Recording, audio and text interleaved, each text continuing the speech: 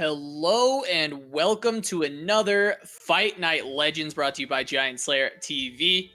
I'm your host, Casanova, and with me as always is the Blevins, coming at you for some more Runeterra action. Blevins, how's it going, buddy?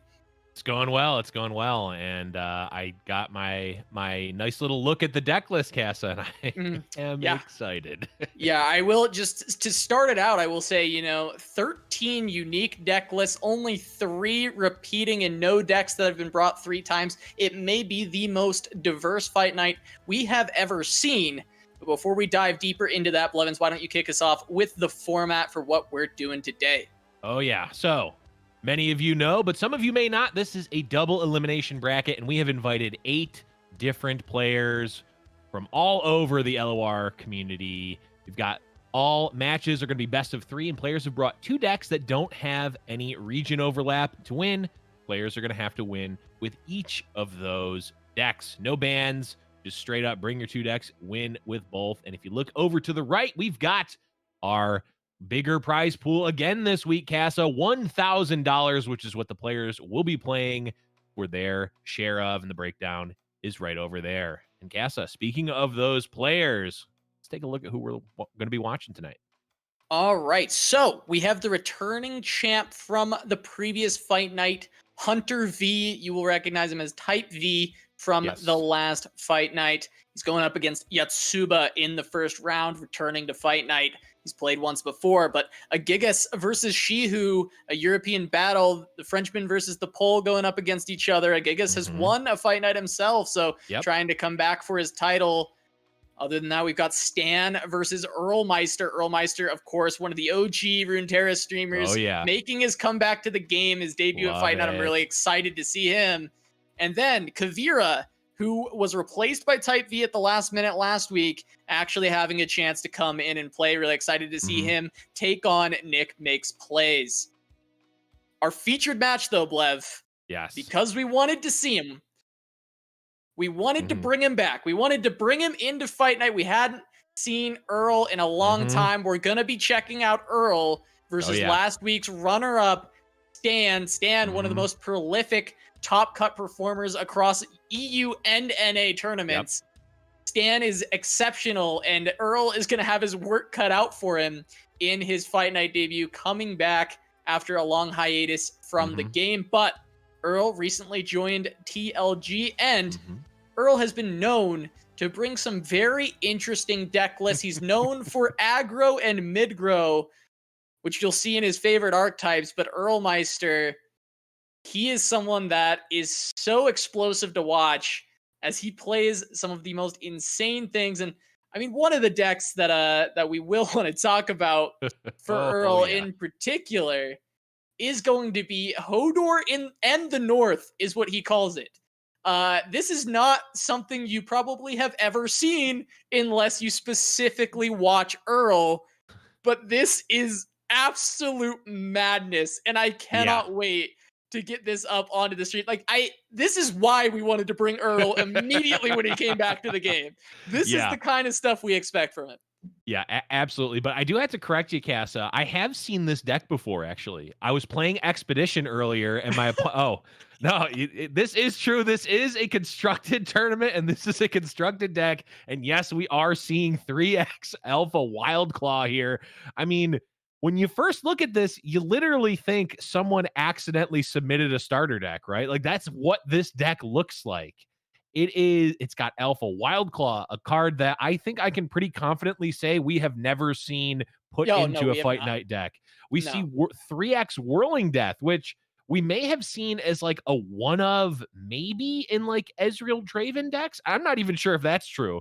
Brothers Bond, a card we've seen a lot. Transfusion, we've seen a large amount of time, and all the other cards have seen play, but not like this, Casa. This type of deck, I mean, this is like an overwhelmed tribal deck. Like, it is every card in every follower in the deck, with the exception of Iceveil Archer and Omen Hawk, has Overwhelm, and all of the spells are there to like punish weird blocks or like create these very awkward scenarios for your opponent in combat where, like, I guess I just die if they have a whirling death or a decisive maneuver or whatever, because you can't block. It doesn't matter how you block. They've got overwhelm.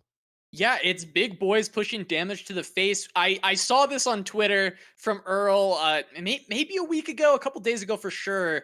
And I was like, okay, I've seen some crazy Earl brews in the past, and I always play them. And it's been a minute since I've had an Earl brew to play because he was on hiatus.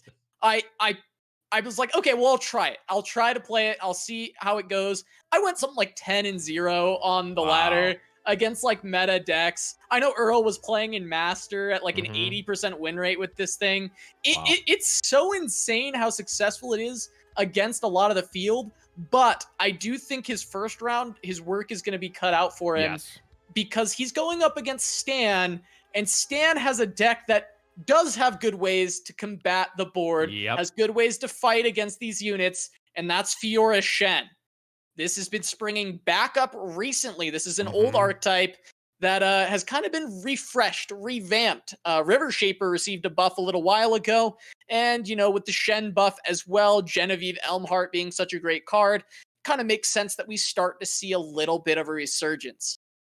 Yeah, this is a deck. I mean, this is arguably one of the oldest decks in Runeterra. I remember seeing, Fiora Shen, just put in all the cards that work with Shen, put in some buffs and some barriers for Fiora, and run it in the first alpha of Legends of Runeterra. So this is not a new archetype, but its inclusion now is definitely new. It's not something that we've really seen a ton of representation at all in Fight Night either. I think maybe we've seen like I think once. Yeah. I think once we have seen a Fiora Shen kind of barrier type archetype in a Fight Night. It's not a deck that has seen heavy representation. Right. But the fact is, we've seen a lot of it on ladder resurging. I've seen Matthew Falks play it a lot at night. He has his own version. It's a little different than this one from Stan, but he made it all the way to top 5 on the EU ladder, mostly playing Fiora Shen. I think BBG has had a lot of success with his own version.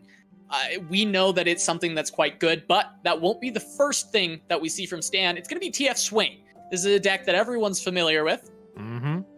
We've seen it a lot in tournament across Rising Tides. It's been a top meta deck of Call of the Mountain so far.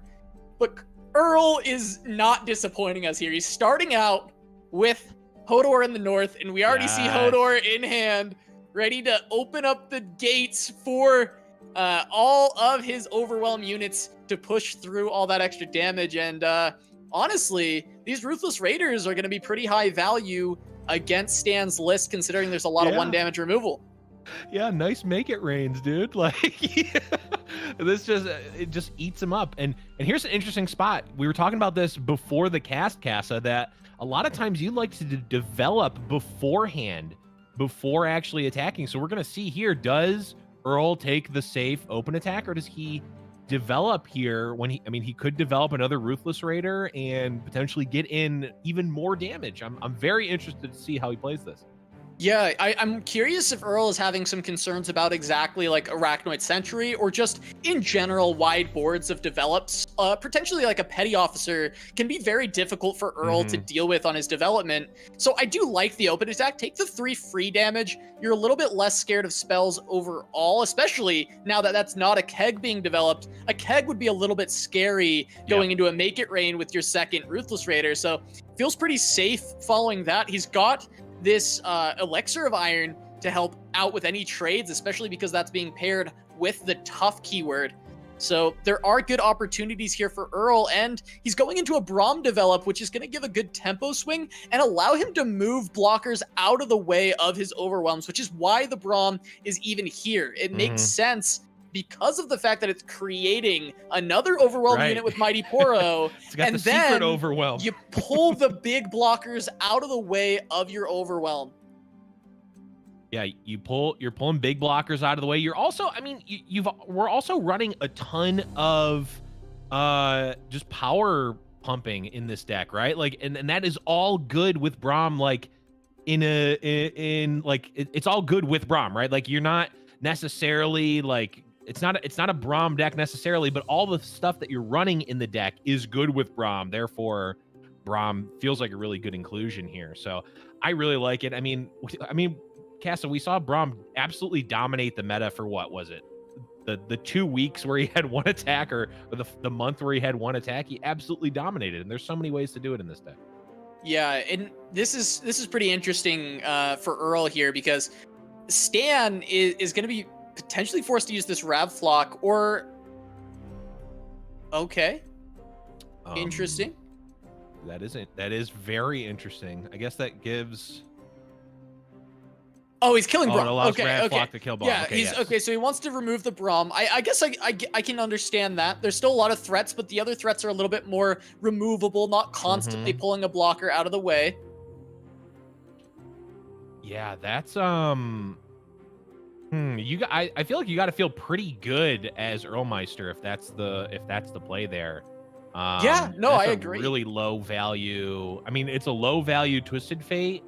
Which, I mean, maybe Twisted Fate's not getting a ton of value in this matchup, but it's also, you know, using up a flock on a 0 power unit, right? Like I mean, obviously Stan values the Braum in this situation, right? But it is possible that Earl's like, okay, I don't even care about the Braum at all. The Braum's not even doing anything here. It still would have been good, but like that was a lot of resources to invest in a Braum that might not be, you know, super game breaking right now. Yeah, Earl's gonna go so wide here, because this seems logical for Stan to go for something like this Arachnoid Sentry, but then that's just gonna get hit with another Ice Veil, and then you also can just go with the Omen Hawk and create just a very wide attack. And Earl should be pushing a good amount of damage going into these Alpha Wildclaw turns. And Stan doesn't really have great answers to Alpha Wildcard. I also want to talk about the fact that Stan casually has a Captain Farron in hand. I know that's something we've kind of glossed over at this point, but his 8 drops that he's selected for TF Swain this week are 3 Leviathan, 1 Rex, 1 Farron. So cutting that normal second Rex that we'll see a lot of the time, and instead going for that Captain Farron as some additional over the top. But yeah, that, I mean, certainly would like to have Rex in this matchup, that's for sure. Farron is, I just don't think gonna make the cut here. So this attack is interesting, right? The Mighty Poro is obviously a free attack. We get the Ice Veil Archer trade-off, and then the Omen Hawk gets eaten effectively for 3 damage, which is fine. Yeah, Omen comes up to essentially either trade 3 damage by Stan getting the value trade, or it's just going to put a damage onto one of these other units, which effectively can translate to an additional point of damage later, because of the fact that pretty much every single card that Earl runs is an Overwhelm card. So Omen Hawk pushing 1 damage there, actually, it's essentially like it did it to the face. Yep, it's like banking it for later. Yeah. Oh, and there's pre-nerf Braum. Great. yeah, he's got the Braum. Braum can, you know, help open up more room. But, you know, the fact that he's got double Alpha Wildclaw at this point seems like a more likely opportunity here for Earl to just start developing these big beasts and just push more damage. We're going to see soon what Stan got off that salvage. It looks like there is a little bit of hand delay for him. But we will be checking in onto what he picked up. Yeah, I mean, we're nowhere near the 8-drop turns, and if it's not Rex that's coming down immediately, like, does Earl even really care? I mean, yes, the Farron and the Leviathan block the Wild Claw, but again, like you mentioned, Casa, this board is as wide as possible, and it's all Overwhelm. Yeah, it might just be all over. Without the Whelm, very soon. Earl, man. I love Earl. I love this guy so much. He's so crazy. Like, this is not a deck that I would ever expect anyone to bring. You know, I would never expect to see Alpha Wild. I would never expect someone to go to the keyword Overwhelm and then just place all those units in your deck. And the thing with Earl is that's what it looks like at the base level, but he's very meticulous about what cards he includes, and that is so insane. Earl and I just had the same exact reaction. My God. I mean, that's just very clearly over, right? Like, it's not even close. I think so. I don't think TF Suede actually deals with this card very well. What could it do? What I think card Decisive Maneuver does a very good job against this deck. 8 drops in your hand, bro. It's not even close. This is just very clearly over. Earl, don't do it to him, man. Oh, that's one where if you're playing in a casual tournament, when your opponent lines up the blockers, you just slam the Decisive Maneuver on the table as hard as you can and cause as much disruption. I don't actually do that. That's kind of a dick move. But it would be funny in the anime. You would definitely be doing that. And of course, we have declared that Legends of Runeterra competitive is in fact an anime. Yeah, it is. We have made that canon many times on the cast. There he is! Yes! There he goes! Earl with the pop-up. I love this man's energy. Coming back, playing a deck that he loves, playing one of his own brews, and starting off with a strong finish in game 1. Decisive win over Stan with the Decisive Maneuver. And he's going to take that one with Hodor and the North. Now, all that's remaining is he's got a Demacia list. Kind of scouts adjacent. I would call it scouts. I would say it's a scouts deck. Yeah. That Earl has. He's got Lucian Misfortune. Yeah. He's running Bannerman. It is only 4 Bilgewater cards. It is running the Bannerman. But, we've also got Senna. We've got the Genevieve. There's not a ton of actual scout units overall. But there is going to be, the 5 copies of Relentless Pursuit, of course, by running 3x Lucian, 3x Relentless. And interestingly enough, a fair bit of spells from Earl. So this is a little bit slower than your standard scouts. He does have riposte. He does have single combats. He's somewhat playing for the board control as well. So it will be interesting to see. And that hand is not good. And you can see Earl's reaction to it already. This is not what he wanted to see. And this is the thing you can run into when you do slot in more spells with this kind of deck, is it does open yourself up to more bricked draws. And we see potentially that happening here. But Earl is an aggressive player that doesn't mind passing 1 and 2 a lot more than a lot of other players I've watched. So he is going to have enough mana banked for resolve and single combat as he develops this MF into Bannerman turns. And I'm interested to see if Earl's still able to pull this out, because he does have a use for this mana. It's not just going nowhere. Yeah, that's a really good point, is that normally, you're playing a scouts deck, the traditional scouts list, and you maybe want the one, like, it's nice to find a turn to get the Rangers Resolve 1 like banked, right? But you really don't want much more than that. Right. A lot of decks aren't even running the single combats, or are maybe running one. They're running like 1 riposte. I mean, Earl has 3 riposte, 3 single combat, 3 resolve, 3 relentless pursuit, and a back-to-back. So the spell mana is certainly going to be useful. And as we can see right now, I mean, his hand is flushed with spells, which is certainly not where you want to be. And I'm wondering if Earl is actually going to take this time to capitalize on that and really try to get usage out of these resolves early, or even the Make It Rain. Yeah, that could certainly be possible. Now, this is a case where this Crackshot Corsair buff that we just saw is actually a little bit annoying for Earl, because his Make It Rain suddenly has 1 less very good target. Now, it shouldn't matter in the grand scheme of things here for Earl necessarily, but it is just a bit of an annoyance. The fact that is something that now can block past the Misfortune's skill and can block past the Make It Rain. So certainly something that it is beneficial of the recent patch in having Crackshot Corsair be a little bit stronger. Yeah, I mean, in this instance, I mean, it allows the Crackshot Corsair to effectively block now, which is something it certainly couldn't do before with a Misfortune on the board. So, I mean, already seeing it being relevant, which is obviously good for Stan here. Not great for Earl, but I mean, this attack wasn't really changed at all by that.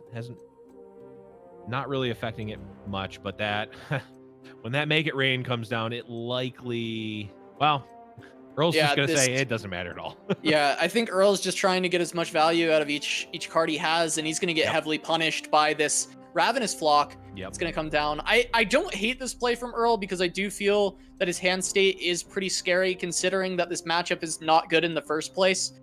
So Earl's just trying to get every single little bit of value that he can. But, you know, deciding that, hey, I'm going to say that this guy doesn't have Ravenous Flock here.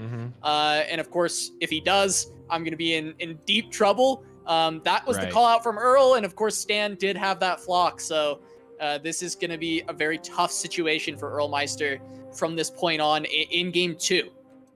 Yeah, I mean, I agree. I really like that call there, even though he did get essentially maximally punished. This was the way the hand played out, right? Like you can't just follow the script of, oh, I'm playing scouts, me go face, me go smork. That's the sort of the mindset that leads you into just losing this matchup where, you know, you look at Earl's opening hand and go, oh, well, this is a loss. Let me just concede now. And, you know, Earl's certainly behind here, but he's he's actually got a chance. I mean, he can get value off the second single combat and the Rangers resolve. He has a shot to make it back, and, you know, a relentless pursuit turn with misfortune in play is, you know, you can get out of a lot of situations with stuff like that. Yeah, you certainly can. When I'm looking at Stan's hand now, I see the fact that he should be able to easily deal with things like this misfortune, and try and continue to gain this lead on board. Actually, wow, this is going to be a little bit rough for Stan because this is going to be another single combat potentially from Earl that he can deny this. But when I'm looking at the rest of the hand out of Earl, I'm finding a hard time putting together a win, especially because Stan still can explode this barrel if he wants to with one of these other spells to gain value. Yeah, it's certainly not great for Earl, but I mean, if you draw something like a Jenny, right? Like, how out of it is he? You know, like the misfortune isn't dying here. I mean, he's got Jennies, even Grizzled Ranger, Lucian. Like, he's got draws. I mean, I've been in this situation a number of times with these sort of scout type decks where you're like, man, I've got like 3/4 of the pieces to have a real draw, but it looks like nothing until you have it all, right? Like, but one little piece to push it over can really end the game quickly, as we've seen many times. And, you know, Relentless Pursuit is a card that is going to be on Stan's mind. Of course, this is open deck list, so both of the players know each other's deck lists, and you'll likely be seeing Earlmeister looking to the side, looking at what cards Stan could potentially have. And because of that, Stan may be end up playing a little more conservative to not get blown out by Relentless Pursuit. So yeah.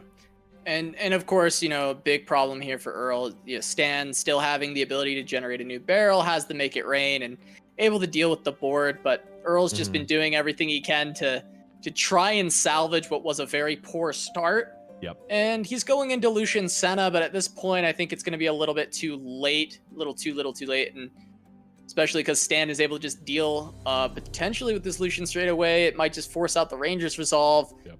But we do see these 8 drops for Stan, so unless Earl can somehow randomly win the game in one turn, which is not possible, Stan is just going to be able to clean this up with that Captain Farron. Yeah, this one is just over. I mean, pick your 8, close your eyes, pick a card to play, and you're going to be fine here for Stan. There's not even a sequence of like incorrect blocks that can make this like lethal. There's not even a way to mess it up. You could just not block, you could chump block, you can't even like accidentally kill the Senna here. So even if Stan just went AFK and didn't block and Earl attacked with both and Relentless Pursuit, he still wouldn't be dead. Stan still wouldn't be dead here. Yeah, this is a very tough spot. Stan going into turn 8 here. This actually can just be Leviathan on the board and an attack in with the Crackshot Corsair being on the board as well, and that just does it. Now there is the double rally, which I don't think I don't think is going to do it. Potentially trying to level Lucian as well here, I guess, is the consideration for Earl. You could level Senna because the second rally is actually a Lucian's Relentless Pursuit. So you can level the Senna, play a Lucian, or play a Fleet Feather Tracker. If they play an 8-drop, I still don't think it matters. It's still not gonna matter. It still doesn't quite get there. It's it's very close. Yeah, I think I see Earl saying, like, I guess I have to do this.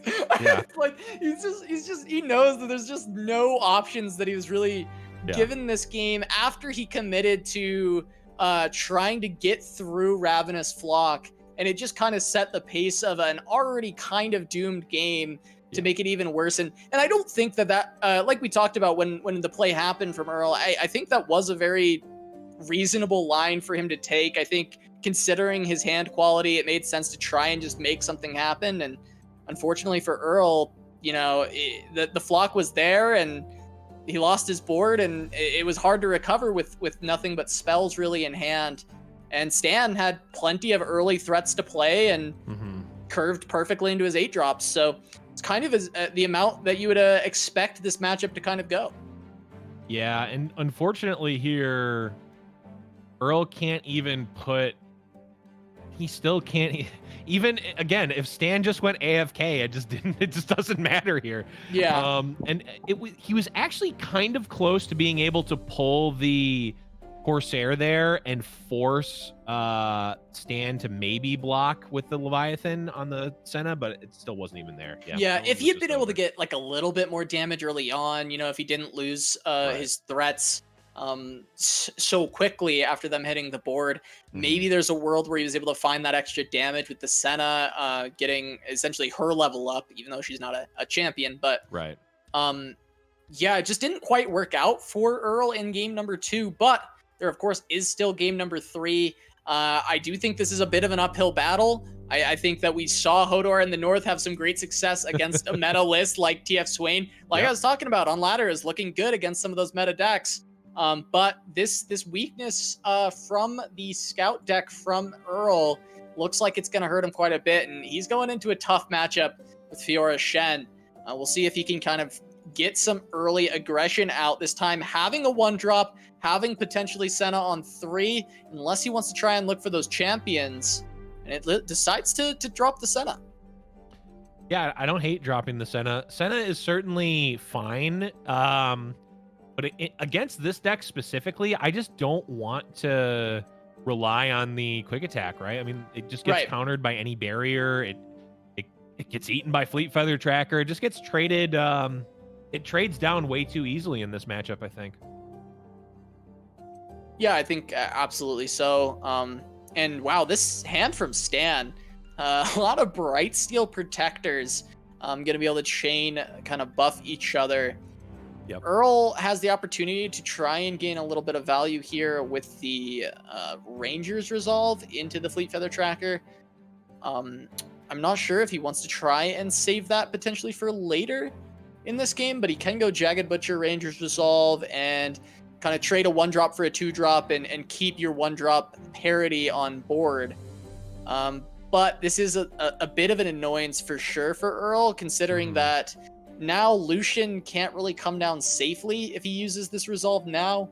He may need to wait for an additional turn to try and play that into the Fleet Feather Tracker going into Lucian.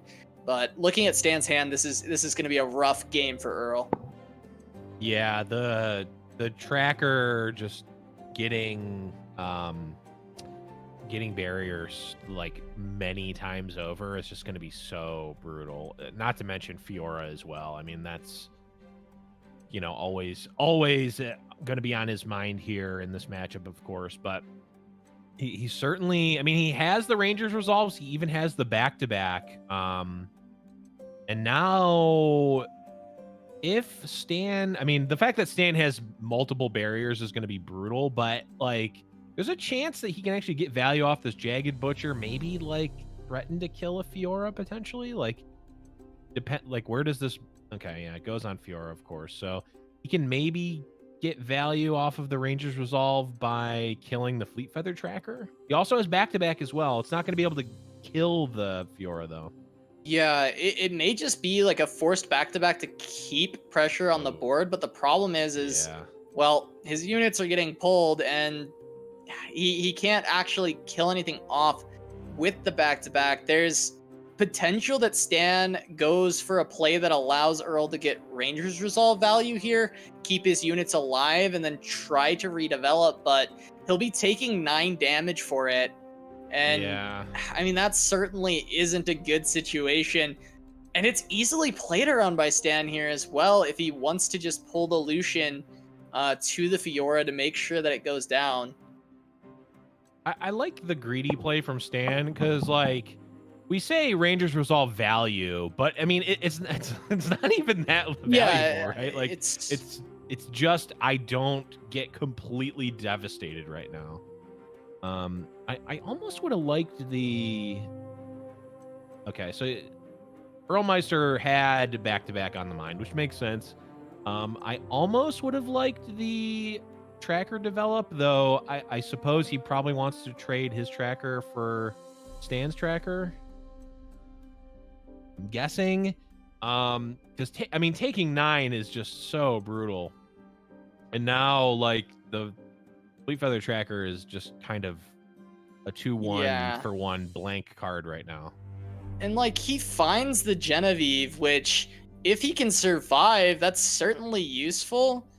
I guess the problem really just comes down to, like, Stan having so many cards that can respond to it. If he just hits a single riposte out of the, I believe, 5 of them that are in his deck, because he has a Fiora, 3x Fiora as well, 3x vanilla riposte.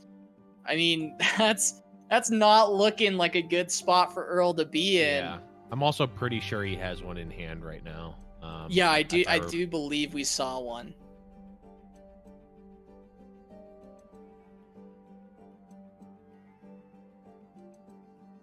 As well as a couple concerted strikes, which can also just answer the Genevieve. Yeah, this one's looking kind of like lights out, unfortunately, for Earl here.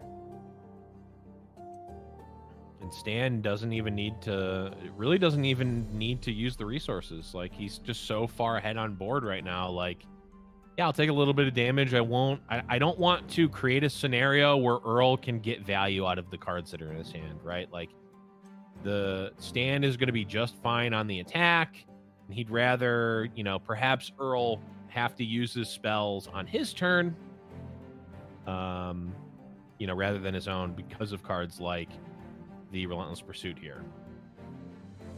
Yeah, Stan can also, he can just answer with something like this concerted. He could just deny this if he wanted to. Yeah. He's got just about everything that he needs. The opportunity to try and just remove one of these units from Earl allows him to just win with the challengers. So realistically, just concerted on one of these units and then going for a no block once again, just kind of seals the deal for Stan. Yeah.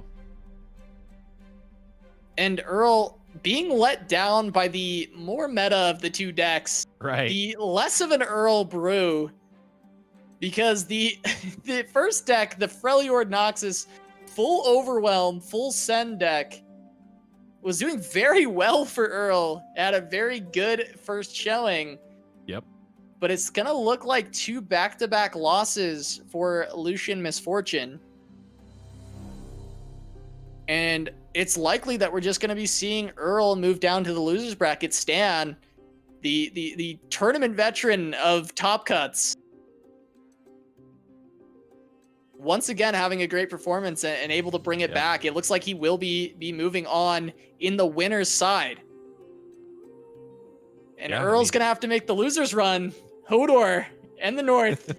Gonna see if it can find some more 100% win rate so far in tournament play. Undefeated deck list for Earl.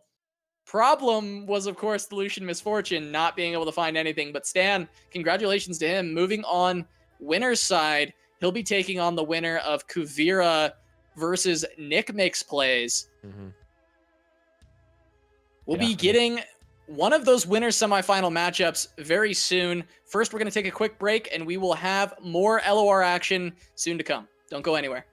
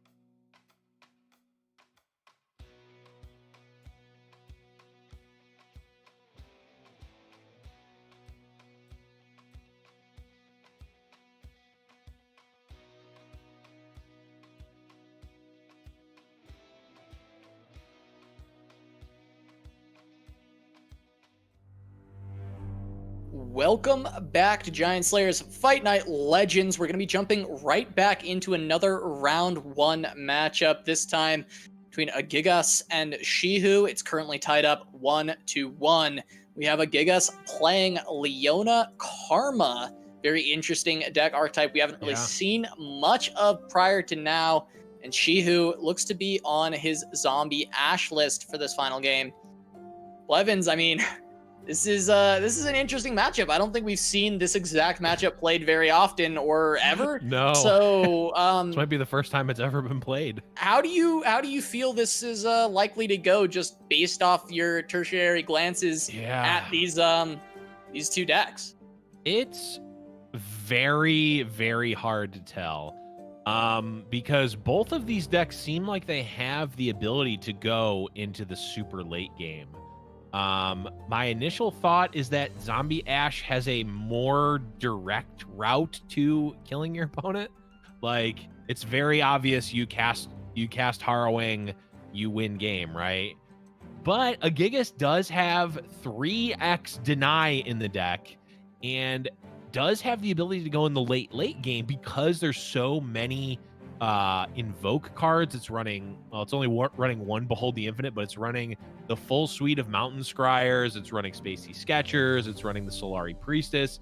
And Karma, when you become enlightened and she levels up, you're getting twice as many potentially invoke triggers, or you're getting twice as many spells. I mean, doubling a Star Shaping is a very, very strong play in the late game, and then doubling a spell that you get off of Star Shaping, that's a way to win the late game, even against a deck like Zombie Ash.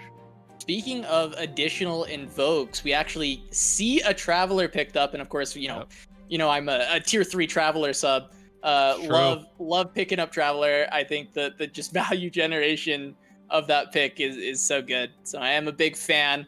Gigas also, going to be picking her up, and this is a good setup for a Gigas so far. I actually think that Written in the Stars seems to be a pretty solid card for this deck in particular. Either finding your Leona or your Karma, and making sure you have those in a deck that I feel is very champion centric for a lot of the good things that it does. Yep. It absolutely is. I mean, you're going to be, I feel like depending on what point in the game you're at, you're certainly going to want Leona in the earlier game and then Karma for the later game, but either one is going to be fine. Even if you just play the value generating Karma, it's still going to be fine, before you hit that enlightened turn. Here, potentially a Gigas has the ability to trade a Pale Cascade for an Ash, or to save the Traveler here. It looks like he's opting for the Traveler save. Yeah, so this is a lot safer against cards like Brittle Steel. I believe that is a 3 of in the deck. It is. It would be very risky to just throw that Pale Cascade into 3 open mana. I think this is just absolutely correct from a Gigas. We have caster vision, know that yes, this Ash could have died, but I think this is absolutely the correct line coming out of a Gigas here. And of course, we're simping for the Traveler, and we have to keep her alive. We must protect her at all costs. And so, gonna get the Pale Cascade there. The more I'm thinking about this matchup in the abstract, the more I'm leaning towards the Karma deck. Because the denies are huge, obviously, but even cards like Ruination and Vengeance and all these 1-for-1 removal spells, they just seem so much worse in a deck that is the deck is just generating value. It's much like Spooky Karma in that way, that it's just like there's not even a really cohesive win con in the deck. It's just I'm always going to have like 7 to 10 cards in my hand, and you can play, you can even get your 2-for-1s here and there, 3-for-1s. I'm still going to be ahead in terms of card economy, and in the long game that's going to end up being a victory in most cases here. So that's my initial estimate on the deck. Now, of course, if a Harrowing can get lined up properly and there's no deny, then the game can end on the spot. But, it's going to be a very interesting dance between these two players to see if Szychu can land that. Yeah, actually, that point, the deny point that you just bring up, is so huge. Because Gigas is on 3 deny. Yes. So the Harrowing, which is the main win condition of Szychu's deck, is essentially nullified if a Gigas just continues to draw into them. And he has a fair bit of card draw in this deck through the Guiding Touches, especially if it's a late game using the Guiding Touch alongside the Karma. So he's got good ways to just kind of nullify the game plan that Szychu has set forth. And so I do think that a Gigas, with all this value generation, the fact that he can obliterate the Ashes instead, so that they don't come back with the Rekindler, so that they don't come back with the Harrowing. There's a lot of very interesting tools that this Leona Karma list has, and I'm a fan of this already. I think this is a very cool concept, and I'm very interested to see how Gigas does. This is, another one of those tournament performers who has had outstanding success in both EU and NA tournaments. He's had success in Fight Night as well, with a victory under his wing. So, a Gigas is I'm just excited to watch him play, especially because he's bringing something kind of new and fresh. Yeah, Gigas is, when I think of Gigas, I think Spooky Karma. He wrote up a really good guide on Reddit about how to play Spooky Karma. Very in-depth. And I read that guide, and I'm like, man, this is amazing. I never want to play Spooky Karma, but it was an amazing guide. It's just not the style of deck I want to play. There's just so much, like, just reading his thoughts on it and his analysis of it, there's just so many different lines of play, so many different things to consider that I'm like, I just say too stupid, give up. Let me play Elusives instead. But this is a very similar type of deck, and there's even additional wrinkles because of the invoke cards. Like, this might be the most 6-head deck that we have so far, Casa. I can't even say 5-head in good conscience. Yeah, the addition of the Invoke certainly adds another level of difficulty over what Spooky Karma would have been prior. Yep. Yeah, and here, the following comment, like you mentioned, Casa. Yeah. Obliterating. But Szychu, of course, has the Glimpse Beyond. That's a very, very important answer to this. You can't be allowing your Ashes to get obliterated. You need them to go into the death pool for your Harrowing in the late game. So gonna get that Glimpse Beyond as a response, get that card generation. And Glimpse Beyond, still, set 1 card, it's still sick. Still insanely good. Now, here is an interesting little window here in these next couple of turns. Like, we obviously can see there is no deny for a Gigas. There is a Harrowing for Szychu. He's got one. Leftmost card. Oh, he sure does. Never mind. Well, I'm blind. I was hoping that I was cured of my cards that are very clearly visible in hand blindness from last week, but here we are. Oh, I was so concerned with mine. I set an ophthalmologist appointment. It hasn't come yet, but I'm getting my eyes checked because I clearly cannot see these cards in hand. I think it's more of a brain malfunction on my end than an eye malfunction, but we'll see. We'll see. Looking like Ravoon here. How do you pronounce that one? Is it Ravoon? Is it Raven? Is it Ravon? I believe it was Ruben Zoo that was saying Ravoon when he was here with us for Reckoning. So I've started saying Ravoon. I used to say Robin. Robin was what I was calling him, and then Ruben said Ravoon when he was here, so I've just swapped it up to Ravoon because I just assume that Ruben knows, and I don't know why I assume he knows the name of the cards, because we did establish that he doesn't know the name of any cards. So yeah, I just like saying Ravoon, but I think Ravoon is solid. Yeah. I mean, I'm going to continue saying Ravoon regardless because I like the way it sounds, but it's nice to know that might also be correct. Ravoon, definitely an interesting name. I'm liking it. I like this card, too. I like Ravun's card. I think it's a very fun card to play. I was playing a lot of Leona Yasuo for a while. Really enjoying that deck. I actually don't think it's the best way to play Yasuo right now. I think Swain Yasuo is still the best version that I've kind of come across, but it was a very fun list to play. Kind of the similar concept, get your engines online, and Ravun's a big part of that, keeping that daybreak up. So very, very much enjoy a lot of these Solari cards. Yeah, it's definitely, I think the Jets have been a little bit cooled on the daybreak mechanic. I think right before it came out and like opening week, people were very, very bullish on it, and I think it's kind of gone down to like just a solid archetype and solid set of cards, but not the end all be all necessarily. Ooh, okay, so really interesting point here for a Gigas is he has the Hush, and this Thresh is threatening a level up, so there could be very good consideration to using the Pale Cascade on Ravun, saving him, and then putting the Hush on Thresh so that it doesn't actually get any ticks towards the level up from all of these units dying. And I think this I like this because this is essentially what, 5 deaths that are happening, and you can just deny 5 ticks towards the level up on Thresh. I'm a big fan of this play, and Agigas is going to jump right on that immediately. Going to go ahead and prevent that Thresh from getting the level up and continue to just outvalue Szychu. He says, no value for you. I'm just going to hush this. And, well, Szychu's like, okay, well, I need some more cards. Got to use this Second Glimpse Beyond to start finding a little bit more. Yeah, that Hush is absolutely huge. I was actually not sure how that worked, because it's like, I mean, I guess it makes sense. Like, Thresh just doesn't have any abilities this turn, right? So he doesn't even see the deaths, which is insane. That's a huge tempo play for a Gigas here.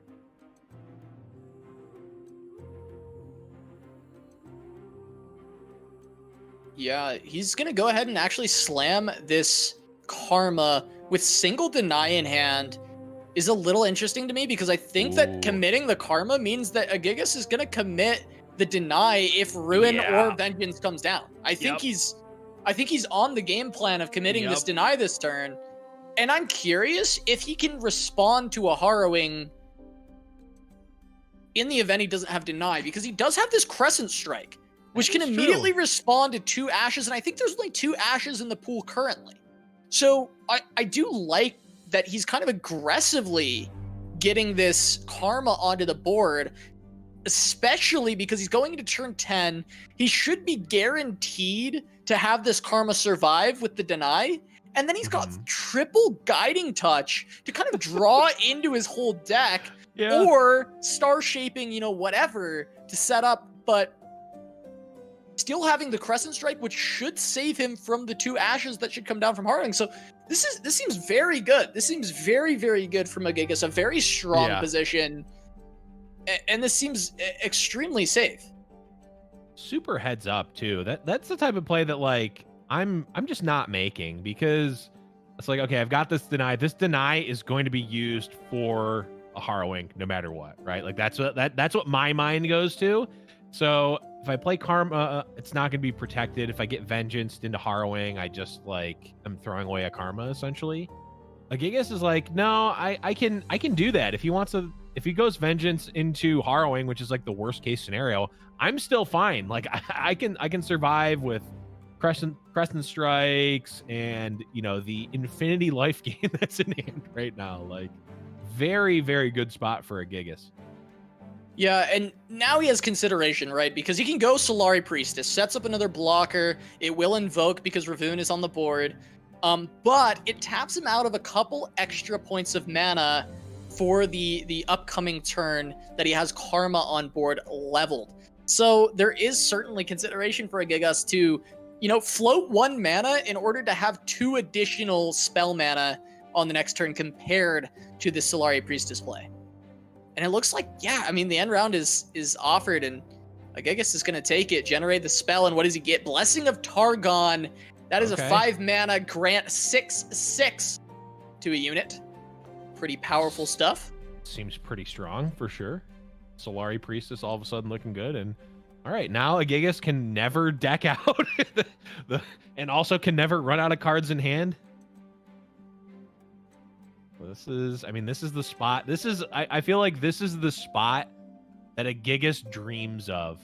He goes to sleep and dreams of positions where he gets to start a turn with a leveled up Karma, just a bunch of cards in hand. The value is endless. He doesn't even care what his opponent has right now. What could his opponent possibly have that he can't get out of here?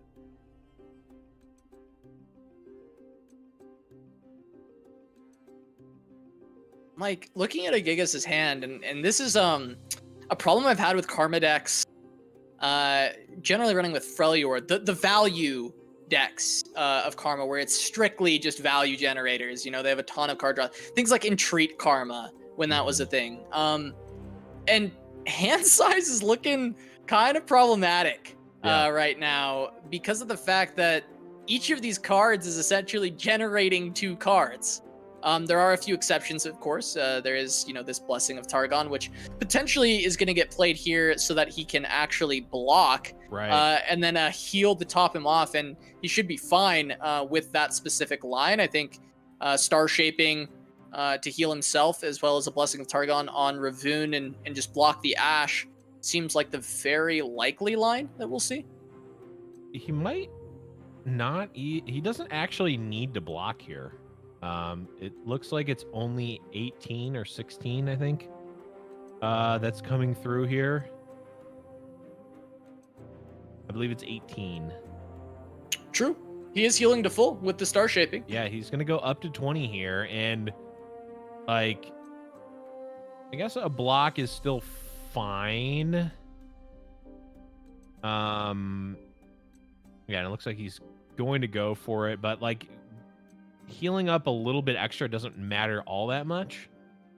I guess you actually just want to get the card out of your hand almost more than anything else. I think that's the biggest deal here is he has too many cards in hand. He needs to actually start getting rid of them. And, you know, Gigas just generated a lot of spells for himself with the Star Shapings, and finding the mana to play them is now going to be the issue, I believe.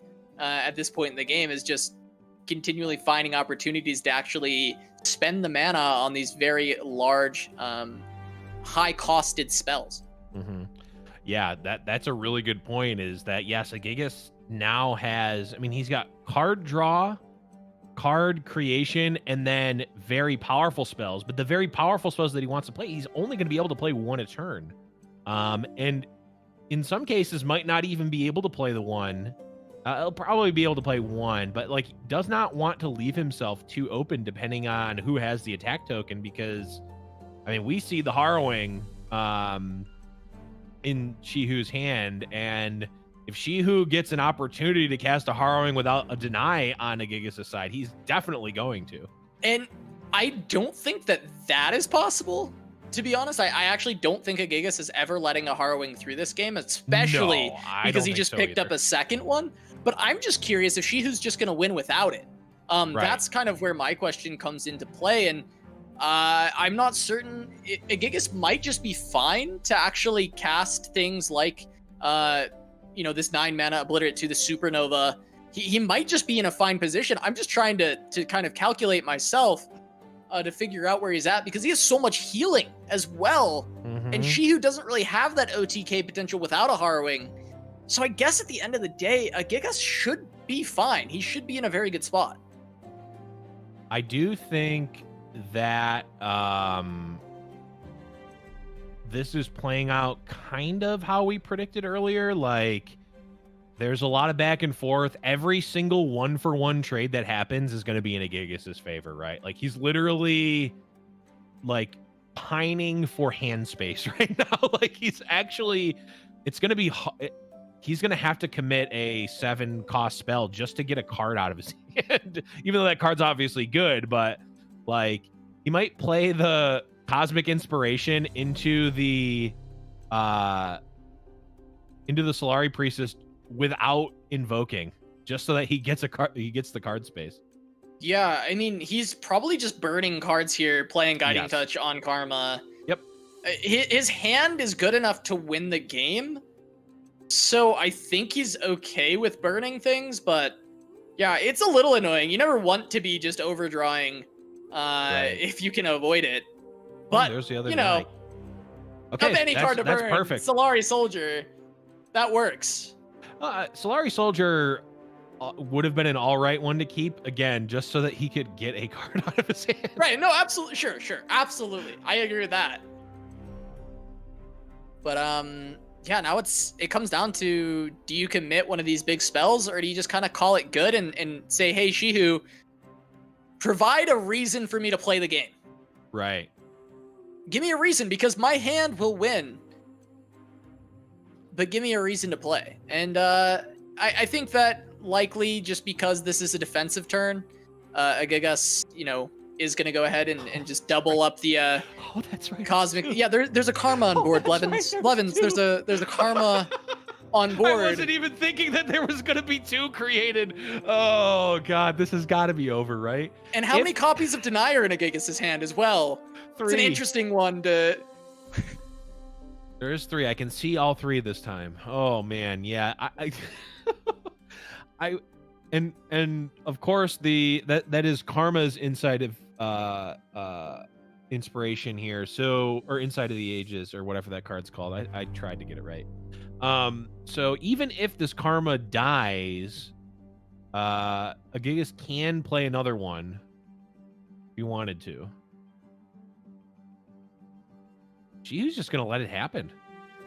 It doesn't matter playing if he wants to play the Vengeance in response, it doesn't actually change anything. Yeah, I mean, it's 4 mana or 4 mana, and now Szychu's like, okay, I guess Ash, sure, maybe I can cheese something out here with some freezes, but I do think that a Gigas is going to be able to seal the deal. I'm not going to call it yet, because Ash always does some spooky stuff, but I mean, even the Solari Priestess is just a 3 mana 5/6 when that hits the board. Yep. It's so insane with that Cosmic Inspiration. Just that card, we have seen it just run over games by itself. How about 2 of them, says Gigas with his Karma on the board. And I was talking about how there's not like a straightforward, like end the game quickly route for Gigas. Well, Golden Sisters with 2 Cosmic Inspirations will certainly do that.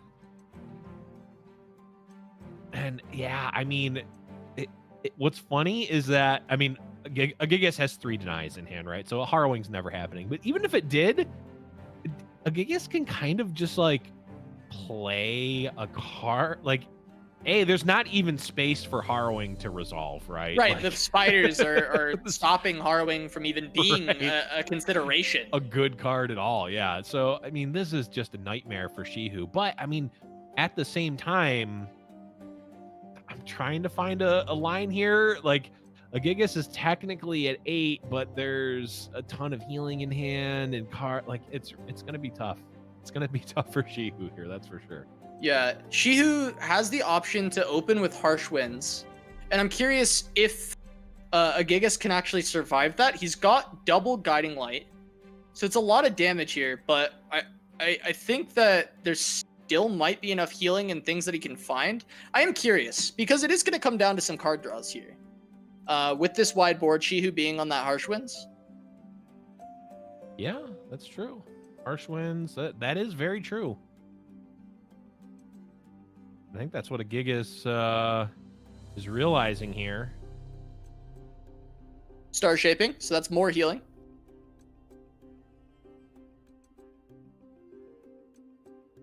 Yeah, Star Shaping is another 10, so 3, 6, 7, 8. Yeah. I mean, it just 14, seems 17, yeah. So unlikely that a Gigas would not find an answer, considering how much healing is in this deck. He also has, additional hushes available that he could remove. He could remove the freezes from his units if he found that. He could find Will of Ionia. He could find.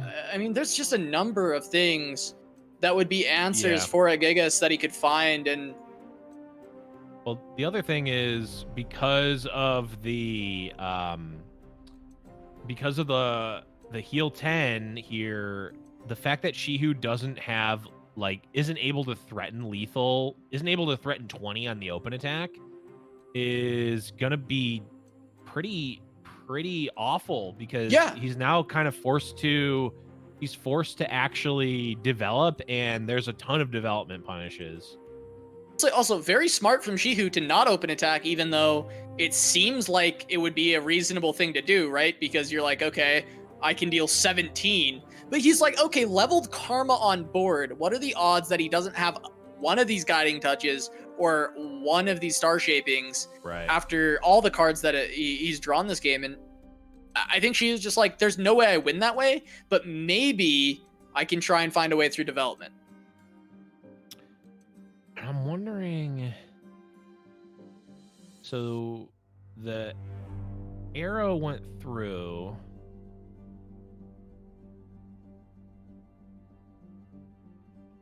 Yeah, Gigas is just going to take the safe route, play the Crescent Strike. Also, importantly, free up a space in hand.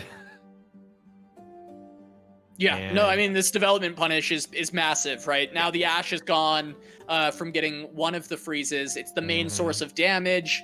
And, you know, Gigas has all these denies to stop anything from happening, even though there's no board space for a Harrowing to even resolve. Yeah, and this attack is coming through simply to open up that board space. And, I mean, it does technically get 2 points of damage in. Of course, we know that's not relevant here, but 2 points coming through. 2 spaces opened up for Szychu to potentially make the last-ditch Harrowing at least threaten something. Of course, we know that Harrowing, and I imagine at this point Szychu knows it as well, but there is not going to be a resolved Harrowing this game. Or if there is, it's not going to be good enough, because if Harrowing resolves, it's going to be because a Gigas allowed it. Yes, because it was snuck in to play. Yeah, 3 denies. That's rough for Szychu to run into a list like this with the Ash deck, because 3 denies are certainly hard to get through. There's a lot of healing, so unless Szychu could somehow establish a 20 damage board, this game seemed just very difficult from the get-go. Yep. Yeah, now we're all of a sudden at the point where it's like Szychu's going to need 2 harsh winds just to threaten to get some damage through. And a Gigas smells the blood in the water. You really don't even need Karma in play anymore. Like, she has done her thing. I guess it helps with on the life gain side, but also so does the life gain sister. Yeah, I mean, you know, it's crazy. That box in hand for Szychu is such an amazing tool at dealing with the sisters when they aren't buffed by 2 Cosmic Inspirations. Yeah. But yeah, no, not gonna help out here, and that can just be one of the denies. If a Gigas wants it to be, but he also just has another Karma available. It's 3 denies. You might as well. There's not really much reason not to.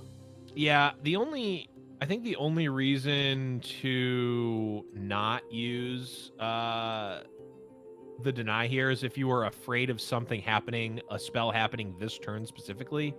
Like if somehow he had 9 mana up for like a Ruination. But we know that's not even possible, and like at 6 mana, when your opponent doesn't have an attack token, it just doesn't matter. So you might as well save the Karma here. And there's not going to be enough turns. There's not going to be enough turns where Szychu has an attack token left in the game for him to fight through the denies here. Yeah, even if he had Harrowing to Harrowing to Harrowing, and somehow a Gigas didn't end the game with this massive board, he still couldn't get through the denies. So it's unfortunate here for Szychu, but that's going to be a Gigas. Moving on winner's side once again. Yeah. He will be taking on Type V or Huntervii now, as known as Huntervii now, in the winner's semifinals. The previous champion, both of them Fight Night winners at different respective times. Huntervii defending his title, though, from last week, and Gigas here to take it back.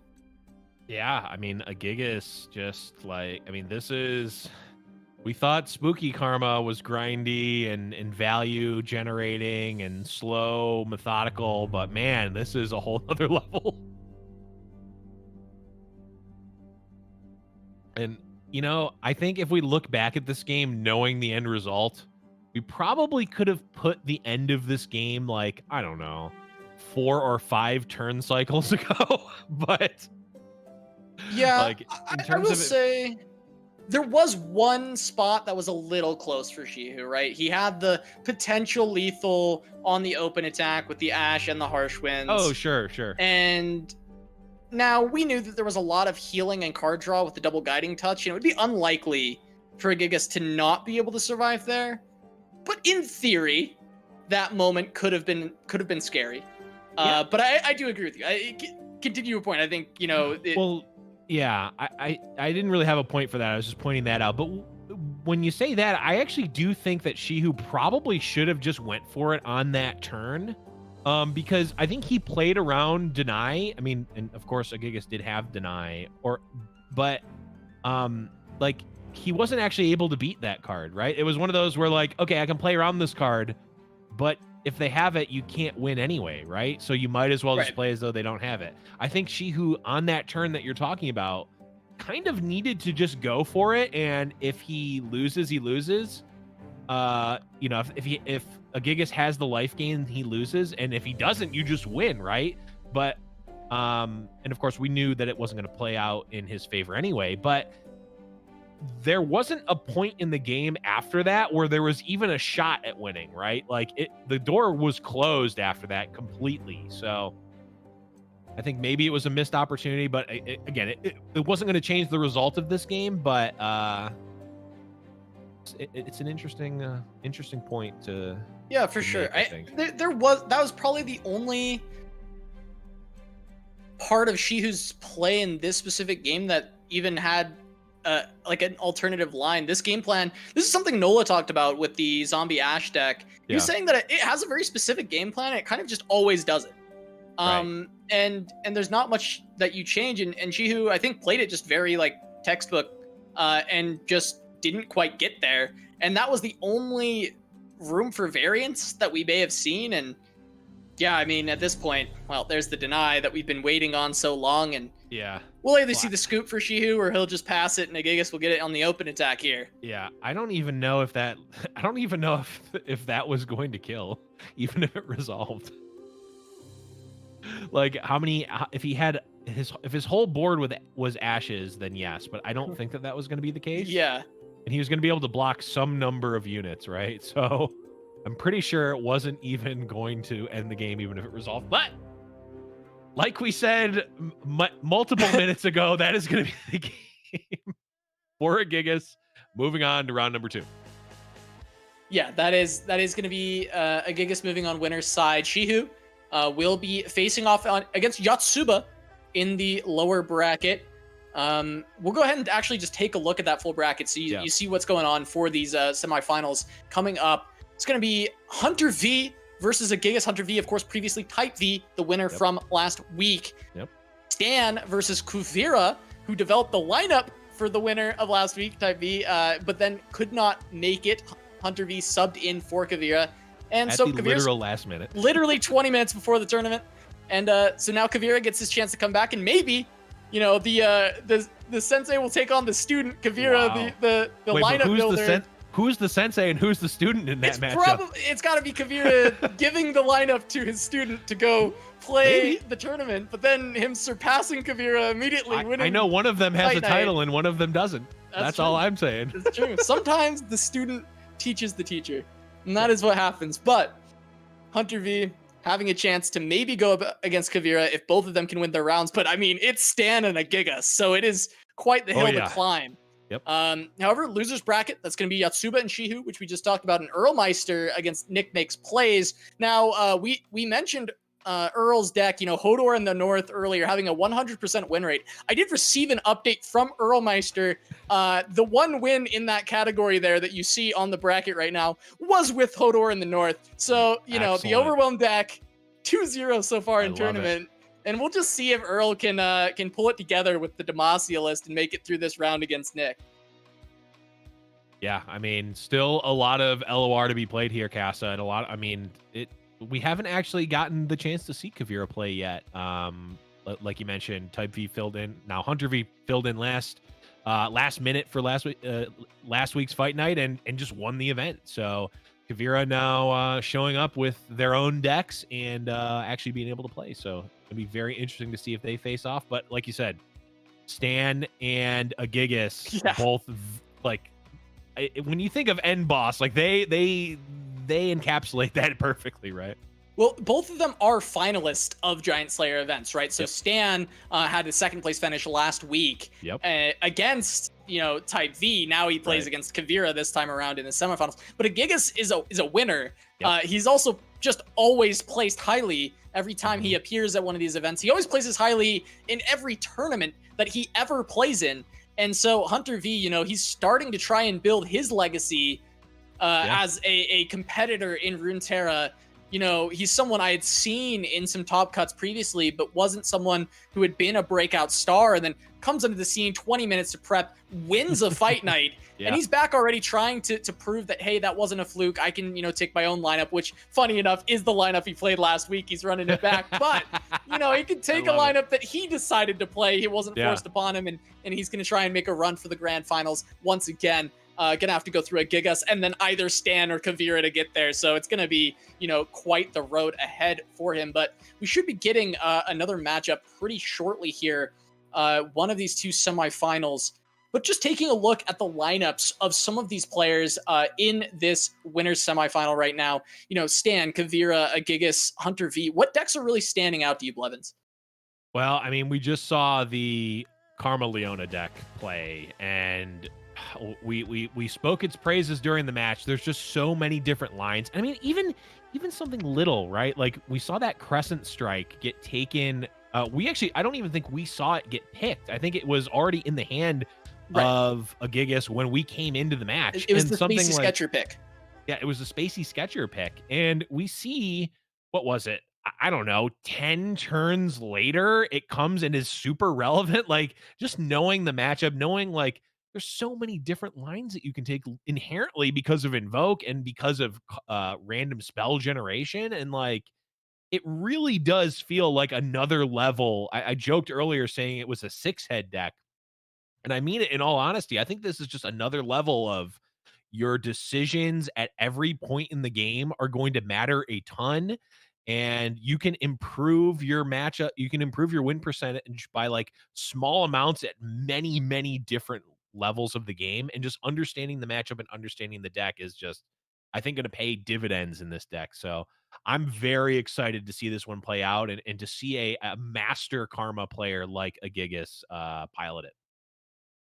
Yeah, and we are going to get another chance to watch a Gigas in this semifinal round. I'm getting word that the featured matchup will be Huntervii versus a Gigas, two previous champions. I think that's very fitting for us to go ahead and take a look at that match. So that's going to be Huntervii playing the lineup that he played last week. That's TF Swain, Lux Aurelion Soul, and going up against a Gigas' Karma Leona and Pirate Aggro. Now, Pirate Aggro, this is, the Captain Crunch. This is the 4LW patented deck list that he was dominating the ladder with all, last season before the reset. He was doing so well with this list, and we do have a Gigas picking up his own version of it. So I'm excited to see how that performs as well, having this kind of aggro list on the other side, the flip side of the coin to that Leona Karma list. Yeah.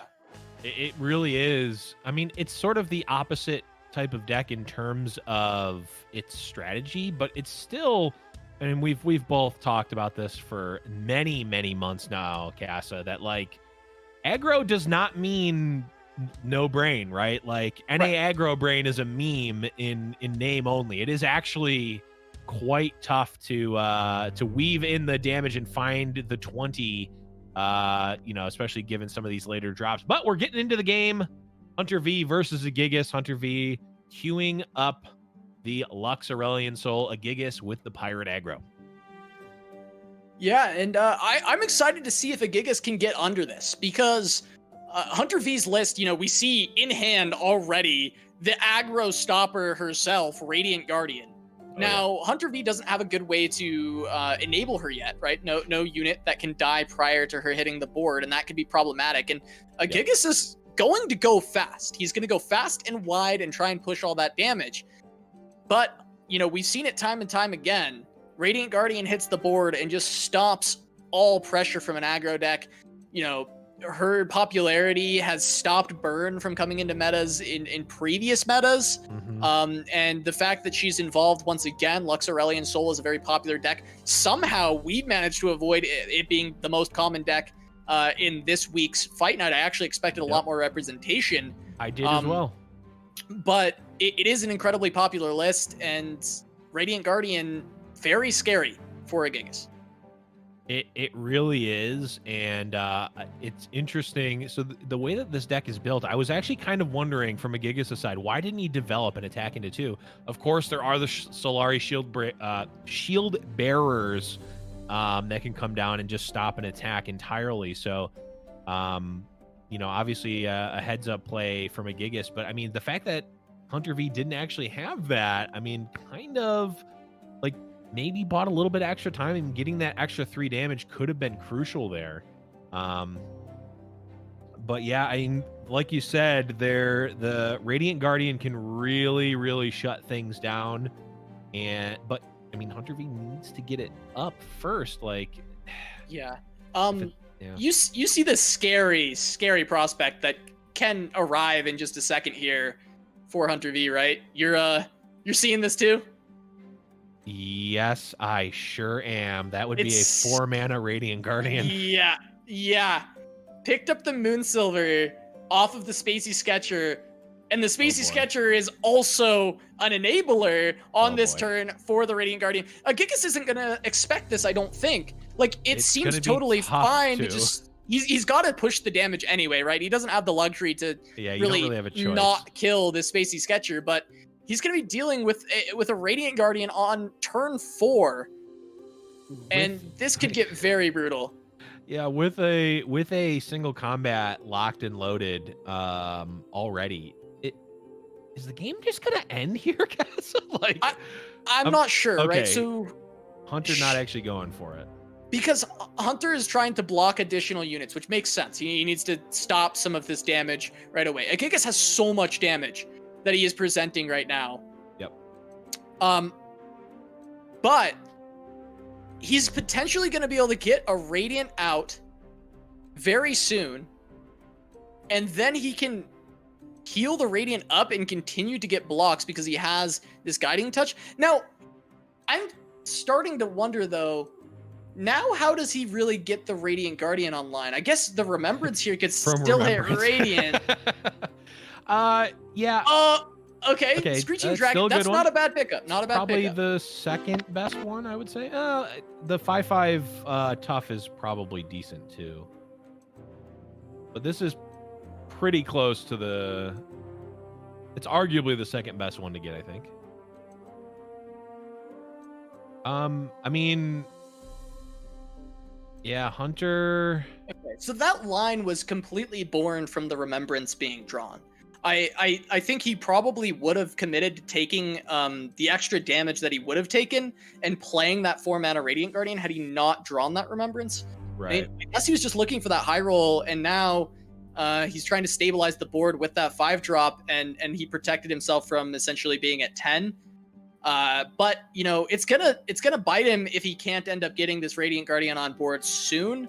However, I do expect that next turn Radiant Guardian likely is able to come down, and then you've just got things like single combat alongside that, as we mentioned earlier, to get that lifesteal going, and I think that Hunter's position is really good.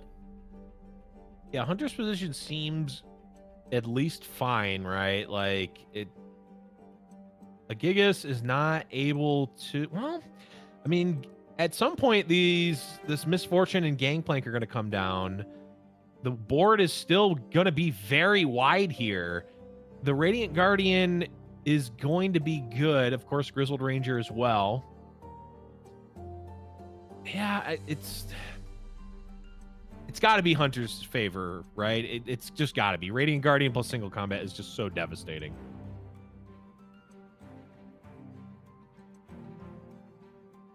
Oh, is he actually going to take the single combat here? Ooh. Okay. Spicy.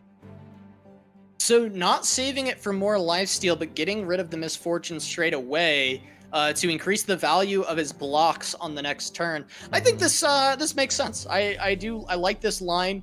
However, it is going to cost him some HP in the long run. It is in favor of a significantly better board position, and that's likely going to be worth it. And I'm now seeing, I think, the big reason why Huntervii is not valuing the Radiant Guardian as much as we are, Casa, and that is the card Noxian Fervor. It effectively, it might only be for one turn, but it effectively makes it so that Radiant Guardian is just not going to gain life, right? And in fact is going to, in a position where you think you're going to be going up 5, you're instead going to be going down 3 life potentially. And that big of a swing can be game breaking, right? Because there's only, once both of these decks get up and running, there's only going to be a few turns where the game is relevant anymore, right? Like the game will end either by Huntervii being at 20 life and just dominating the board and winning very quickly, or a Gigas will win in one turn, right? Like, yeah. I also want to point out, Gigas has done a great job, other than on turn 4, preventing a Radiant Guardian from being played. He's done a very good job of not allowing units to really die off. Of course, like this turn, it is going to happen. If we looked at that attack, there was not really a way for a Gigas to prevent it. So we will see it finally hit the board. But like you mentioned, Noxian Fervor can answer this, and the single combat's gone. So this next turn is kind of a Gigas' shot to try and finish this. And if this Remembrance gets another Radiant Guardian, that is going to be then we hard to do. I would think so. I mean, I know I would, but I'm also not a fight night winner. Yeah, I don't know that if it's to the point where it's actually a scoop. I do think that it would be very difficult for a Gigas to come back from that spot, though.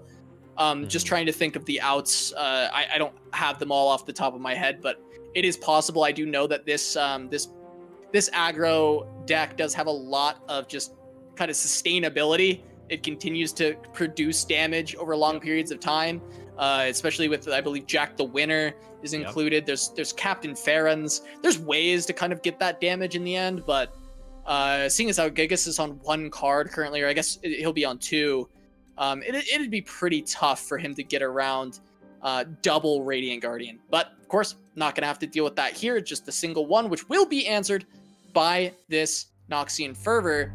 So we'll just have to see if he can find the rest of the damage.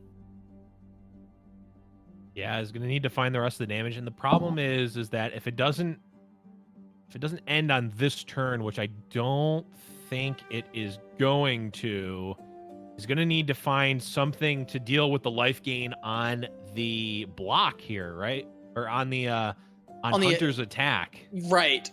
Or he just needs to find like an immense amount of damage like Farron, right? He might be able to still win with a Farron, but he does need to try to stop the damage. So either another Fervor or a Farron are kind of the best draws, but is this going to be lethal? Threatening lethal. It's close, right? The Guiding Touch will keep Hunter at, I believe, 2. My math is correct. It might not be, but I think that this puts him at 2. Hunter already did the math here, so he's just going to go ahead and play it out. I get anxiety when players don't check the eye. There we go. I mean, this is the card that you have to be thinking of as Hunter, right? That it's the card that really justifies why we didn't see the turn 4 Radiant, why we didn't see, an earlier one, I think at least. Like, it just is, there's too much of a swing potentially that, you don't want to put all of your eggs in the Radiant Guardian basket, because if it doesn't pay off, you just lose. What's the pickup? Misfortune is not going to do it. But Gigas, he has Hunter low enough that this is still a winnable spot. you know, he's going to 7 and or 6, I guess, if you know, the Grenadier, of course, if that dies here, right? And that's, you know, that's 2 decimates, or it can be if he finds another fervor. He's got the misfortune. That doesn't quite do it. It would do it if you kill the other Grenadier, right? That'd be, oh no, it wouldn't. Only be 5. Yeah, it'd be 1 3, off. 4, 5, yeah. It's close though. And the pickup. There is a fervor. Okay. All of a sudden, this is close. I mean, it's not quite getting there, but it does open up top decks. Oh, it doesn't really though, because the Radiant Guardian still gets an attack in, and there's not really a ton of direct burn other than an additional fervor. Single combat, I think, has to be it, right? Yeah, well, especially with the passes coming through, and that's just going to be another opportunity for the attack to come in from Hunter, and so he's going to be able to get the lifesteal. I think game 1 is very much just going to go to Hunter at this point, because still the Radiant Guardian isn't dying. Wait, maybe not actually. No, let's see. This is going to be, oh no, you're right. The single combat, of course. Yeah. This is the single combat answer is just gonna do it. Yeah, this is gonna be a huge life swing here for Hunter, and I think even with Jack, like, it's not gonna be.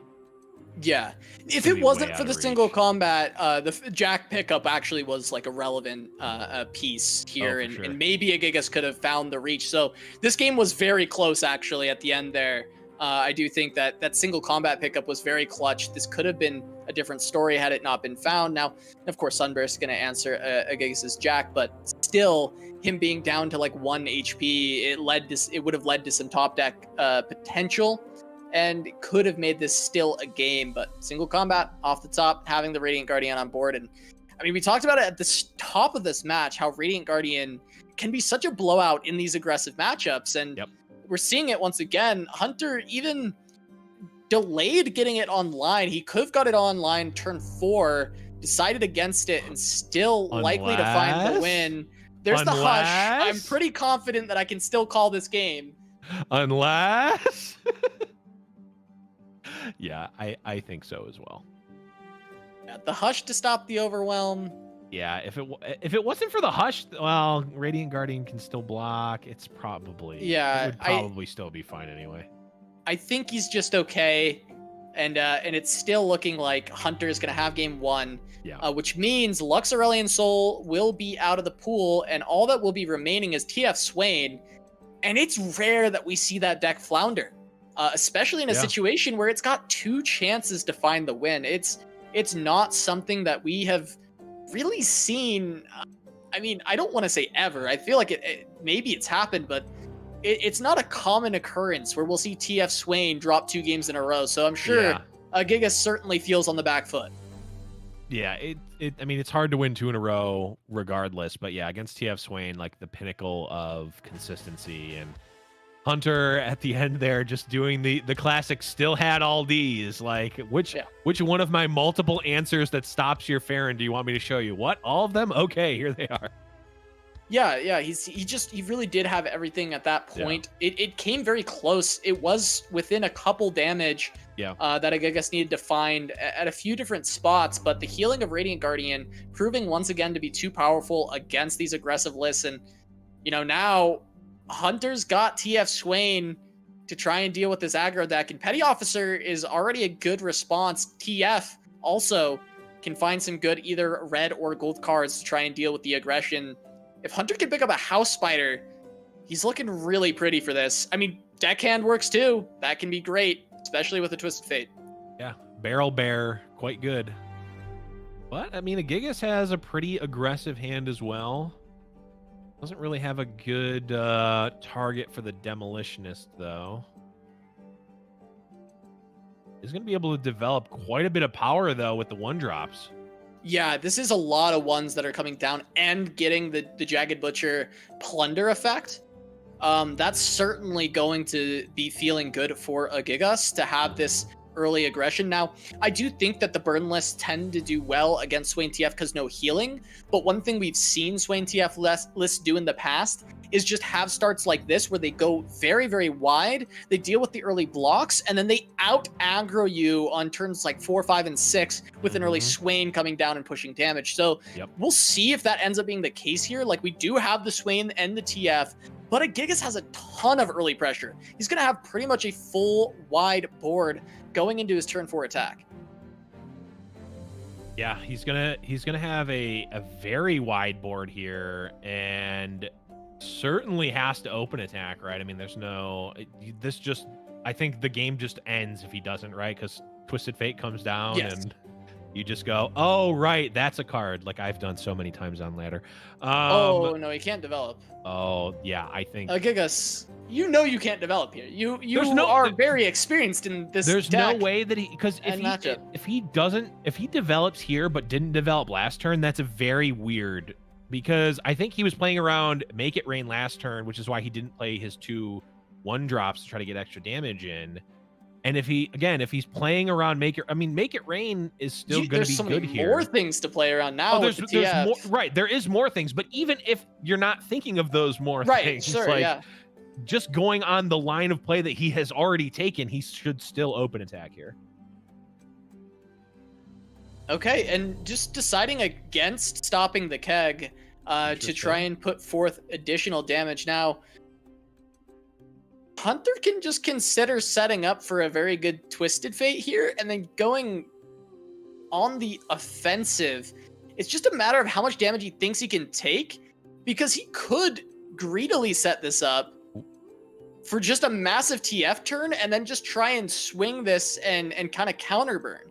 And I'm curious, it looks like Hunter's going to go the very conservative route, which I think is fair. It can be very scary to dip a little bit low against this, but I think there was another potential line here. What am I missing that he didn't switch those 2 blockers and he just left the Jagged Butcher alive? Am I missing something? Like, that Jagged Butcher should be dead right now.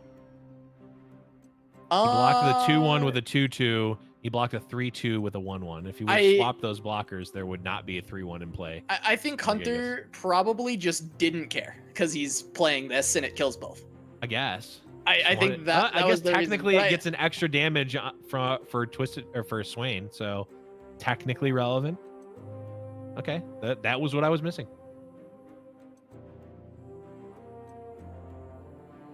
That actually makes sense. I'm in. Okay, so Gigas now has responses here with Noxian Fervor, but gonna go ahead and decide against that one. Not gonna utilize it. Worried, I guess, about the extra 3 mana that's remaining. Wants to use this Fervor in a safer opportunity. Gets to develop Jack the Winner, however.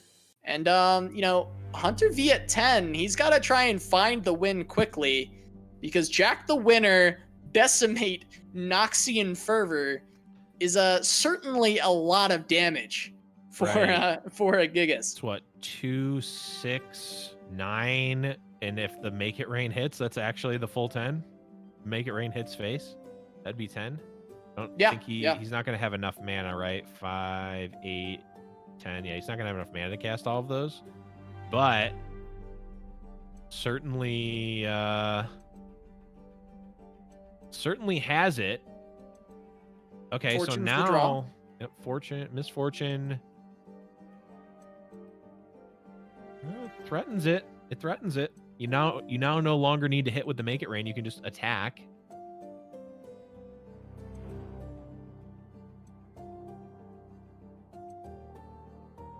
So 7. Oh, unfortunately, you can't go Misfortune and Decimate, so that's going to be tough.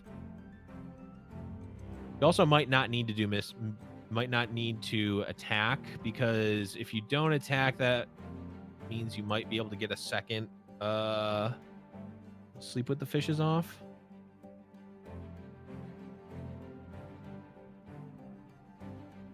Okay, stun coming down on Misfortune here.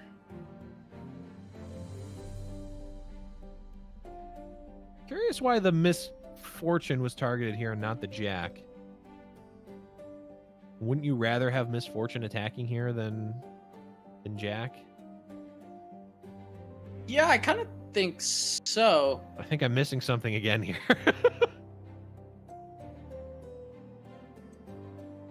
I feel like the Jack comes through potentially.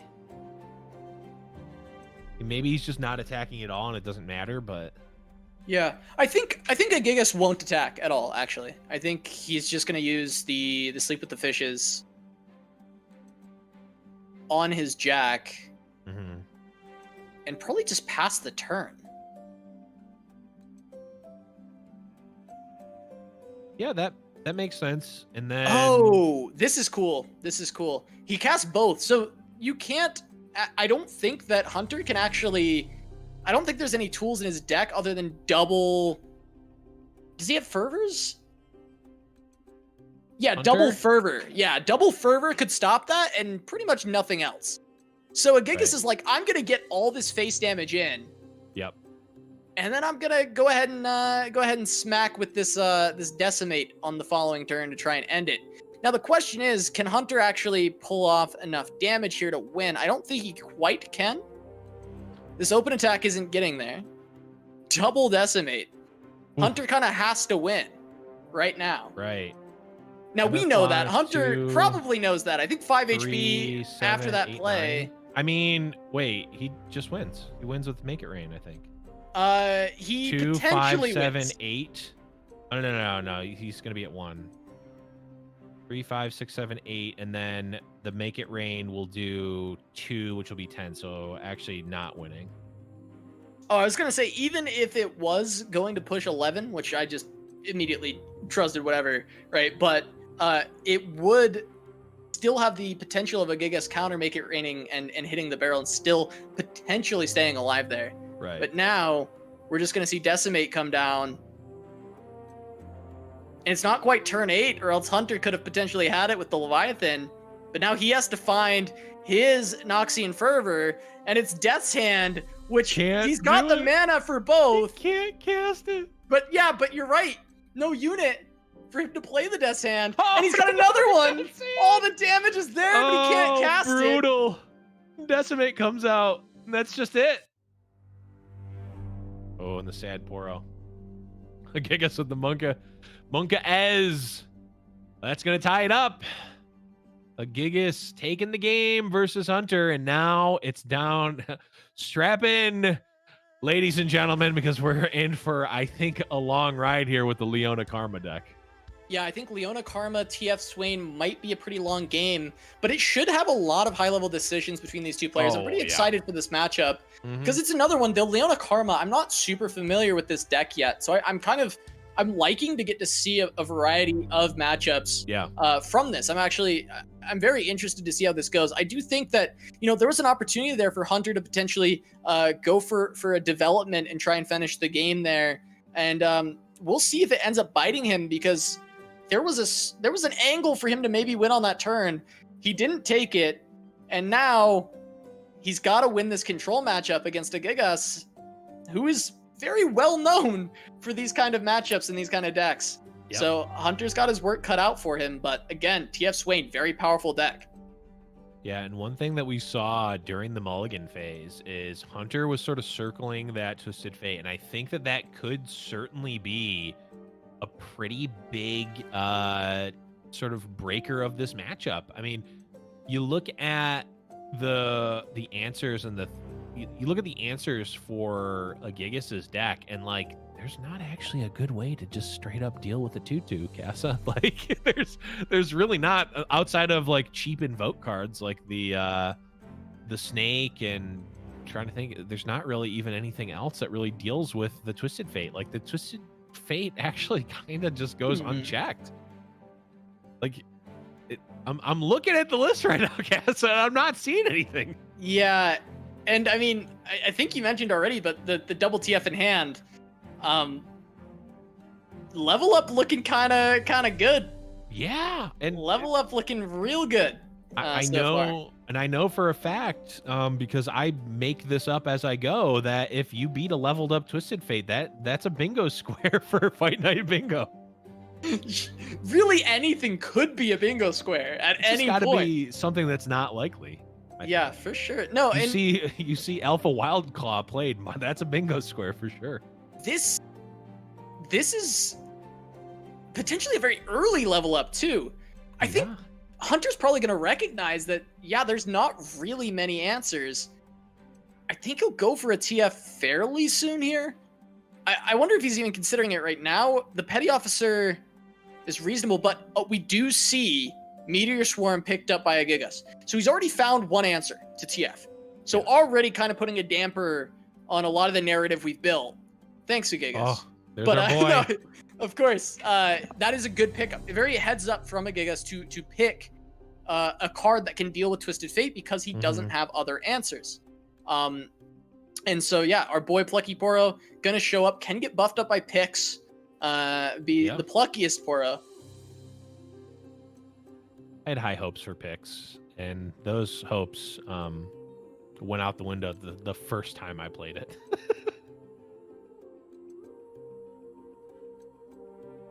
Now, help picks, I'm all for.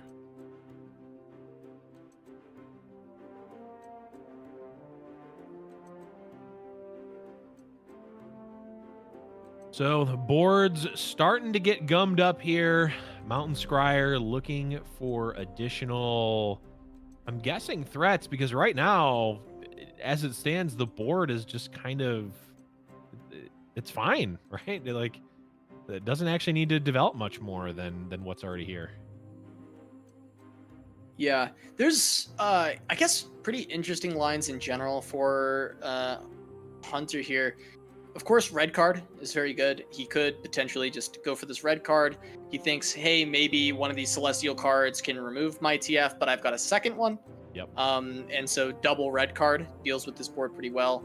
We also might see attacks from a Gigas here, considering he can play Pale Cascade, but no, will just be the immediate Meteor Shower.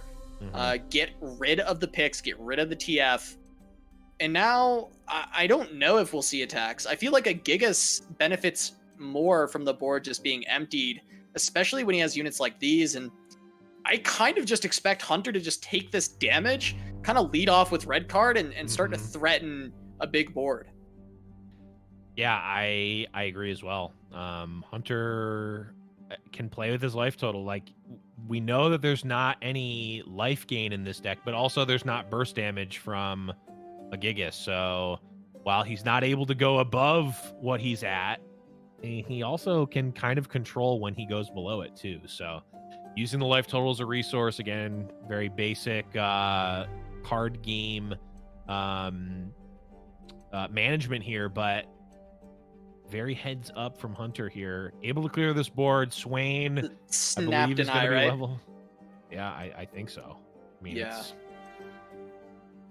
not only wiping your board, you're taking a ton of damage, and Swain is going to be leveled up instantly.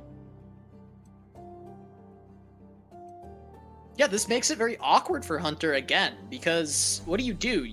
You know there's 3x Pale Cascade, you can't even attack with your quick attack with the TF, because that just dies to the Mountain Scryer. You can't, I mean, the trades look really bad. You have a Make It Rain, so you're like, okay, well, I want to wait another turn, at least try and cast this and see if I can get some removals. And wow, he might even just commit this TF, and I wonder if he commits the TF, like how much more does he commit? And I guess it's just the 2. Go for the 2, and a Gigas isn't even going to use the Pale Cascade, which... Worried about Flock? Yeah, I like the play. You don't really need to kill the Twisted Fate yet. It's not super threatening. The Spacey Sketcher theoretically is going to be able to find an answer a little bit easier than the Mountain Scryer, but also Mountain Scryer can find an answer.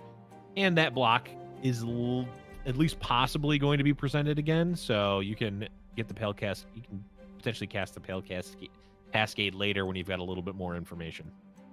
Yeah, for sure. And we see second Mountain Scryer. And there's a Moon Silver, so there's potential for a very cheap Celestial card to be played soon. And wow, it is an Obliterate card. Gotta get rid of the TF still. Is the game plan, I think, for a Gigas, but maybe not even the TF. He also needs to worry about Leviathan and Swain at this point. Oh yeah. So I'm not certain if he has the ability to utilize this on directly this Twisted Fate, especially now, 5 mana cost, gonna be the rest of what you have banked. And there's so many threats that Hunter's still yet to establish. Yeah, Hunter really opening the door, right? Like, I think, we saw it played out to the extreme earlier with a Gigas, is like the late game can always be won by this deck, right? It can generate answers, it can gain life, it can do everything, right? But Hunter, unlike a Gigas, has the ability to win this mid game and win in the mid game, and it looks like he's opening the door up for it. Yeah, it's interesting because, we talk about how these are both kind of late game powerhouse decks, but one thing about a Gigas' list is the interaction that we talked about, how it lacks some of that interaction. And the problem is there are 3 major threats that you have to remove from Hunter's deck. You have to remove Swain, you have to remove Leviathan, and you have to remove TF. Yeah. And a Gigas has to just rely on Star Shaping, on the Mountain Scryer, on these invokes in order to find that removal. It's not something that he can just innately have. So he runs into spots like these where he is now going to be in trouble very soon, and he has 1 piece of removal. Now, he could find more, and he could very well be fine. But it comes down to a little bit of RNG on the invokes for him to be able to find those. And I guess the other way around it is a small mistake like this with the attack of the Twisted Fate. Because now TF gets to die for free, and one of the threats goes down without having to expend any resources. Yeah, that's definitely a big trade, being able to essentially trade your 2 mana spell to kill a Twisted Fate, especially one that was, it wasn't super close to leveling, but it wasn't, it wasn't far. It wasn't super far either.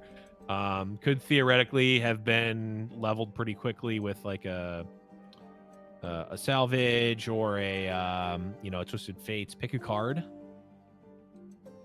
This is going to level up the Swain.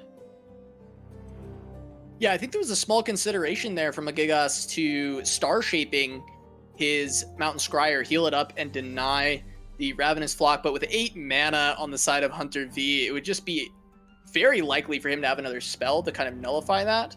Yeah. And on top of that, your life total is still under some duress. So you may need this Star Shaping to protect you later. Yep. And that's the comment. So there we go. That is the piece of removal that a Gigas has left. He doesn't have anything more until he invokes something, and wow, Leviathan. That's good. Ripped from the top. Huntervii already on 2 of them for the game, and a Gigas probably can't remove 3. It's unless he's able to establish his leveled karma on board and start really generating a lot of things. It's unlikely he actually deals with 3 Leviathans, but we will have to see. It is getting close to that karma turn. The main issue, though, is Hunter is getting Swain Levy on board.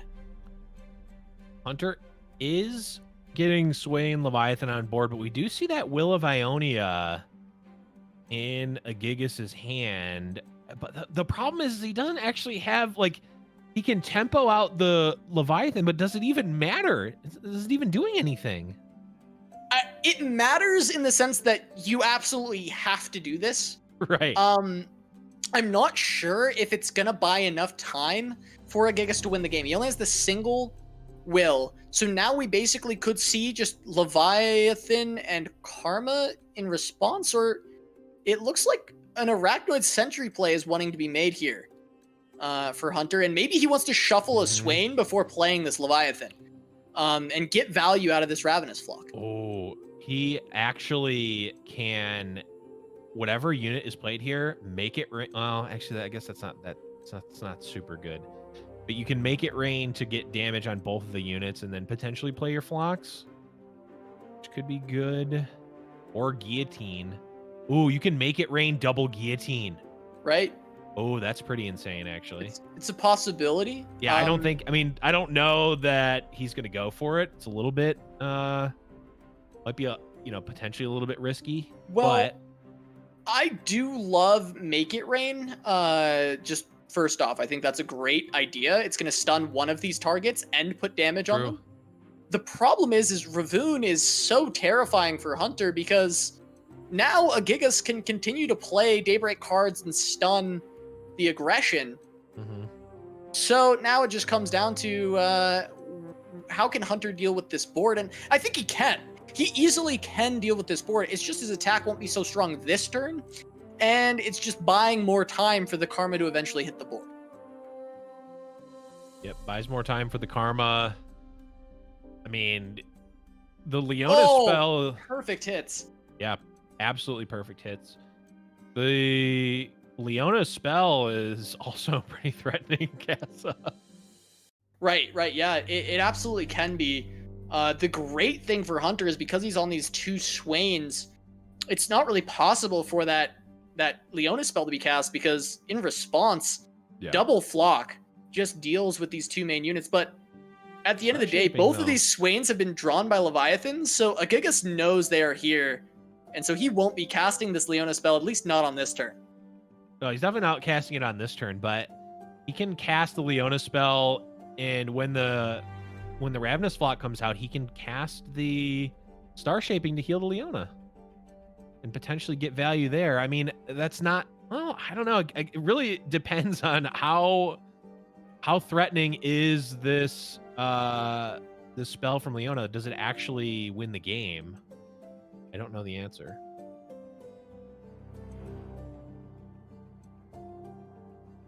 All right, so first Rav Flock coming out. Gigas can Star Shaping, but of course, you talked about wanting to potentially save this Leona.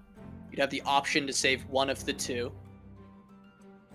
He knows both of these flocks are here. It's a matter of, is Hunter even going to deal with the Leona? And Ravoon is honestly way more threatening because of the fact that without Ravoon, Leona stuns one unit a turn. Yeah. With Ravoon, it's kind of an unlimited number depending on how many Daybreak cards you actually have. So as long as they're not both on the board, it's kind of okay to leave this Leona up. Yeah, it's kind of okay to to leave it up. And I guess if you had to choose one, you're just picking the Leona, right? Like you'd rather have just the Leona than just the Ravoon, especially considering that you have no other Daybreak cards in your hand. Although he does actually have the second Leona in hand, so maybe that was a consideration, but that obviously that spell is going to turn back into Leona. I believe that wasn't generated from a Karma, I don't think. I mean, it could have been generated from Ravoon, but I did not. I didn't catch it. I'm not sure if it is. Yep, it's Leona's. I just saw the hover. Oh, okay. I thought I remembered it being Leona, but there's just 1,000 generated cards that can be made from this deck, so it's hard to keep. Yeah, of course. I wasn't sure. I had not spotted whether it was Ravoon's card or not. Hashtag Riot, please make spectate mode. Thank you. Yeah, that we got to make our we always just make that our quota of begging asking for your spectate at least twice a stream, I think. Yeah, that's how much you can mark off. That's the middle bingo. It's the free space. It's a free space. Yeah. So, Gigas decides to save Leona. Yep. Now. Ooh, Living Legends. It does fizzle this, so it won't shuffle a Swain. So that is one Swain down. Ooh, okay. I think that is important, but there is still one Swain left that will be pulled by the Leviathan. Now, this Swain that has been drawn is the last one. Yes. Unless, of course, it does get shuffled and then you find another one. But there are just these two Swains. Living Legends picked up for Gigas is certainly terrifying.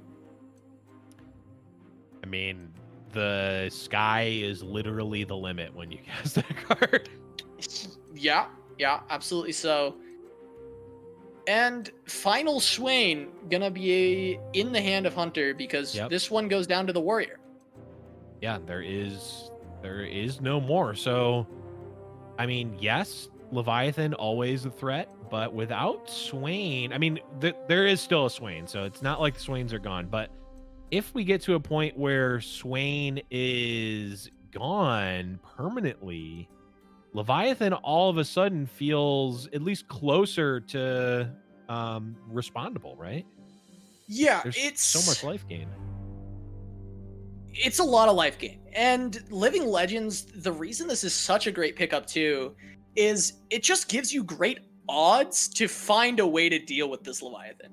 Yes. The odds of missing every single one of the obliterate spells, I think are quite low. And you even don't have to worry about the Celestial requirement because you're going to behold the Celestial after using Living Legends. Your entire hand is going to be Celestial. So this is a good opportunity for a Gigas, but it is kind of the treasure trove gambit where maybe he just misses. I think the odds are great that he hits, but there's still a world where he just doesn't roll the cards he needs. Right.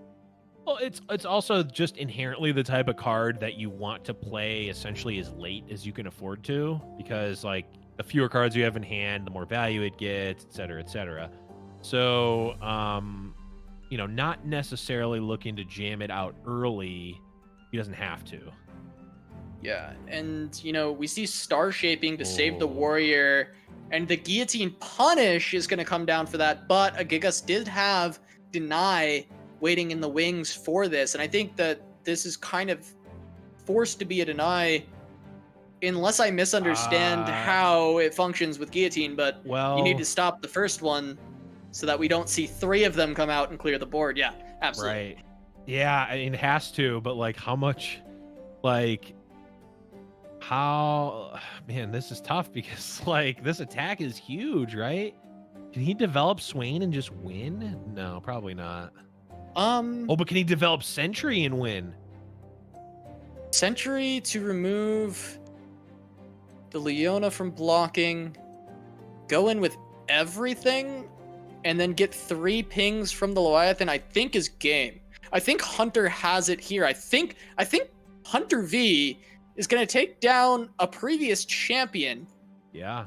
And have a run at the winner's final once again, trying to make his way winner's side to become a 2-time champ. He's already won 1. And yeah, he doesn't even need the pings. He's there. Wow. That was, I mean, that was back and forth into, oh, wait, doors open, I can just walk through. That was insane. Yeah, and the lack of interaction from Targon, once again showing its colors. You know, Gigas not being able to deal with this TF Swain. One of the reasons this deck has had a massive resurgence in popularity. I mean, it was never gone. It just wasn't, you know, always the #1 deck. And honestly, as far as Call of the Mountain has existed, TF Swain has time and time again really shown to be maybe the best deck of the current format. It is constantly doing exceptionally well in tournament. And like we said after game 1, you know, Huntervii having 2 games with TF Swain left, you're generally happy in that position. The deck does well enough that it can find wins even in matchups that maybe aren't supposed to be great. We almost saw him take down Burn, and that's a horrible matchup. Right. And it was still a very close game. So Huntervii moving on winner's side to face the winner of Kuvira and Stan. Yep. We will see if the Huntervii Kuvira winners final does get to happen. That would be really exciting. But if not, it's a rematch from Grands of last week with Stan. So no matter what, this winner's final is going to be electrifying, and I can't wait to watch it. But we will have to wait just a little bit. We are going to have a short break, but when we return, winner's final, Huntervii versus either Stan or Kuvira. Don't go anywhere. You're not going to want to miss this match.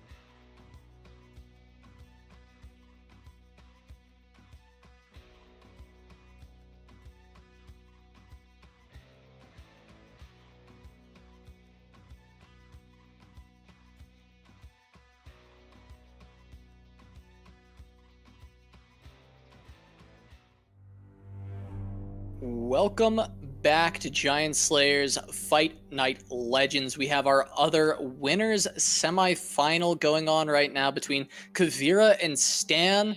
They're tied 1-1, but they are in this final match. It's already at least 10 turns into this game, getting towards the conclusion, but Stan on Fiora Shen. Kuvira playing, I believe this is Ramp, Aurelian Soul. Yep. And yeah, I mean, there's already some stuns down. It looks like Kuvira has pushed a lot of damage on this turn, and now it's a matter trying to finish it off. He does have the infinite Mind Splitter on the board right now, dealing with some of the aggression from Stan, and he can even develop another one to deal with this Bright Steel. Yeah, this is a brew if I've ever seen one. It has the shell of something close to what we saw Glop take down Reckoning with, which is the Trundle A Soul ramp deck, but it's got Troll Scavengers in it. It does have the Infinite Mind Splitter and the Dragon's Clutches, which was, used pretty commonly there, but it's also got Caught in the Cold. And chat, I would be surprised if you knew what Caught in the Cold was off the top of your heads, because it is not one that we tend to see. Yeah, I mean, if anyone in chat can type out what Caught in the Cold is without cheating, I would be impressed, because it's not a card. I don't think I've ever seen it in a constructed deck for tournament. This was I believe this is a card from Rising Tides. Yeah, with the vulnerable mechanic being added, and yep, it never caught on. It just didn't actually see any play. So Kuvira running 2 of those, and then the 3x Dragon Clutch is very interesting. We saw that. Yeah. We saw that being used a little bit more sparingly. I believe is a 1 or a 2 of in some of the previous lists, but no. Kuvira is just like, I want to hit Dragon's Clutch, I want to play it, and I want to draw my Aurelian and my Mind Splitter. Yeah, it makes sense logically why you would not necessarily want the full 3, because it's like you always want to get full value, but you're rarely going to draw all 3 in a game and then also have one where like the third one doesn't get to draw both cards or doesn't get to draw any cards. But there's that other mode on Dragon's Clutch as well, so that even if that happens, you can grant your dragon allies +1/+1. So it's not even a dead draw necessarily, even if you don't get to draw the extra, in that unlikely case that you've drawn all of your dragons. And also, like, if you've drawn all your dragons, unless it's like super early, like, you're probably in a good spot anyway. Yeah, for sure. And I mean, we do see that Dragon's Clutch picked up, by Kuvira. He's got another one here, so he can find Aurelian Soul, which is potentially very impactful here. Yeah, could certainly be impactful, but I mean, it's kind of a tough spot. Oh, we now see 2 Bright Steel formations coming down, so say goodbye to the Ice Pillars potentially, and a free 5 damage can come through with the Lancer as well. Yeah, I do wonder if we'll see just Aurelian Soul come down with the Dragon's Clutch here, or if this is a Mind Splitter angle. But of course, Mind Splitter can just die to a number of things. There's a lot of cards in Stan's hand. He has a lot of ways to deal and navigate with this late game because of these single combats. And having that second Bright Steel formation was massive. Yeah. To just enable these barriers and try and look for some removal. But Mind Splitter having Spell Shield is really causing problems for Stan, because he'll have to double combat in order to get one of these out. I'm just wondering, like, I'm looking at Stan's hand and I'm seeing multiple 9-drops. I'm seeing 3 denies. I'm seeing 2 pieces of removal. And I'm wondering, who is the control deck in this matchup? Like, what is going on? Like, this is like the entire other half of Stan's deck that's not the sort of Fiora and Shen package. This is just like all of the top end and interactive spells. Kind of crazy. Yeah, it's interesting to see. Now, I'd been checking out, Matthew Falk's stream. He's from the Magic community, coming over, playing Runeterra, and he's been really loving the Shen Fiora deck. And one of the things is he was saying how he had cut all this top end. He'd cut the Bright Steel formations. He was saying the reason he did it is sometimes it feels like they'll steal you a win, but a lot of times they'll just be dead in matchups that you should have a lot of game in. And this is one of the times where maybe they're going to steal a win for Stan, but also just looking at Kuvira's hand, I mean, Infinite Mind Splitter is just such a pain for these. I guess there's always the single combat, which is probably the concern. Man, this becomes very tough to navigate around specifically that spell. It becomes really tough to navigate, and Stan, master of the game as he is, passes here, leaves himself the attack token, is like, I mean, I can kill off some of your board, but does that really matter? I can eat 10 of Kuvira's mana right here, knowing for a fact that he has a 10 and at least one 8-drop in his hand. Yeah, I'm curious, was Aurelion Soul not good there? It seemed very good to just play the Aurelion Soul. Yeah. But I guess Kuvira just denying an attack is also reasonably powerful, and he could just go now, Mind Splitter both of these Bright Steel formations now that they don't have barriers, and should a single combat come out, he just picked up Pale Cascade, which is a brilliant answer to a single combat, because trading your Mind Splitter for a Bright Steel formation is kind of okay.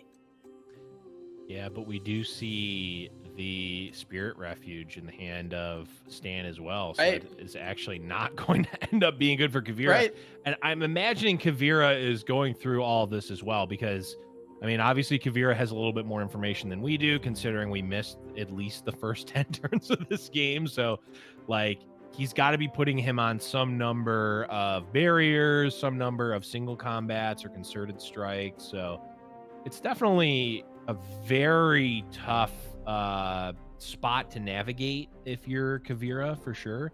And to go back to the Aurelion Soul play from last turn, Aurelion Soul would have been, I think, it would have been fine there, but it was essentially going to be at the cost of both of your ice pillars and probably your 3/1 for actual free, right? So, and yes, you'd have a leveled up Aurelion Soul, which might be good enough, but I think Kuvira, I guess, just values the ice pillars more than that. Yeah, and I wanted to bring it back. You were talking about Kuvira having a good idea of what's in the hand of Stan, and if you haven't watched Kuvira's stream a decent amount, I think he's a very meticulous and insane hand reader. I think he's constantly, figuring out what his opponent has exactly based on kind of the lines they take and what has been played already. And I think he's very good at it. I wouldn't be surprised if he's placing Stan on, 2 single combats and probably 2 denies, something like that, based on how the game has gone and considering the board state and what's happening. I think it wouldn't be surprising if Kuvira kind of knew what was going on in this game. Right. Yeah, I mean, once you're this deep into the game, like and again, your opponent's deck list, obviously,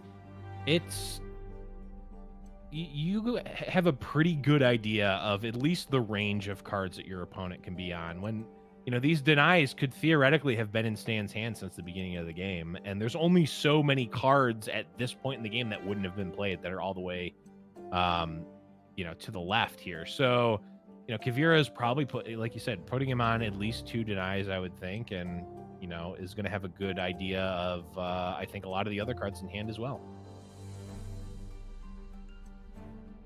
Yeah, and once again, this just becomes difficult to navigate because the attacks can actually come out, those barriers will come back up, and the barriers are the main thing that just feels difficult for Kuvira to be dealing with.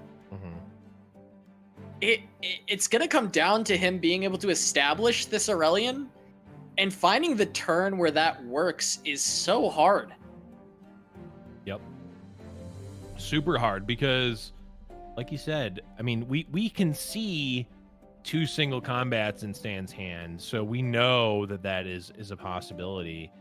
And like Kuvira is putting him on a single combat, maybe a concerted strike as well. It's just I can't even imagine navigating this right now like optimally, right? Like you can kind of just play your cards out and say whatever is whatever, but of course Kuvira is doing the opposite of that and instead playing extremely meticulously. This, of course, is going to be a leveled Shen as well, so there's just so much power coming through here. Yeah, just instantly levels up due to the Bright Steel formation. Yep.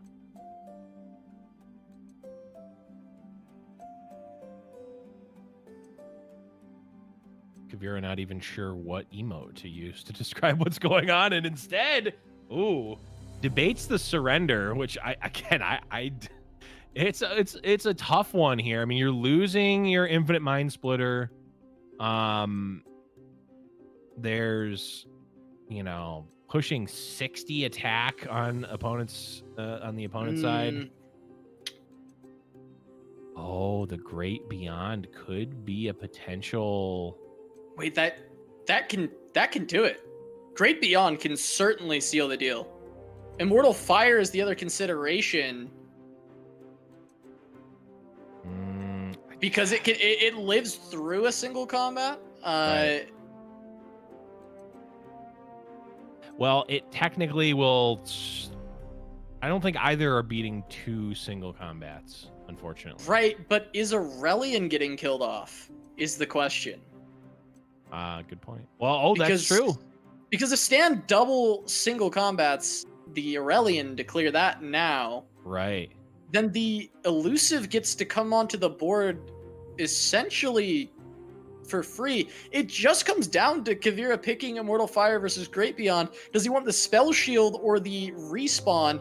And I don't know well enough how Immortal Fire works to know if I would want to pick that. I think you have to pick the spell shield because otherwise you just Stan just kills it in combat.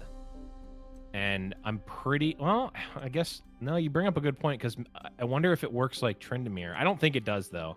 Yeah, that's my big question. Well, it fully heals. It doesn't summon a new one. So I think it does kind of work like Tryndamere, where it would still be able to push through. But either way, okay. Yeah, Zinc Zinc is confirming that it stays in combat, so it is like Tryndamere. Either way, this is 2 single combats from Stan. Attack token flipping to Kuvira. Great Beyond gonna hit the board. Is just over? Is he just gonna win? There's not really an answer in this deck, and unfortunately, we don't have the hand anymore to know what he top decked. But I don't think Stan had anything left. Yeah, he didn't already have another. He would need. I don't think he had something to proc the spell shield, and then he would need to have drawn Concerted Strike. Oh, and we keep seeing Kuvira go to his surrender button. What does he think Stan has? He's just waiting to see. He's just waiting if something gets played to just snap and see. Kuvira. I'm getting nervous here that he's gonna accidentally hit the surrender button. Oh my god! Just waiting. Kuvira. If he has it, if he has it, he has it. Stress. You feel the stress. I'm literally feeling it. I'm getting stressed out by this happening. Yeah, we need to put in the rule book that you can't do this because I'm getting stressed. Stressing me out. Okay. He goes for Lethal the attack presented. Is it there? Which emote does he get to play? Now this I like better.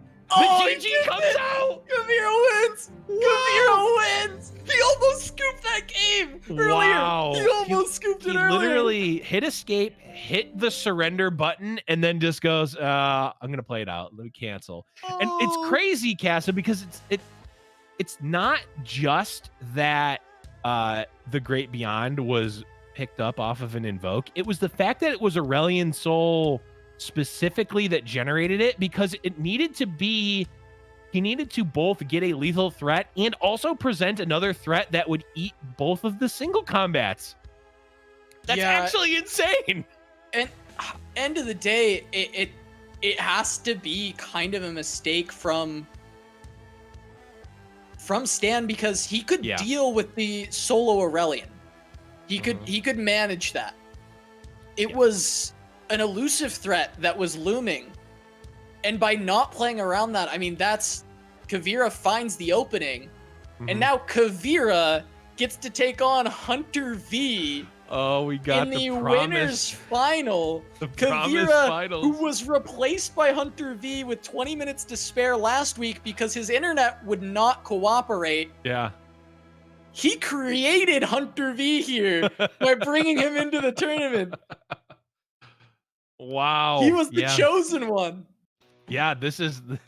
Wait, are we going into Star Wars now? This is literally... We are. Anakin and Obi-Wan? Oh, man, is Huntervii actually Darth Vader? Oh, boy. This is... Huntervii versus Kuvira. I could see Kuvira being Obi-Wan. He seems like the pure like lawful good character, and then Huntervii's just like, no, I need more power. Oh my god. Huntervii versus Kuvira winners finals. We couldn't have drawn it up better ourselves. Kuvira, his chance to play last week, taken away by his ISP. We wanted him to come back. We didn't want that to be the case.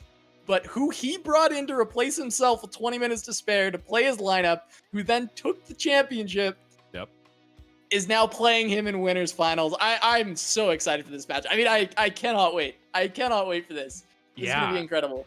And if Huntervii wins this game and moves to the Grands, would he be the first since Winding God to actually make it, to actually qualify for back-to-backs?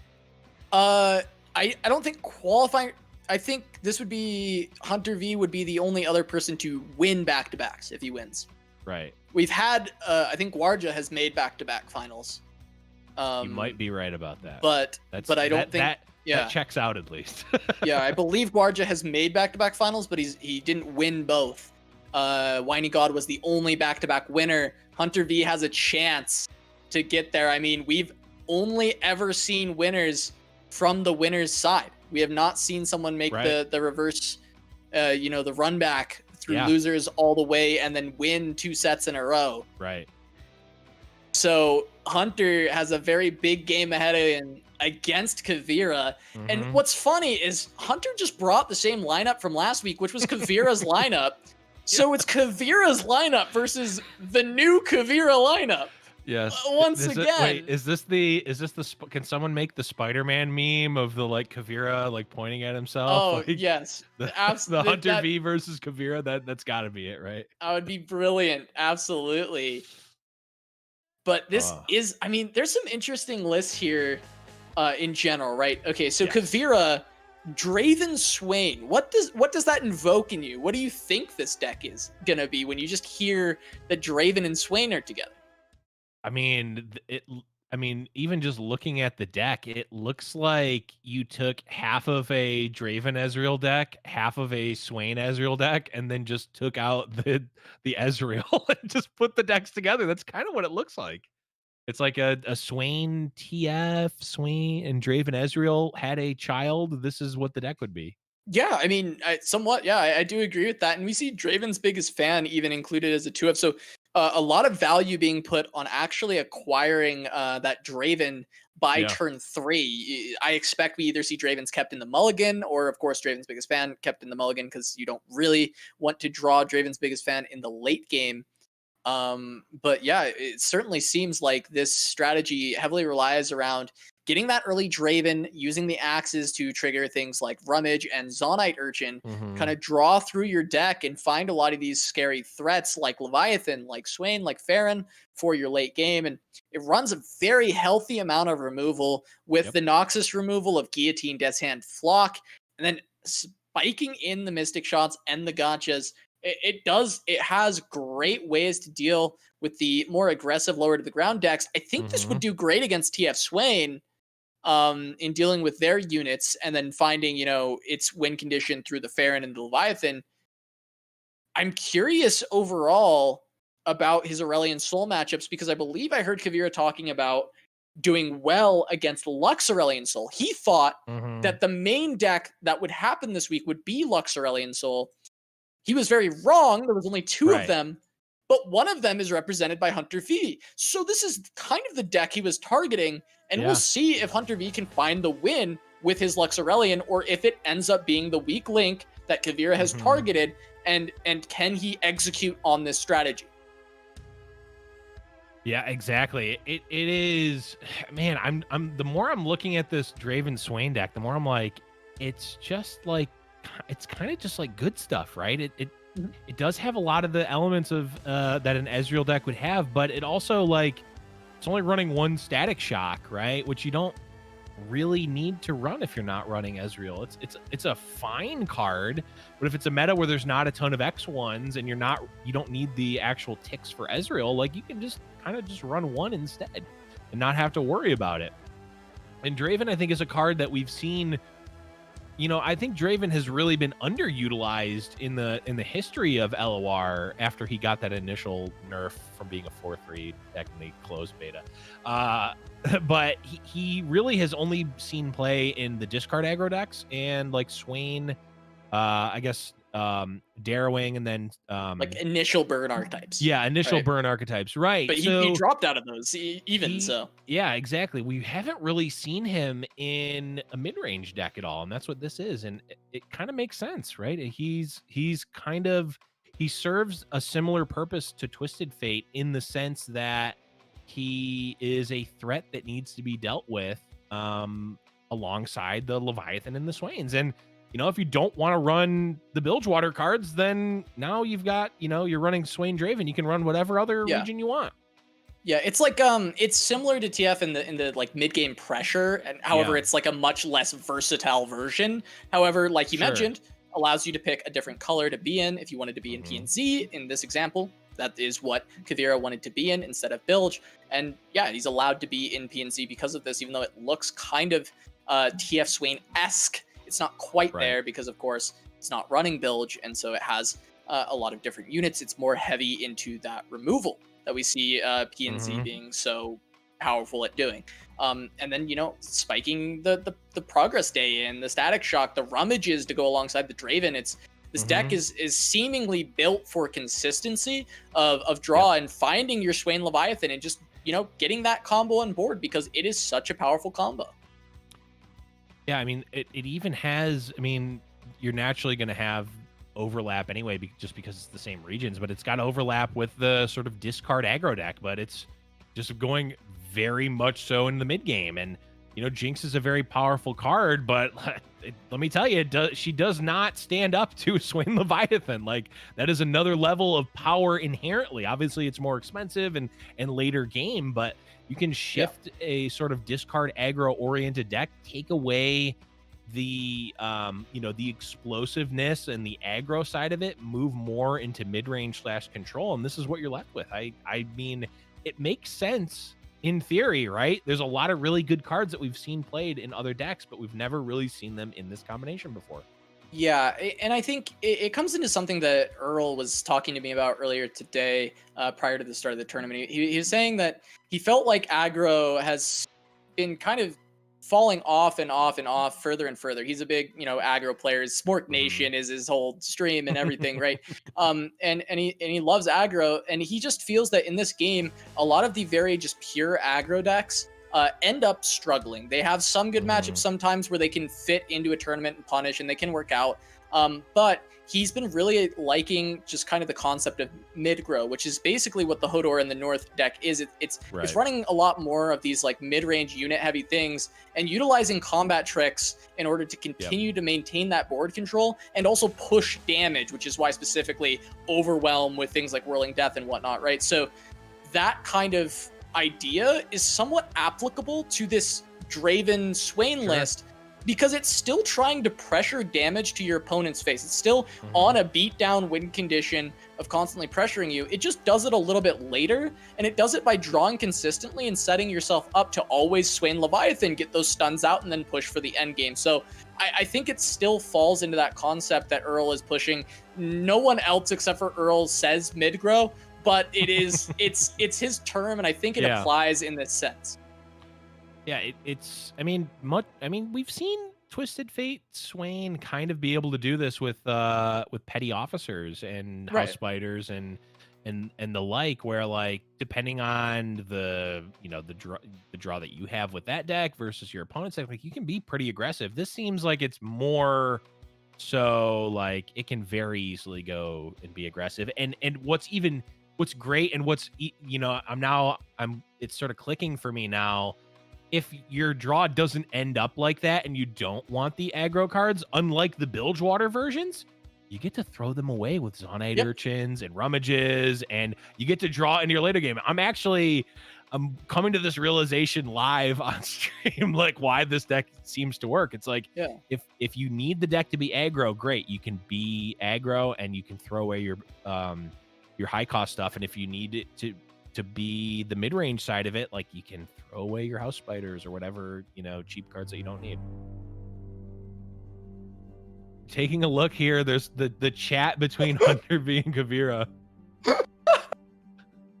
Decided to pull this up on stream. Thanks, production. Kuvira has sent the message to Hunter. My lineup beats my lineup, KekW. So good. It's literally the Spider-Man meme incarnate. I love it. I absolutely love it. Oh, man. So Kuvira developing the lineup that Hunter is running for last week's fight night. Hunter had to replace him at the last minute because Kuvira's internet didn't work. And, Hunter's like, he liked it so much, it won him the tournament. He's like, I'm going to bring it again. Yeah. But Kuvira's like, no, I'm here to stop you. You were the chosen one. But here's the question. Who has the high ground in this scenario? I don't know. I think that's what Kuvira is saying. He's saying, you were the chosen one, Huntervii. You were supposed to save them, not join them. I have the high ground, Hunter. I have Swain Draven. Oh, God. If only Huntervii didn't slaughter all of those younglings. That whole game. I don't know why. I don't know where we're going with this. Actually, I don't know where I'm going with this. I'm just going into obscure I love that Star Wars references in chat. From my point of view, the Dravens are evil. So good. So good, if man. Only we had the tools and the budget to constantly have memes come out instantly. Wish one day we can get to the point where we could have someone on staff to just be making a meme of their two faces in that scene with subtitles right now as we speak. I say this like we do have it. We don't. That's not something we can do yet. One day. That's my dream. Right now, we only have 1/4 portions. Okay. Now I'm going in. We were referencing the prequel. Now we're referencing. Well, I don't even. What is it even? What are the new movies even called in that? I don't even know. I know there's the prequels and the original, the Disney ones. The new trilogy. The mouse. It's the mouse. You gotta watch out for the mouse. The sequels. Okay. Yeah. They're called bad ones. Oh wow. Okay. Well. Nice. Remember Jar Jar Binks? Okay, we're back into the game. Enough stalling talking about Star Wars. You gotta be careful trash talking the sequels with the mouse around, You won't want to do it when the mouse is watching. You're getting some trouble there, Mortimer. Gorge. But here we are, Kuvira getting the Draven. You know that's what he wanted, and he's going to keep it, but double Mystic Shot kept as well. Pretty much everything in Hunter's deck has 2 HP. Yep. So he's going to be trying to hit that with the Mystic Shot. The question is, what, does Kuvira actually use the Mystic Shots on? I mean, of course, he's going to want to use it on Twisted Fate, but then Huntervii knows that Kuvira is going to want to use the Mystic Shots on Twisted Fate, but then Kuvira... Okay, I'm not going to go down the rabbit hole because... I mean, how do you beat yourself? Yeah, I really do love that this is either Star Wars Obi-Wan versus Anakin, or this is just Spider-Man versus himself. Yeah. But either way, this is the storyline we all wanted. No offense to the other players, but I just love this. Kuvira gets to come back, and his replacement from last week, who won, brings his lineup again. Yeah. And they face off in the winners final. This is just brilliant. And Kuvira, you know, targeting his own lineup somewhat. Yeah. I mean, it's a smart thing to do if your lineup I mean, we've seen this before where like the meta of Fight Night specifically shifts based on what wins, right? Like we saw the Karma Ezreal be so dominant for a couple of weeks, and then Winding God came in and was like, yeah, I'm just gonna run scouts and another and I think it was scouts and like Yetis or Ash mid-range, right? And it's like, yeah, I'm just gonna beat the Sedge MF.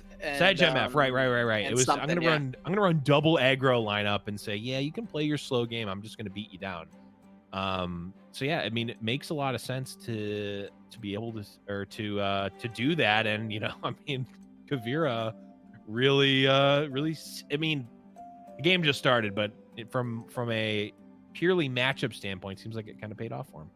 Yeah, so at least in his confidence levels, right? Of course, Kuvira coming into this, he does feel he's very favored in this matchup. It doesn't necessarily mean he'll win. In Legends of Runeterra, most favored matchups are at most 70-30. 30% still pretty high chance for you to still pick up the win. And I'm not even saying that this matchup is a 70-30. It might be even more close than that. It's just Kuvira at least feels confident going in. Hunter knows that he's got a little bit of an uphill battle, but he's got a very strong list with this Swain TF. This is definitely not a list to be slept on, and he's got, you know, he's got his TF, he's got his Swains. Maybe TF isn't super high value in this matchup due to the fact that there's so many 2 damage removals. Yeah, I feel like it's kind of a catch-22 where like you don't want to play the Twisted Fate out too early because it's going to die to the, you know, the Mystic Shot and all the other 2 damage removal. But also you don't really want to play a Twisted Fate too late because it's never going to level up and it's not really a threat at that point. So you're kind of put in an awkward spot regardless. Yeah, and we see this attack come in, the Spiderling just to trade off with the barrel. Now, Hunter can go ahead and go with the Make It Rain, but it doesn't quite clear away the Draven. Still going to require an additional spell, or Kuvira's going to have to throw away the Draven on a block for this to make a big difference. We'll take care of the Spider, pressure a little bit of damage. Hunter's own Spider, taken down by the quick attack, and he's looking to level up the Swain, get 6 pings towards that. Kuvira has his own Swain that can be slammed on turn 5 in response, but he also has ways to remove the Swain immediately. He can go for, you know, Mystic Shot into Ravenous Flock or Death's Hand into Ravenous Flock if he is so inclined to just remove the Swain immediately. Yeah, a lot of options. I mean, this is where the power of the deck comes from, but also where the, you know, you really need to be thinking out multiple turns ahead here. You need to think about, hey, where are these spells actually, where am I actually going to want to cast these spells to get the most value out of them? And Kuvira does a smart thing of, okay, if I'm going to be making these decisions, I want to have as much information at hand as possible. So he rummages away a couple of axes that he's not going to need and gets maximum information. And it's actually going to go with the Mystic Shot here. Yeah, just take a look at the massive amount of card advantage that Kuvira is able to generate with these rummages, with the ability to continually, you know, cycle his hand. Now, he may need to 2-for-1 on a Swain with, you know, Mystic Shot, Ravenous Flock, but he's going to be able to afford to. He's going to be able to go wide enough with this hand size. And there's a lot more draw that he can pick up. So even though he may 2-for-1 a couple times here, chances are he picks up, you know, a Progress Day later. He picks up another Rummage and continues to generate axes. He gets his On-Ite Urchin like this. Now he doesn't have discard fodder just yet, but if Draven gets another strike in, there's an axe. He gets another card while developing a unit that can still, you know, participate in combat on the board and set up for more, you know, guillotines or flocks, or even just trade off with the 2/2. There's so many great options here. I can see why this deck is built to beat Swain TF. I can see why it does well against Swain TF. It makes a lot of sense. Yeah, and you even get the ability to, you know, discard the additional Noxian Guillotine that's created from the Guillotine too if you want. You can discard the fleeting version. Right. There's just so much of this, like, you know, in some matchups or in some decks, you're only getting, you know, part of a card in, you know, these axes or these fleeting copies that are created. But in this deck, you're actually able to really take advantage of it. And, you know, you're not, it's a little obscure to think that, like, you know, every time Draven hits, you draw a card. But when you're playing all of the Rummages and the Zonite Urchins, you kind of are. And when you look at Draven like that, all of a sudden, it's like one of the best cards in the game, right? You just read Draven as, when I strike, draw a card. That's easily the best card in the game, right? It's very good. 3/3 quick attack draw card is pretty insane. Yeah. I'm just looking at this state right now, and I just feel Kuvira, with the very slightest amount of molding in the way that this is not working out exactly for him. He's in a great spot, but he's 8 of 12 on his Swain, and he has this Death's Hand that puts him 11 of 12 on this Swain with an open attack that is very likely to connect. And so if it was just leveled, if it could have just been leveled for him, he would be so happy right now. But he's still feeling good with this spot, having the Swain open on board to finish up that level up. And, you know, it's still looking like a very powerful position. Okay, could technically do it if he wanted to. Right. He could level mid-combat, but it kind of, like, removes the entire point of what the level up would accomplish here. And remove it, would do 1 damage. Because removing the 2/2 for free would have been great for Kuvira. But instead, he gets 6 damage to the dome. Levels up his Swain without having to cast an additional spell. Feeling good with this spot if you're Kuvira. Yeah, I think you got to be feeling pretty good here if you're Kuvira. I mean, leveled up Swain versus this board obviously is where you want to be. You've got another piece of removal if, you know, something like a Twisted Fate came out that you wanted to deal with. The unfortunate thing is he doesn't have a super clean answer to Hunter's Swains that are going to be coming out here. All of them are 2-card answers, right? It's all it's Gotcha Flock or Gotcha Guillotine. And that's, you know, that's not your favorite spot to be if you're Kuvira. He certainly is looking for probably, I mean, I think Progress Day is almost just kind of the best thing for Kuvira. Sure. As long as he has, he's going to have a good enough board state that he can probably cast a Progress Day. And that should allow him to run away with the game if he can actually resolve that. Yeah, the problem is that the 2-card answer is going to come down for Kuvira, but also the Swain, I guess Hunter is going to have the option to essentially trade the Swain's Ravenous Flock for Kuvira's Swain if he wants to. Which will leave both players Swainless, but will leave Hunter with, you know, 5 power on board and a Sentry in hand. Right. And I guess it's just like, is a Zonite Urchin and Noxian Guillotine better than 5 power on board? I don't think so. Yeah, it's a classic case of, like, 1 in the hand is worth 2 in the deck with the Swains. Shout outs to Sero. I feel like, you know, if he's watching, he just would have loved to hear that, and everyone else is just confused. Everyone else is just livid right now, but Sero, shout outs to Sero. Hunter decides, you know, that he's gonna keep the 1 Swain in the hand here, needing to still have that pressure. But Kuvira, I think Static Shock is actually a brilliant answer if a Swain ever comes out. He can just Static Shock the Swain, draws a card, is able to then set up for a Guillotine, and that's, I mean, a very solid position to be in. I don't dislike just Sentry here and trying to protect some of your life total. I also don't hate passing.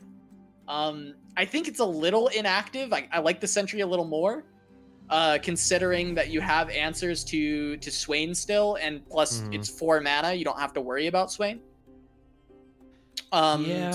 So I think like Pass or Sentry are both kind of fine for Kuvira. Yeah, I think he just has to keep Static plus Guillotine just locked and ready to go, because you know it's not just Swain, it's also Leviathan, and really any threat that needs to be dealt with immediately. You just kind of have to do it. I'm wondering. Yeah, it just feels so risky to.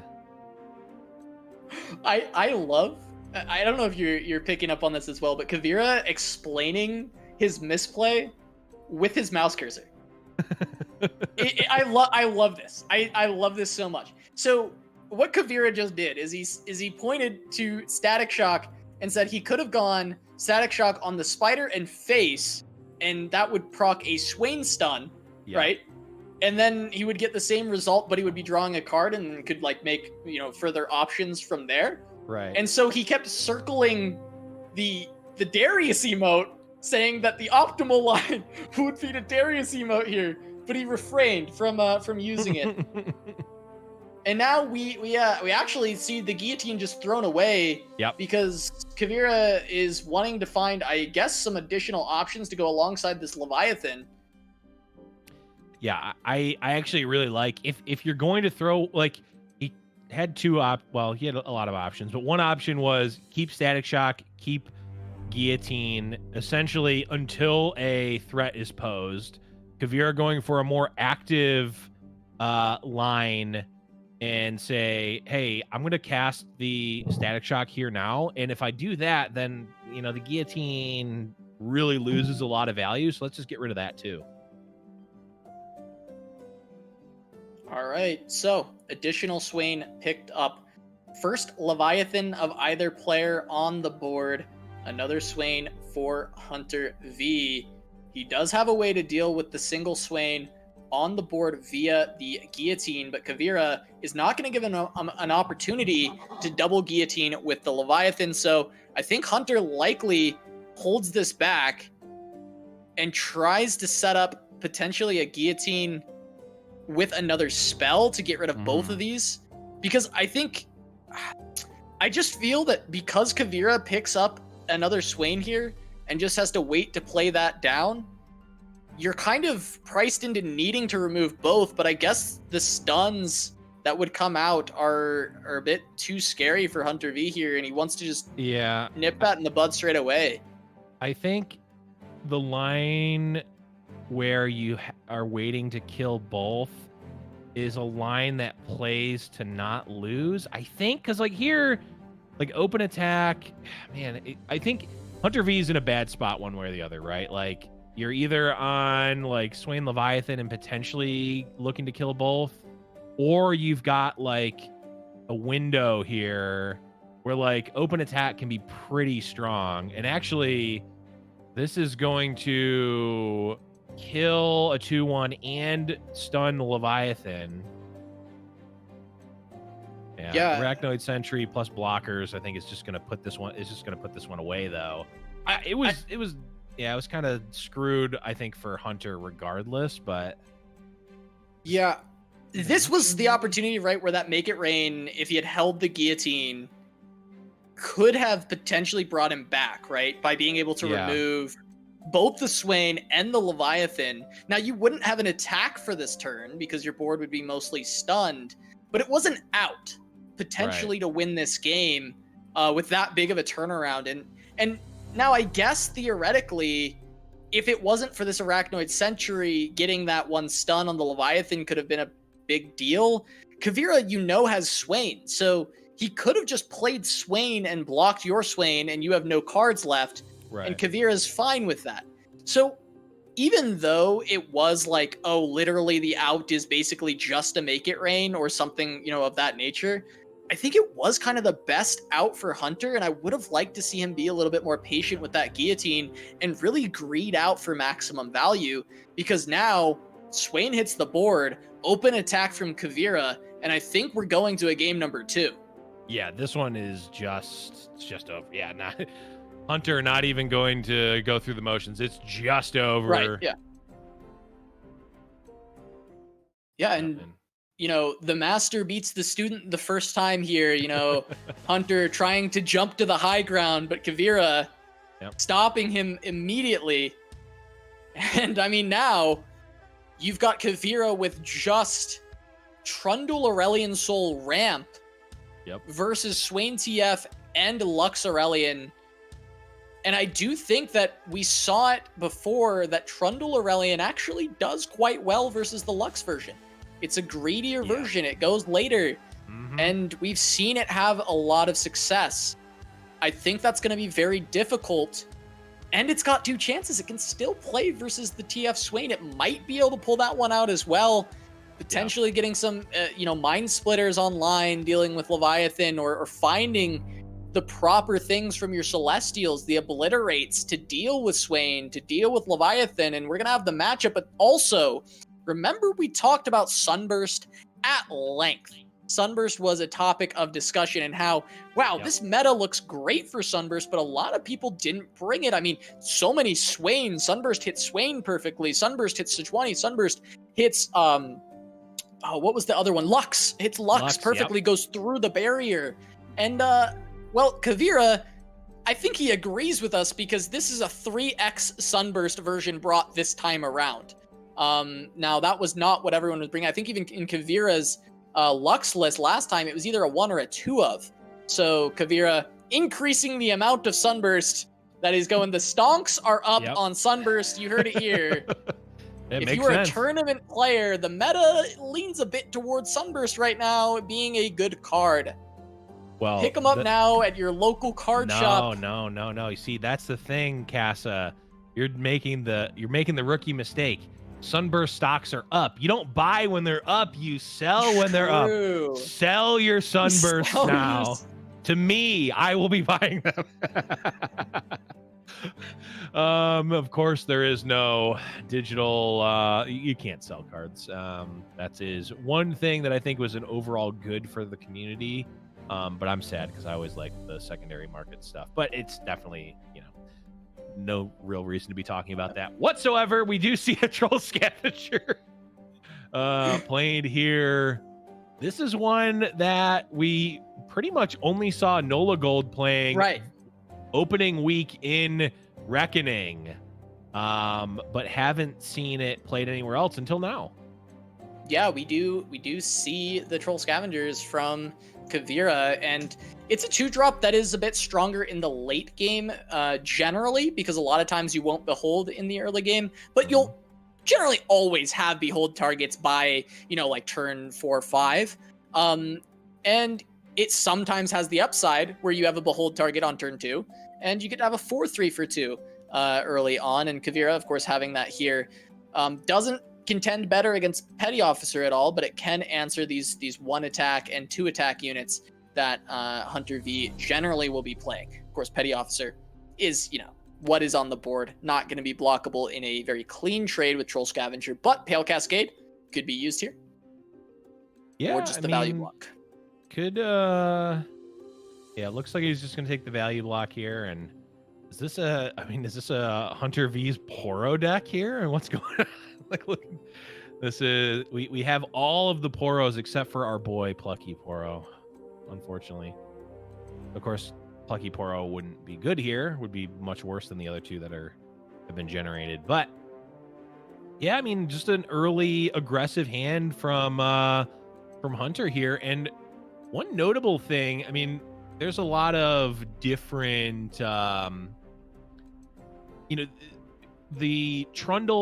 Trundle style of ramp deck. There's a lot of different ways we can go. Last week we saw a lot of the, what we called the TLC, the Trundle Ledros combo, really sort of came about last week. And this deck, while it does have the Freljord cards in it, it doesn't have any raw Ice Quakes. It doesn't have the Avalanches. So like these aggressive draws from Hunter might be enough to go under this ramp deck.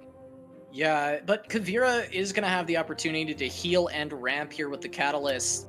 Yep. And setting up with the Trundle top deck off of that Avarosan Sentry, Trundle is going to be great for kind of taking control of this board. Now, Hunter has some removal tools, and maybe we'll see him take down a Trundle. My concern is, this is Trundle with a Pale Cascade to back it up. That might be able to make the difference to dodge some exact damage points, like, for instance, 6 damage making it 7, whereas we see Hunter having, you know, double fervor or petty officer plus a fervor. These are all hitting that 6 point instead of Kuvira having potential for 7. He passes on 6 on the turn 5, has the sunburst for the Swain right away, and this is why you put 3 copies of this card in the deck. It's so great in many matchups, but this is one in particular where it shines. Yep, absolutely. And wait, is this fervor? It's not going to level Swain, is it? That would have been no. But he is just going to utilize this to gain pressure for this next attack. Sets up a good open. So I think this is a solid play from Hunter. I think giving yourself the opportunity to push some extra face damage here, get some more board control is really strong. But if he goes for development, then always Kuvira has the option to go, you know, Trundle or really so many development punishing. Archer, that open attack seems more reasonable, but you know, we do see third petty coming down. That's a good hit too. And it's the call out of, hey, you don't run Avalanche, so I can go as wide as I want. And it's just up to Trundle now to try and slow down this aggression. Yeah. And one of my favorite cards, the name of which I, of course, can't remember, the 2/1 rogue. Navori Blade Scout. Very strong. Blade Scout. I can do the voice of the card, but I can't remember the name of the card. So, classic me.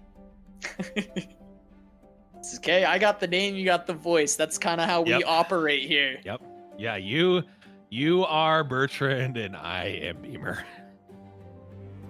It's so perfect. Dynamic Demacian duo, Bertrand and Beamer on the case once again. Yep. We'll tell you the card, he'll do the voice for you. Yep, it's a classic Blevins trope that goes back many years actually, but that is a story for another time. Pale Cascade coming out. Yeah, the deep podcast lore actually.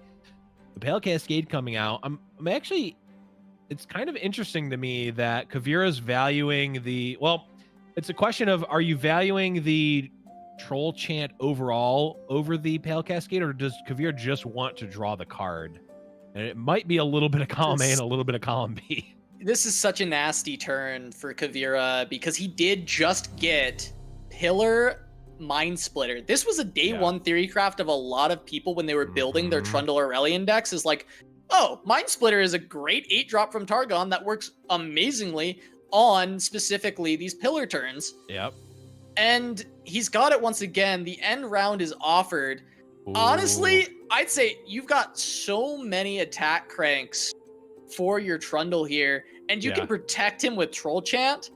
I think this is an attack angle for sure. You start putting the pressure on. I mean, what's the punish, right? Like, what does Hunter have that punishes at least this attack? Guillotine, sure. But is that like the thing about that is that that's okay, right? Like I'm saying, like that is okay because you have Mind Splitter, Sejuani, Aurelian Soul in hand. Right. If he throws out a guillotine for one target here and kills your Trundle, I think you have to be okay with that. And now Swain comes down, Mind Splitter instantly off of that ice pillar. And now what is your Swain doing? He's waiting for his boat to come pick him up. He's waiting for Gangplank to come home because he's not going to be able to do anything until that boat is here and stunning things. Because even if you stun a lot of this board with, say, a TF red card, he's going to go blue card because he needs to find Leviathan. Or you use something like the Make It Rain and you hit face. So what if you stun this board? Swain doesn't get to go in. It's just a Navori Blade Scout. It's a couple of damage. Yeah. You're not going to nickel and dime this deck down. It's got too much healing. Yeah, and the nickels and dimes are very quickly not adding up to the dollar needed to kill Kuvira here. The window is getting closed, and even if you perfect hit these Make It Rains, it's just not enough. Even with even if you draw like runner, like you've already seen one fervor, so there's only one additional fervor. That would be 3, 6, 7, 8. I mean, it's just not there right now. Yeah, and like nail in the coffin, Kuvira picks up this Equinox, which is just nasty with the Mind Splitter because it makes it so difficult to remove once it has that spell shield, I think it's likely that that's the target he wants to be hitting with this pickup, because he's just keeping the Swain locked up. I guess there's an option that Kuvira could also just go for the kill on Swain, but because it's permanently stunned and locked up, it does make sense that I guess I can just leave it on board until a Leviathan hits. So Equinox is the silence a follower. Oh, I thought this was the Moonglow. Yeah. No, they look very similar. It's Moonglow is the 2-mana one, right? That's the 2-mana spell. Yep. And Equinox is the 1-mana silence. So, okay, so then this is just an answer for Leviathan if it ever comes down. I mean, this is essentially just checkmate. It probably is. I mean, it's not the direct, like, oh, it's not a 1-move checkmate. It's a, like, okay, if they go here, then I go here, and then I take bishop d6 to, okay, then it's checkmate. But yeah, it's gotta be close. Wait, why is that Zaps Rayfin just sending the message? Yeah, it is to send a message. I love it. I there's not enough of that's being done in tournament play. Just the, like, I'm attacking with the 0 power unit just because I can. It's completely free and provides no value to me. It's just sending a message. And a bunch of big units now coming in. I guess if you're gonna kill the Swain, you do it with the Infinite Mind Splitter, because it's the target that is, like, actually stunning the Swain currently. The Swain can't block, so I am curious in general why it's being even pulled to just deal damage to the Ice Pillar. You see, what you mean is the Swain can't be assigned as a blocker by Huntervii. It can technically block, but Kuvira has to make that choice. Right, true. Accurate Technically true. Yeah, I don't, I'm trying to think, why would, is there a way for Huntervii to silence his Swain? Okay, maybe just visualizing. Sure, yeah, visualizing definitely a fair thing to do. And now, yeah, just go ahead and get rid of the Swain from the board. It's still useful existing on the board, and now he has the answer to a Leviathan with the Equinox that I thought was a Moonglow, but it is not. And they're going to be able to, I mean, Kuvira is just, he's in a very dominant position. He said, hey, my lineup beats my old lineup. Yep. He's trying to prove it here, but you know, this is the last chance, right? This is Hunter having this Riptide Rex for this next turn, potentially with some ability to actually make it happen. And we'll see if that can actually do it. But that's a Living Legends that can be picked up on a basically guaranteed Aurelian Soul level. Yup. It is, but is there a world where there's perfect Rexes? Is there a world where there's a perfect Rex? Make It Rain did hit face? This isn't even on the Rex turn though. He's on 4 mana. No. He doesn't need to do it now. He wanted to hit the Trundle, I think, to try and kill it with Death's Hand, but oh yeah, man, this Troll Chant is going to be an absolute nightmare for Huntervii, because that's going to keep Trundle alive. Yeah, and set up the regen. Doesn't even happen. Yep. And now there is a leveled Aurelian with Living Legends in hand. And this is one I'm not sure I've seen lose, because Living Legends Aurelian Soul is just disgusting. You think you can challenge a space dragon? Getting ready with the juicy emote, deciding is the Poro or the juicy emote a little bit better here? Well, I will say from personal experience, Juicy is quite possibly the most toxic emote in the game. I don't know if there's much of an argument against that. He's going against his Padawan though, right? You know, you got to take that into account with this emote selection. Right, which would make it even more toxic, I think. Like it's just maximum toxicity. It depends on their relationship. I don't really know. Maybe it's a Maybe it's a just go for maximum. Well, maximum you know, punishment. the relationship is, of course, that Huntervii is Kuvira's apprentice, who has recently joined the dark side and continued to play Swain TF. Whereas, you know, the light side, Kuvira, is running, of course, the new Draven Swain, or, you know, using the light side of the Force, trying to stop what he created, actually, with Huntervii. And it looks like this, you know, the fact is he did have the high ground. It's looking like a position where Kuvira is going to be able to take this home. And it's just a matter of this Rex getting hits, but I actually don't think that it matters because Living Legends just comes down and the board refills. I don't think that this Aurelion Soul is ever dying.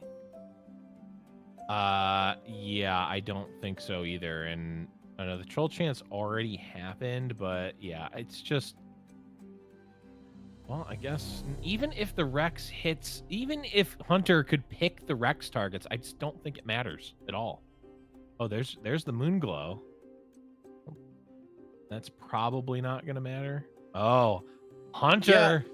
I mean, if it hits the Spacey Sketcher and stuns a bunch of members, maybe there's a way for the damage to be pushed in. Is that what's happening here? Well, the thing is that Hunter is already attacked, so. Oh, he did do that, didn't he? Yeah, wow, that's a great point. Attack.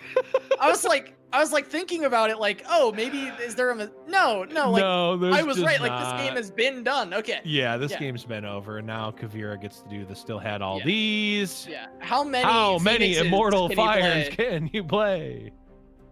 Oh, yes, a couple rainbow poros, and we gotta get the scoop from Huntervii. If he wants to go back to back, he's gonna have to do it from the losers bracket because Kuvira, the master, comes in to take down the student. And he will be in the grand final, and Kuvira will be coming back next week. But he, for now, will be awaiting the winner to come through the losers bracket to face off against him in the grand finals.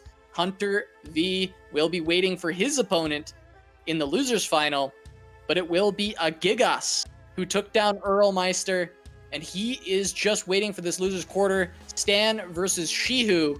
The winner of that matchup will take on a Gigas for a chance at Hunter, and then from there, a chance to face off against Kuvira. We have a lot more Legends of Runeterra action coming for you guys. I'm very excited to see these, but we'll be getting back to it with the losers semifinal between a Gigas and either Stan or Szychu after a short break. Don't go anywhere. There's plenty more Runeterra to be played.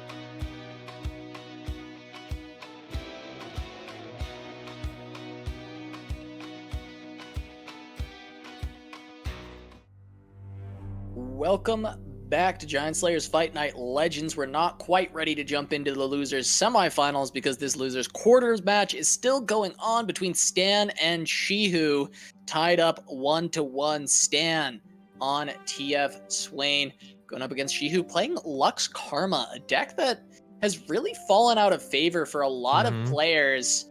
With Call of the Mountain, realistically with the original round of nerfs to Demacia and Karma.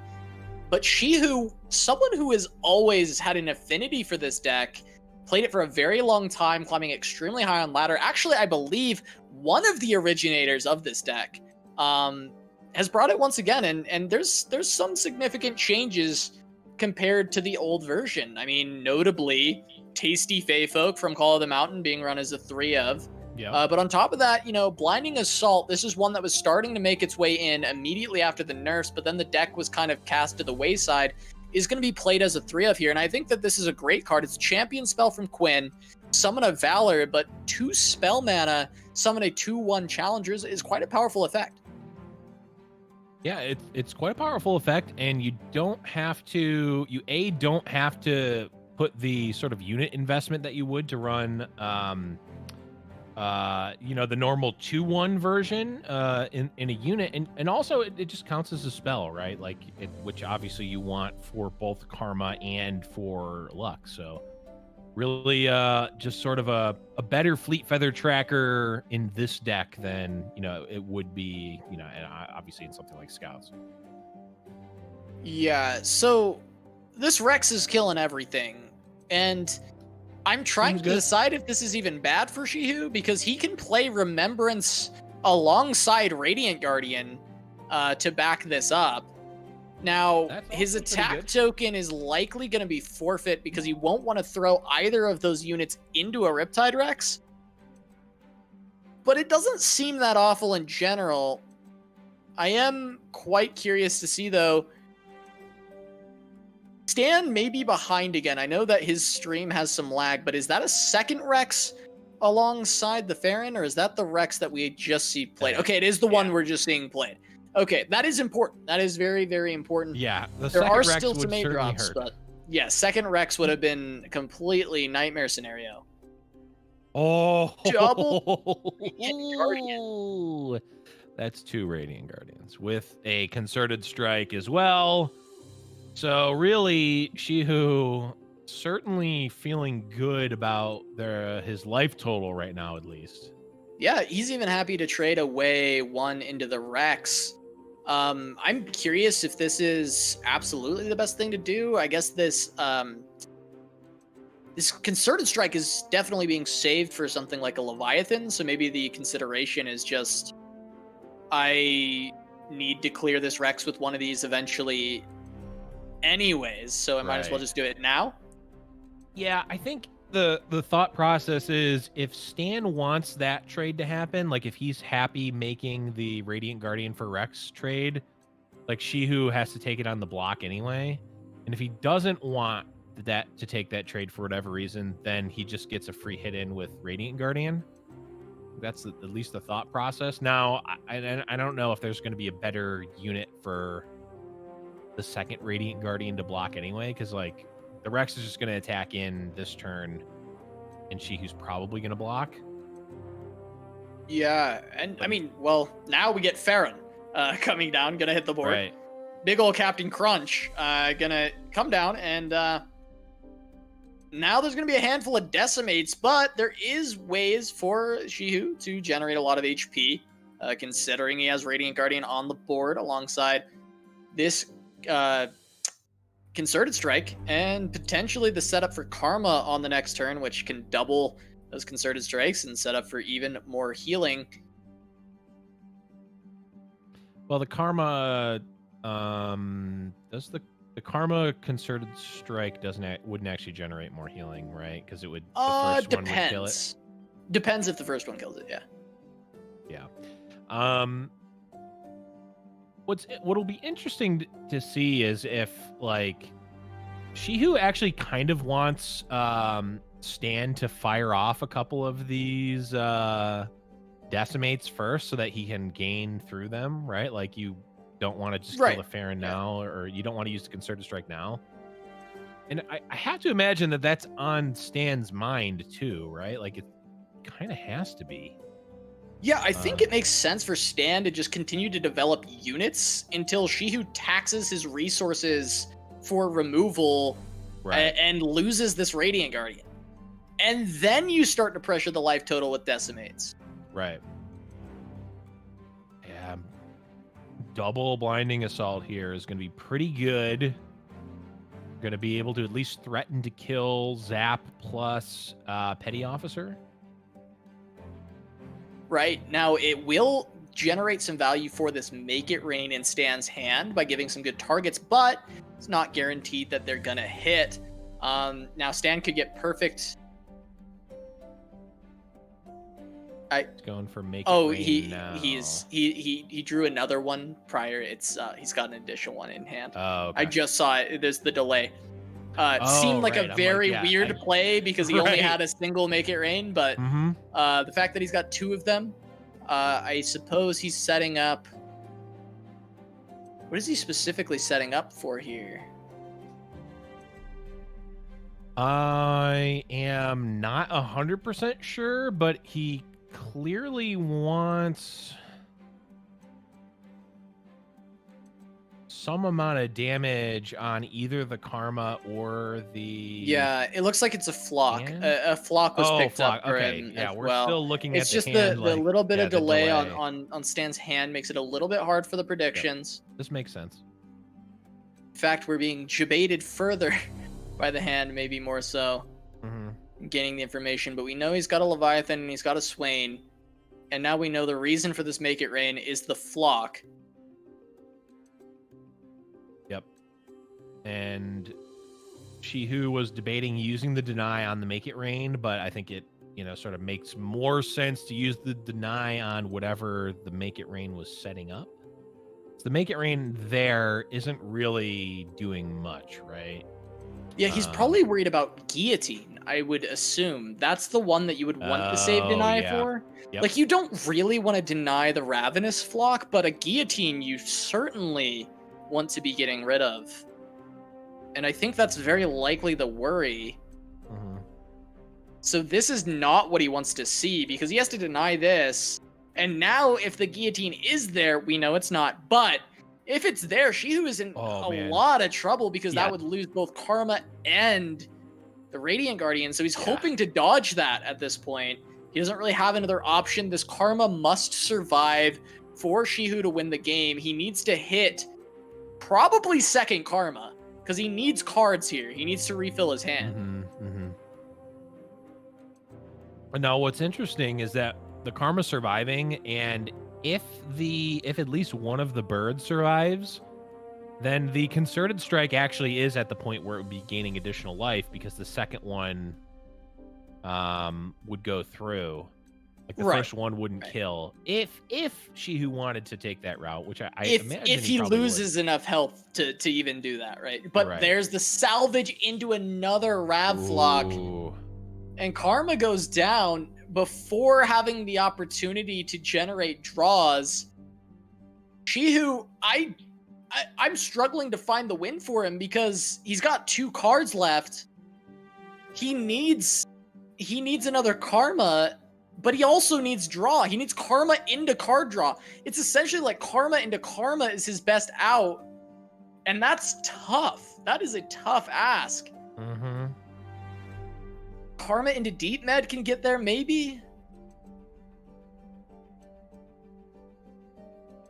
There's the Deep Med. If he could have kept the Karma on the board, it would have been so good. That would have been huge. I mean, it's not like he had an option. He had the choice. No, he didn't. He didn't have a choice to keep it alive, but would have been the best place. I mean, technically denying the Make It Rain maybe gets him there, but double single combat, not really what you want to see. An additional Deep Med, Concussive Palm, Remembrance maybe. Single combats aren't really doing enough on their own. Even those other cards that you mentioned are just delaying the inevitable at this point, and honestly might not even be delaying it. Well, yeah, I guess Szychu's going to be able to go Concerted Strike, kill the Farron, block the Swain with the Palm, single combat the Swain. Except that's actually not going to happen. Oh, okay. The Radiant Guardian's not stunned yet. He was just hovering the eye. I was wondering, like, wait, where is this Radiant Guardian getting stunned from? Okay. So yeah, he can certainly survive this turn. And can actually threaten to kill both the Farron and the Swain this turn. Which is a plus. Also leaves him with no ways to deal with the Leviathan on the follow-up, and there's also the additional looming decimates. But as it stands, he can deal with this. Yeah, he can deal with the board, and that is, like you said, I mean, it is a big deal. He's got the Concerted to hit the Farron, single combat onto the Swain. Can do it post combat if he wants. Doesn't matter, actually.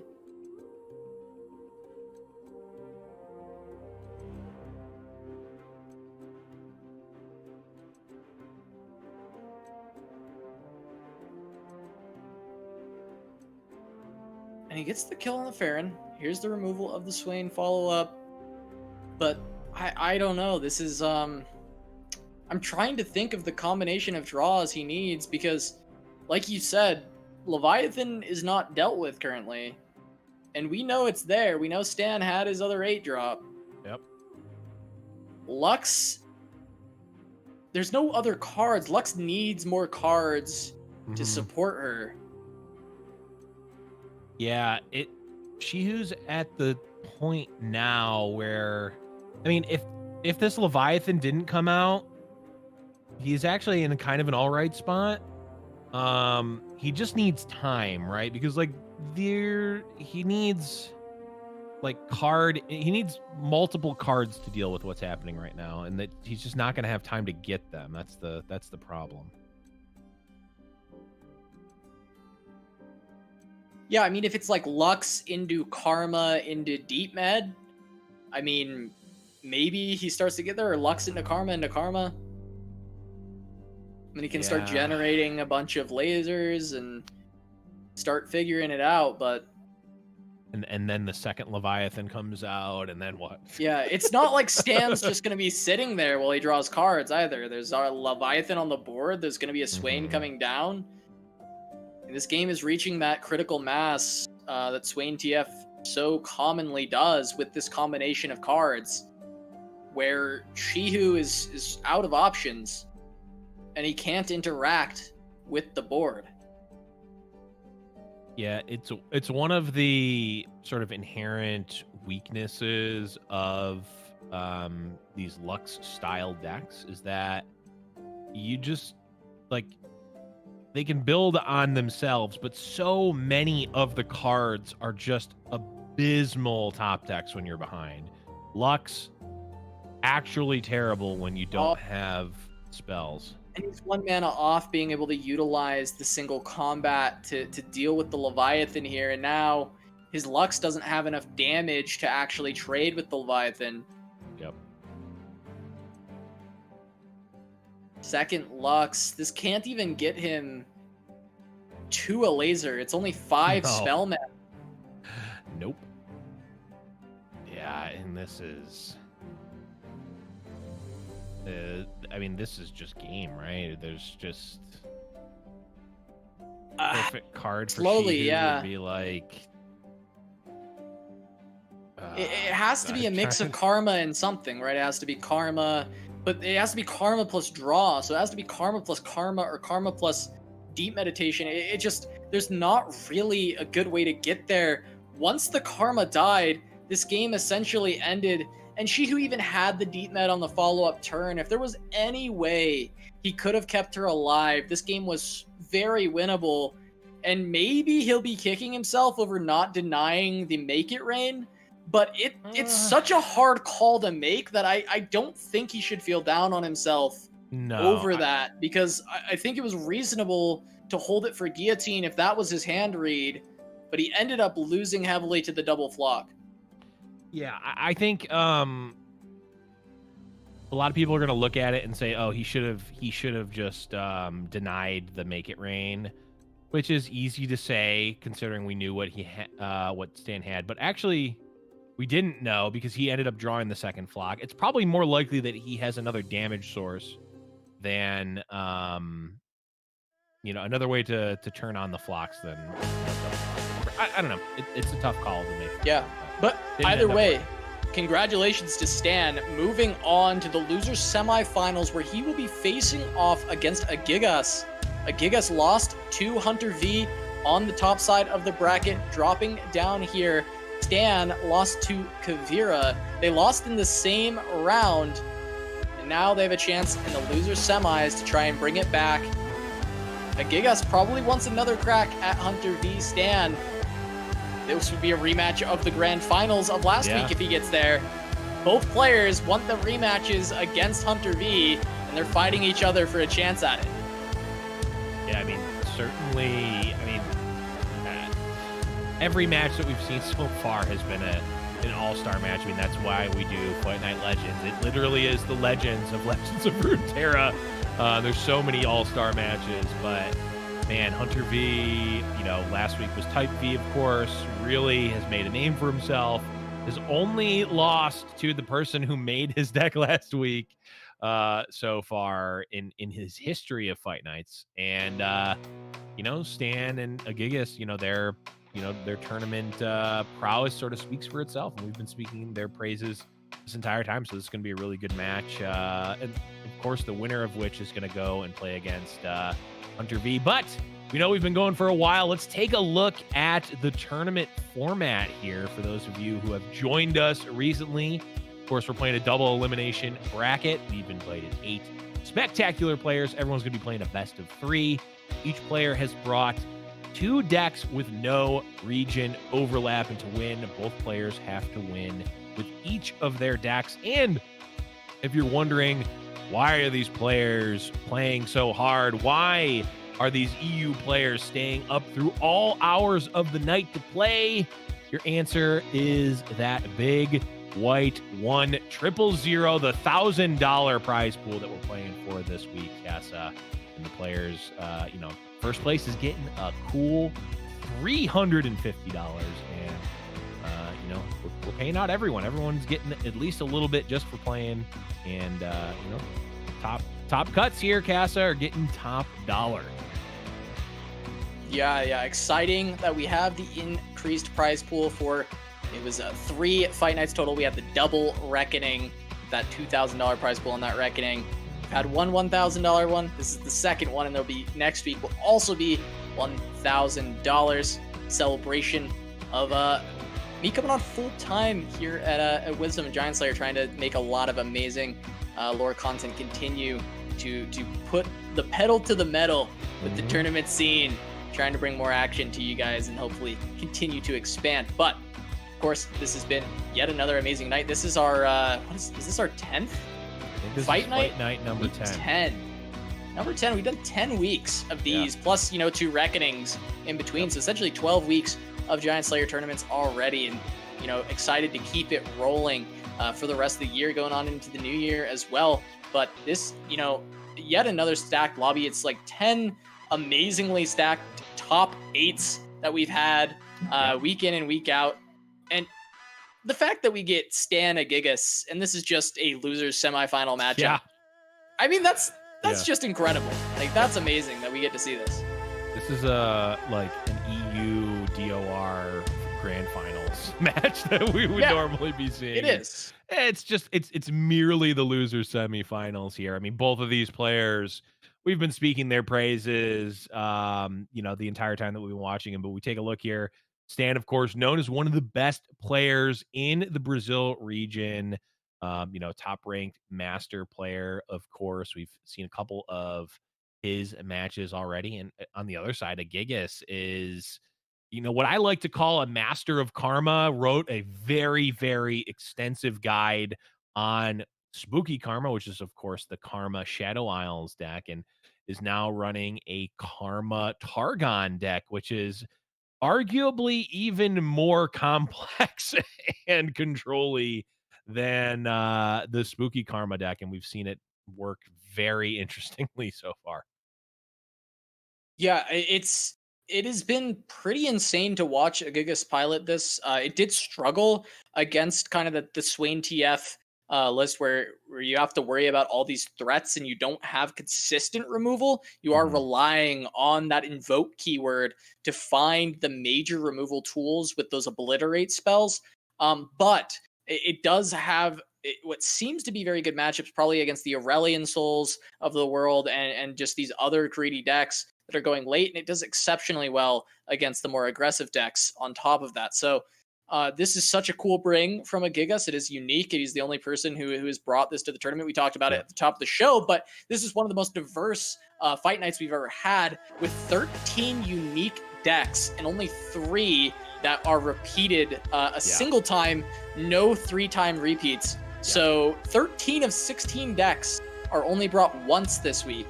Now that's a pretty diverse meta, Blevins. If I've ever seen one for a card game, for any game really, having that many different picks in a tournament this small, I think is crazy. Which is weird, because if you look at LoR Twitter, it's people saying that they, there's only 3 decks that are ever played. So yeah.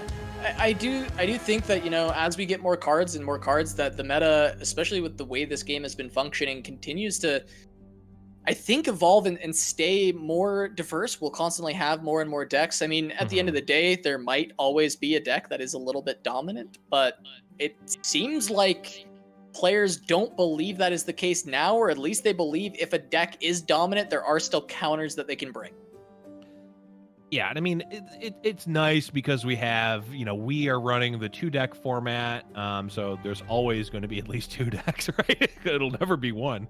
It'll always at least be 2, but, we saw the official Riot EU tournament that was announced, the tournament series, rather, that was announced today, and those teams had to bring 9 decks, so it's certainly going to be diverse, regardless, just based on the format.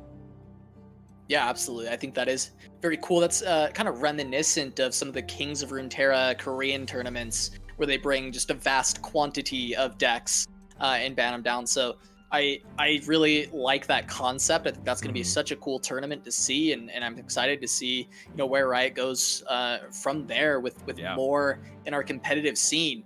But starting this off, we are going to have a Gigas on Captain Crunch, the Pirate Aggro, going up against Stan TF Swain. Yeah, same regions, very different styles of deck.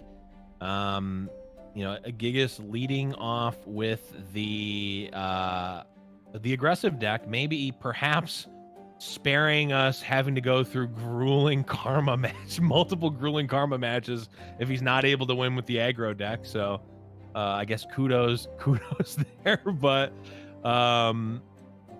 yeah, I mean, this is going to be it's going to be kind of a parodied game for a while, I think, considering a lot of the cores of these decks are kind of similar.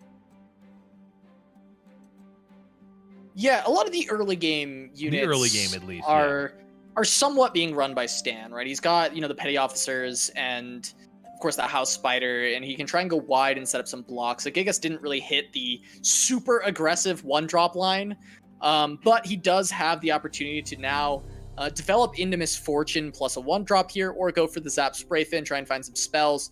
And realistically, Gigas is just trying to set up for the Gangplank level up and then try and finish with Farron, because Farron is amazing against TF Leviathan.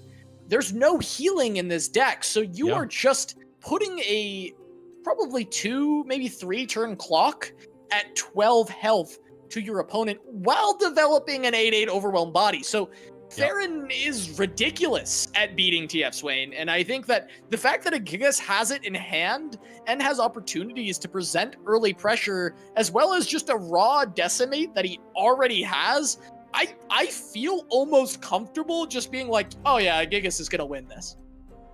It certainly seems that way. And you know, of course, Stan, it's tough because we don't see Stan's hand here, but you know, not a ton of pressure being put on by Stan. Stan actually offered up the end round here. Gigas could have taken the essentially skip Stan's turn, but decides to develop the zap instead, which I like because, like you said, Farron is sort of the trump card in the you can't gain life, and I will have over the top damage. So every little point of incidental damage is crucial for a Gigas. If he can get, you know, if he literally is able to nickel and dime Stan in this matchup, because Farron will come in and cover whatever is left to get to the dollar to kill Stan.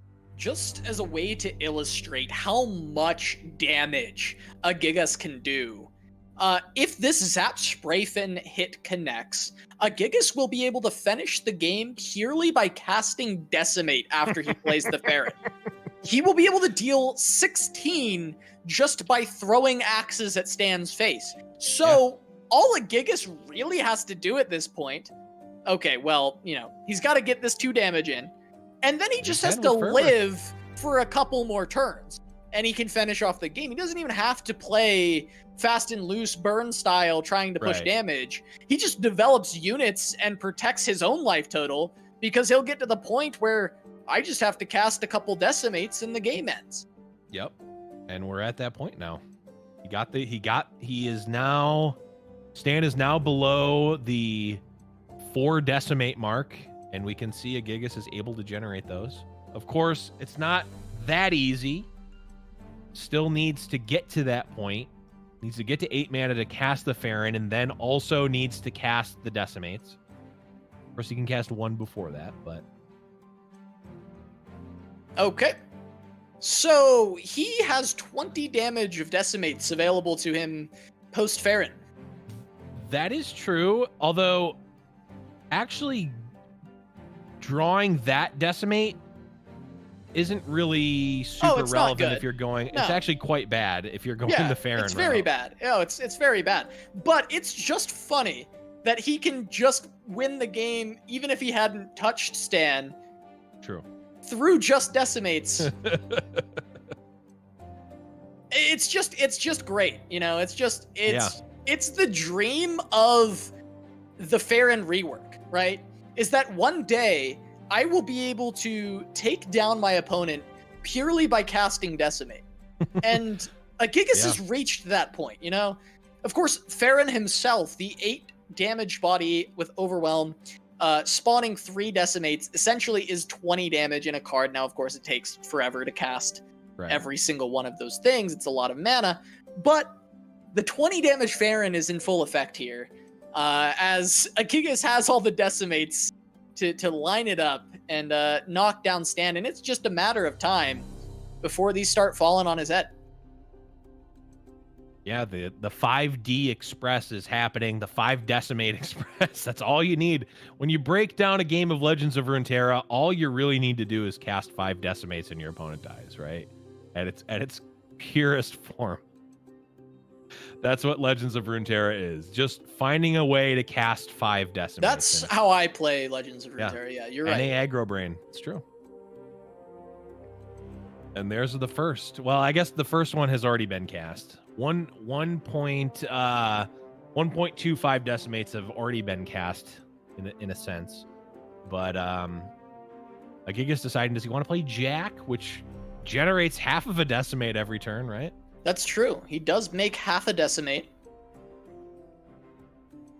Would that be like a what would be a doe decimate? Because like decimate would be like cutting it in 10, and then doe or no, is that 12? I don't know. Is doe decimate 12 or is it 20? I'm not sure. What are you on about? What is going on? You know, like a dodecahedron. Okay, I'm done. I am actually, yes, I do understand what a dodecahedron is, but yeah, I don't know exactly how that's pertaining in this situation. Because Dessa would be like 10. I mean, the decimate doesn't do a 10th of your life total, so it's already a flavor fail. But if you go just by the, okay, I'm done. I'm done. Chat has cast hush on me, so I will be silenced the rest of this round. Oh my god. But I love the unit of measurement in decimates. I think that measuring games in 5 decimates, yeah, you know, we're getting there so far. Like you mentioned, this is a 1 1.25 decimates. And then a half a decimate is available for a Gigas for free fleeting this round. 1 1/4 portions. To bring it back to Star Wars again. I'm all over the place. This is what happens when we have these long control matchups, is that I literally go crazy. Long control matchups? This is Captain Crunch. No, not this game specifically, but all the other ones. Ah, yes, I see. Yeah, well, you better not bring it all the way back to the sequels, because the mouse will come back, and we don't want that. Nobody wants that. Also, this aggro deck has, let's see, 19 mana worth of cards in their hand right now. So that is true. That is true. We shall see what ends up playing out like a control deck or not. They also have essentially 5.5 decimates in hand. True. And Stan pulling his Yugi impression here and had a Yeti yearling spawn off of an earlier petty officer, die, and now I think maybe 1 or 2 turns later drawing the Yeti from it. Yeah, I think like the craziest part of this too is from Stan's perspective, this game's kind of going okay. He's at 15. The board's a little scary right now. Like, he doesn't love this board, you know, GP, MF. But he's got 4 cards. He's got a good board developed. You know, Yeti is a great response to a lot of these things on board for the attack. And the attack. Suddenly, he's going to start having axes dropped on his head. And then he'll realize that this is not going well whatsoever. Yeah, I have to think that the first sign of, oh, this might not be good was when the decimate was cast last turn. Or no, there wasn't a decimate cast last turn. No, he he's hovered still it. He holding, played Jack. Yeah, he's holding a bunch of decimates. Yep. And the Sleep with the Fish is actually countered here. Yeah, denied. Yeah. And actually, that's kind of... It's kind of big, because not only does it deny 2 damage, it also stops the Plunder proc and kills the Misfortune. So this Jagged Butcher is only going to be a 2/2, which might not be relevant, but it could be. Can't block Swain now. The Jagged Butcher can't block Swain at least. Yeah, I mean, that can be relevant, especially if there are ways to deal with these 5 attack units. I mean, if Stan can then increase the clock to whereas a Gigas is pressured, then this can get turned on its head. And it's just a matter of, can Stan actually increase the pressure enough? Because a Gigas has just a few more turns before this game is over. So it's all about finishing before that happens for Stan, and leveled Swain is a good start. Yeah, leveled Swain is a good start, and again, that denying the Sleep with the Fish is actually becoming more and more relevant here. It is actually able to kill the Jagged Butcher. This is going to make it at least a little bit easier to potentially, you know, get stuns through and get a hit in with Swain. I mean, depending, like, it's not going to take much to stun off this board potentially. Yeah, potentially not. I mean, we see 6 mana for Stan. A Gigas is likely on Farron this turn. Yeah. And then he's just a matter of, can he cast enough decimates to actually finish this game? Yeah, is he going to have enough time to, is the real question. And it looks like at least maybe? like that zap is going to draw a spell, which is likely going to stun. Now will be the Farron. And I guess, the attacks still for stand still aren't going to be super great. Even if the Farron gets stunned, it's still not going to be super great. Gigas is going to be able to cast half a Decimate this turn potentially, and then fill out the rest of the Decimate next turn with the second Sleep with the Fishes, which will put stand to 11, and then 2 Decimates on his turn, put him to 3, and then Farron theoretically threatens lethal? Maybe? So, I'm wondering, Blevins, how do you think that Farron organizes all of these axes? Is it the Dewey Decimate system? The or how else would how else are you gonna categorize all of these? He has so many. That's a slow clap for me. I mean, that might be the greatest joke that's ever been told. The Dewey Decimate system. He has so many axes here, and I don't know how he's gonna be able to tell which is which or where to put them. You know, the Dewey Decimate system is definitely the best answer, but he also might be asking a friend for advice. Because it's just so many axes. It's problematic. There's so many axes. That is an obscure reference. But an even more obscure reference would ostriches? Is that what the ostriches were? Yes, it sure was. It was Don Knotts from Family Guy. My Too God. many ostriches. This is what happens when it's a control meta, Casa. We both just start going crazy. Oh boy. I had an even more obscure reference that I don't think anyone under the age of 30 would get. Well, so I'm just going to leave it to myself. Well, we've got the first thing coming out. This is a half Decimate. Yeah. Which I'm still not sure. Is it a he's kinda, or a Duodecimate? Realistically, he's half axing it, but it's not quite getting there. It keeps going.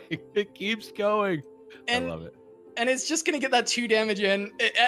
After that, next turn it's just double Decimate, and then he just keeps firing them off until he either loses or he wins. That's the strategy that is left for a Gigas, and this doesn't even matter necessarily because the clock, as far as Decimates are concerned, is not changed by the Sleep with the Fishes.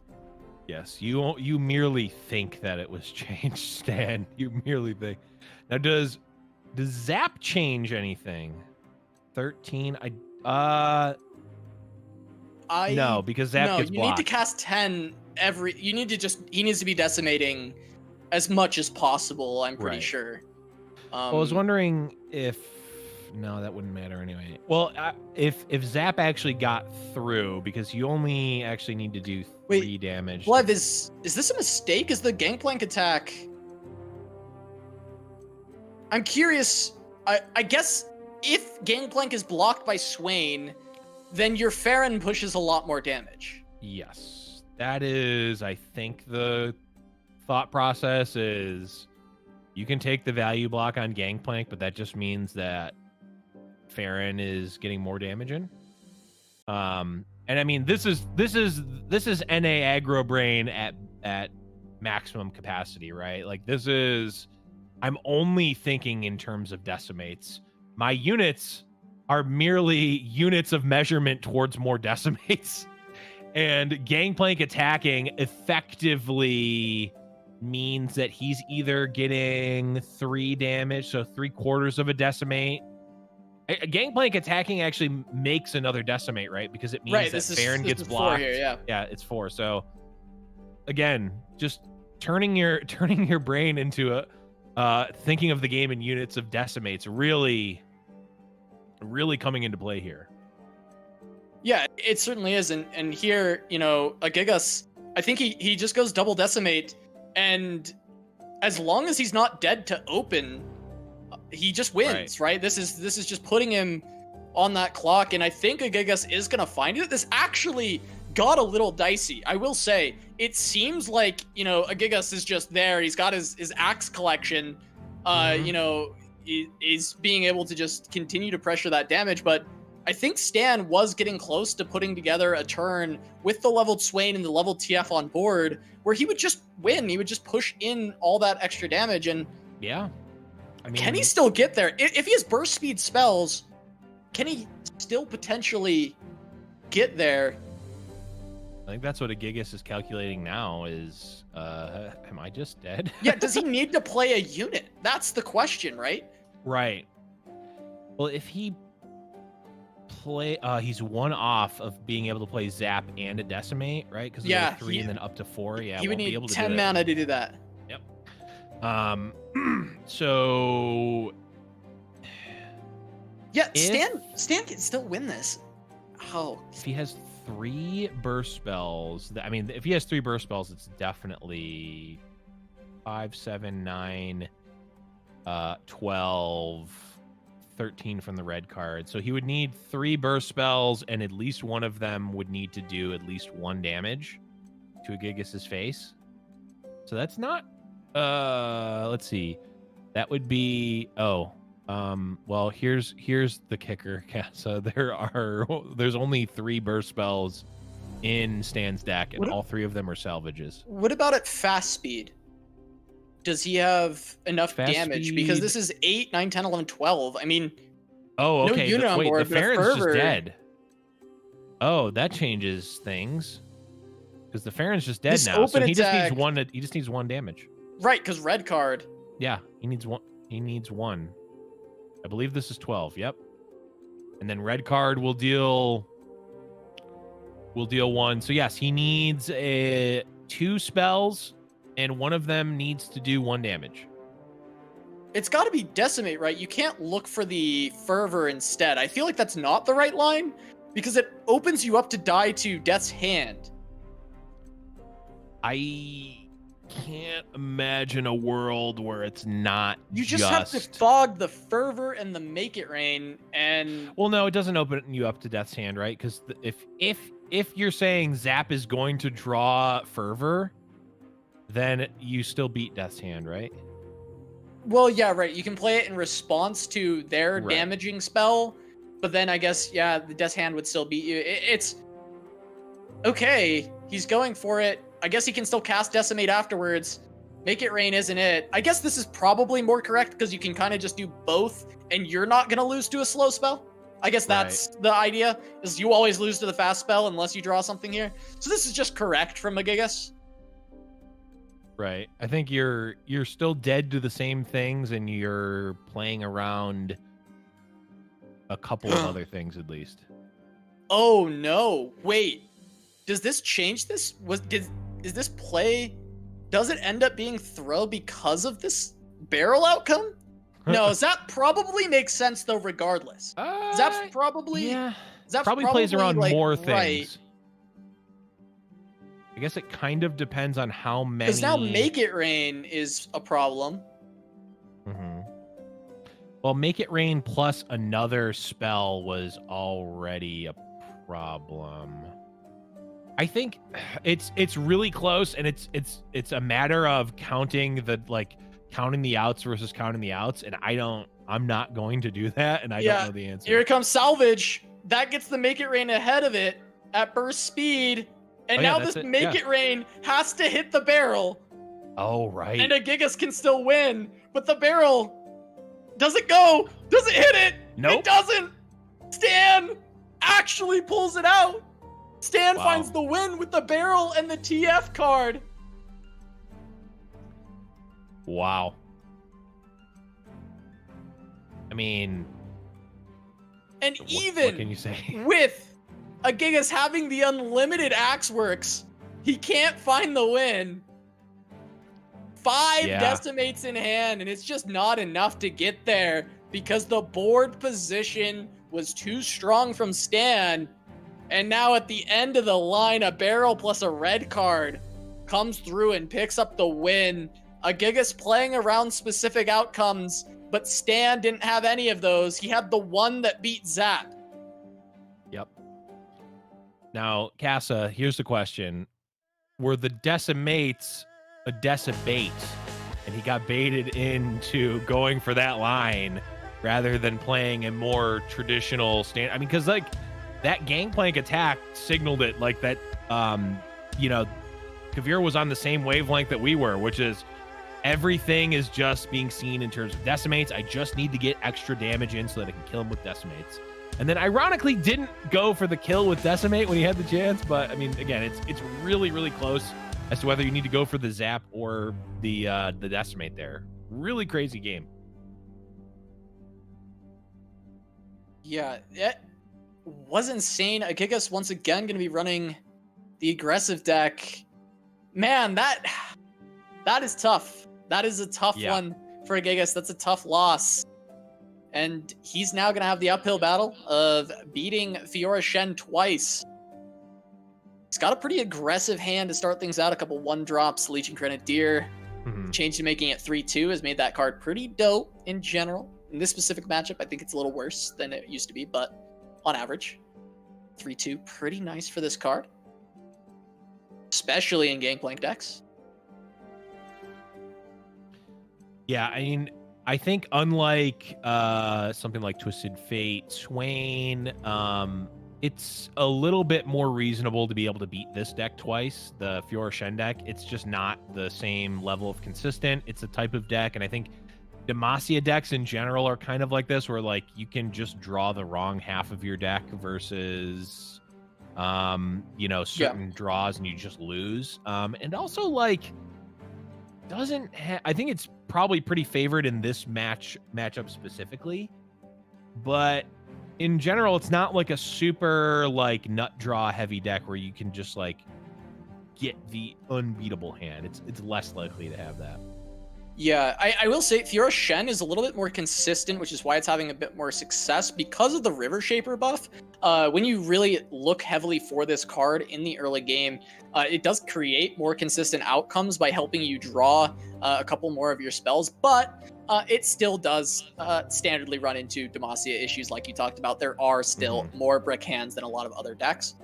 But we'll see if that ends up being the case for Stan here. It looks like yes, maybe. Seeing as how he is on 5 mana and just passed into a face full of damage. Yeah, okay. I don't know if Stan is going to be able to keep up. He's got to find some lifesteal, something really fast here. A 3/5 no text. I mean, certainly is a start, right? It's not the best, but it's a start.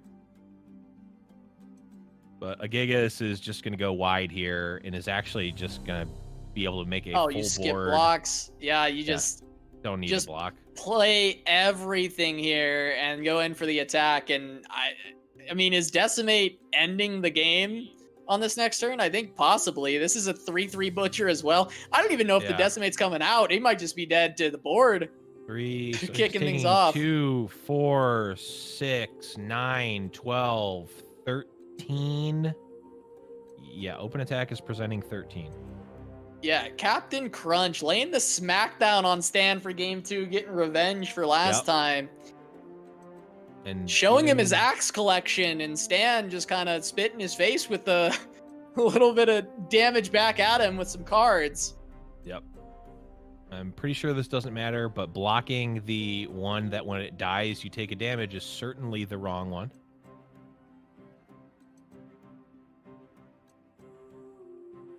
Yeah, so that was a game. That was game 2 for everyone just joining us. Game 2 has happened. That did happen. That was a full game of Legends of Runeterra, technically. Earlier, we watched a 45-minute game. That one was 45 seconds. 5 turns. A Gigas. Captain Crunch. Done. Curtains. That's it. 1-1. Game 3. We're going in. Next match coming at you pretty soon. Stan Gigas, one final match to see who will face Huntervii in the losers final. And this time around, Gigas, he's going Leona Karma. He's got this more controlling list, I actually would have to imagine this has a fairly reasonable matchup into the Fiora Shen deck. I would think so as well. So this kind of has a similar problem. The Karma deck has a similar problem versus Fiora specifically that it does versus Twisted Fate, and that like it doesn't have cheap early removal spells. So like if these, you know, these 2/2s and these 3/2s, you know, stay out on the board and you can get a Fiora online, like maybe you can win with Fiora win condition. But then also there's this card called Hush that is in the game, right? So probably not gonna happen. The other potential for Stan is having one of those late games where he's on multiple Bright Steel formations, right? And he somehow manages to dodge obliterates at that stage in the game because potentially they were used earlier on something like the Fioras. And maybe that's an opportunity for Stan to actually come back into this game. But I do think that a Gigas has a good early game plan going up against this Demacia kind of barrier list. Yeah, I think I do think that in general the Karma deck is going to be favored. Now, we won't see the fruits of that for another 23 turns probably, but I do think that in general, like most of these styles of matchups, there will be a small window. There will be a small possible window where the sort of mid-range or more aggressive deck will have options, but it's going to be a small one, and it's going to be, you know, on Stan, of course, to recognize when and where that window comes. I fully expect that this game will be a strict kind of dichotomy of the last game where we had 5 turns. I think this one will be, you know, like you said, 25 turns instead. Maybe not, you know, to that extent, but of course, these decks are going to play a bit more methodical. Stan, of course, will be the aggressor, while a Gigas just tries to scale out to his Karma and try and avoid any disasters that could occur via this Fiora. Yeah, absolutely. And I'm looking at chat right now, and multiple people are like, wait, I walked away. What happened to game 2? Well, a Gigas played MFGP, and sometimes, you know, the Decimate plan happens via units, and it just happens in 5 turns. Sometimes it do be like that. Yeah. As Shen and Fiora are now on board, both champions, this is starting to get a little problematic for a Gigas. Now, Hush is a great answer. He's got some tools here that are going to be very good for him. None of these pickups are very helpful, but he is going to go for the Equinox to potentially silence this Greenglade Caretaker if it's getting out of hand. Yeah. Hush, I don't even know how good of an answer Hush is. I think it's I don't get complete. Okay, attacking with the Greenglade duo, or the Greenglade, what is it? Greenglade Caretaker. I'm thinking like Duo, Elder, those are all cards, but not that one. I was gonna say attacking with that seems a little sus just because of the Hush possibility. And Hush here, again, like it's going to keep the Fiora from getting a tick and put a little bit of damage on it. Yeah, this one's unfortunate. A Gigas is missing 1 mana here. He would want to Hush the Fiora, then Pale Cascade his Mountain Scryer, and then if any answer is played by Stan, he would then want to play Hush yet again as a response. Right. Now, he's going for it here, but Stan could just have a riposte and basically nullify this. But okay, well, another Hush. So everything's going to be okay for a Gigas, I think. That is an important draw. Well, it's going to be okay. He's going to have another 1 turn of I'm not going to get completely ruined. Fiora's riposte. There it is. I think that this is unfortunate for a Gigas. This is by not having that 1 mana, I feel like he needed to not go for this game plan. He needed to stay away from this.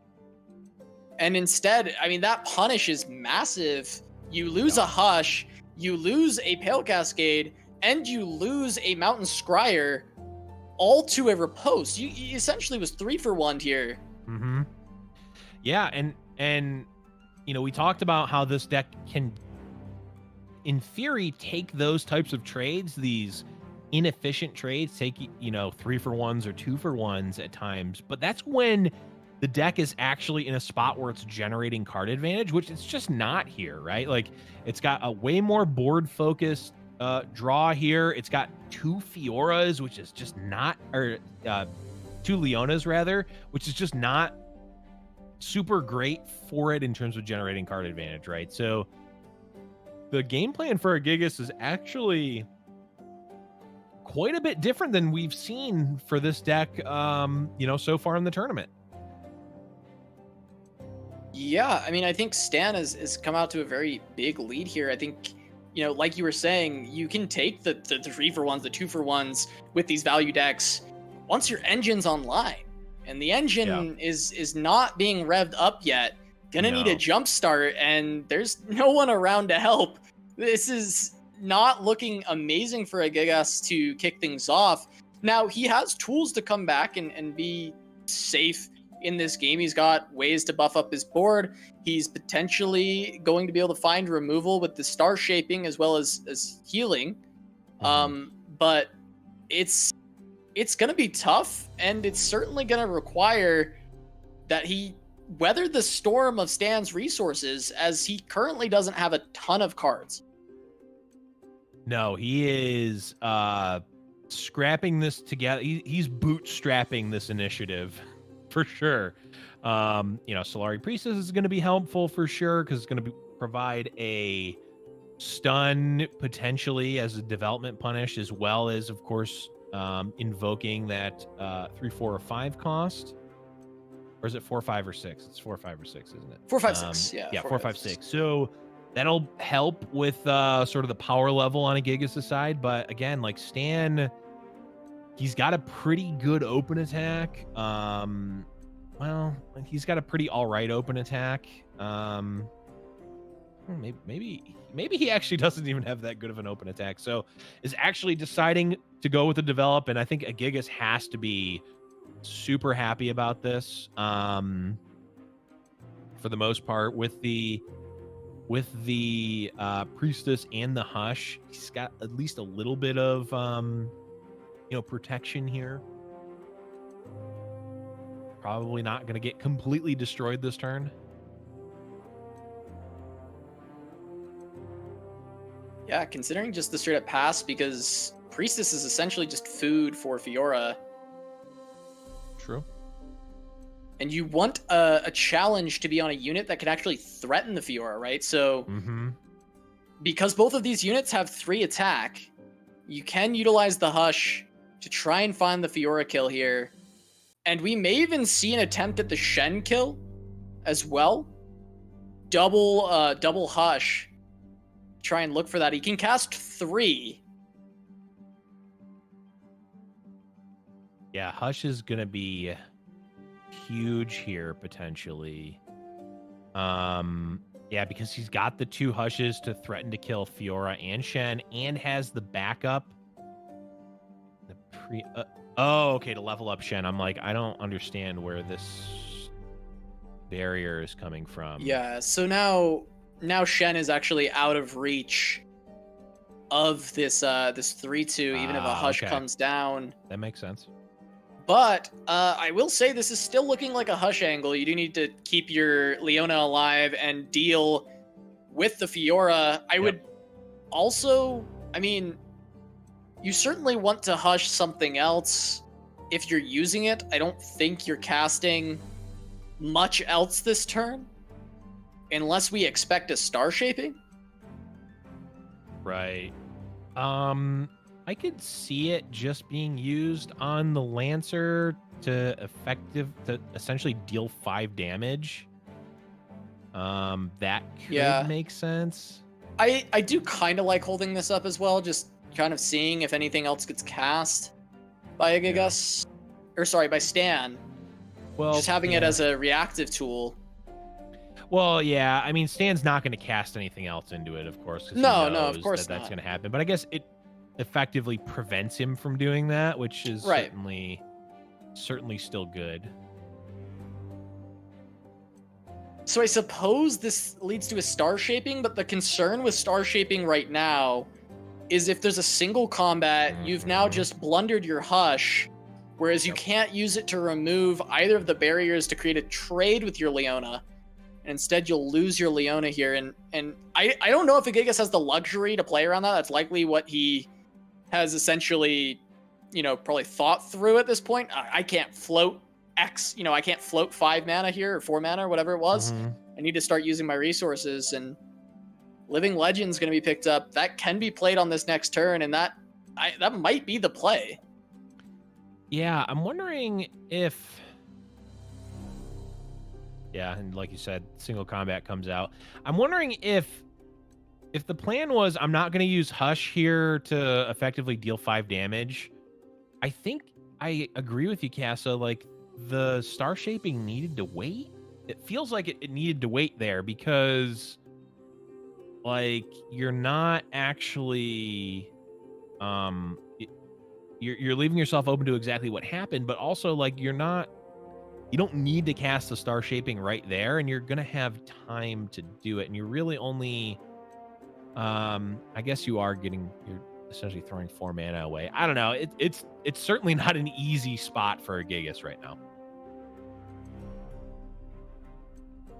Yeah, now, the Warrior Pantheon coming out, Grand Sky falling his way in and gonna try and find a trade on either the River Shaper or the Shen. I think, the Shen kind of has to go.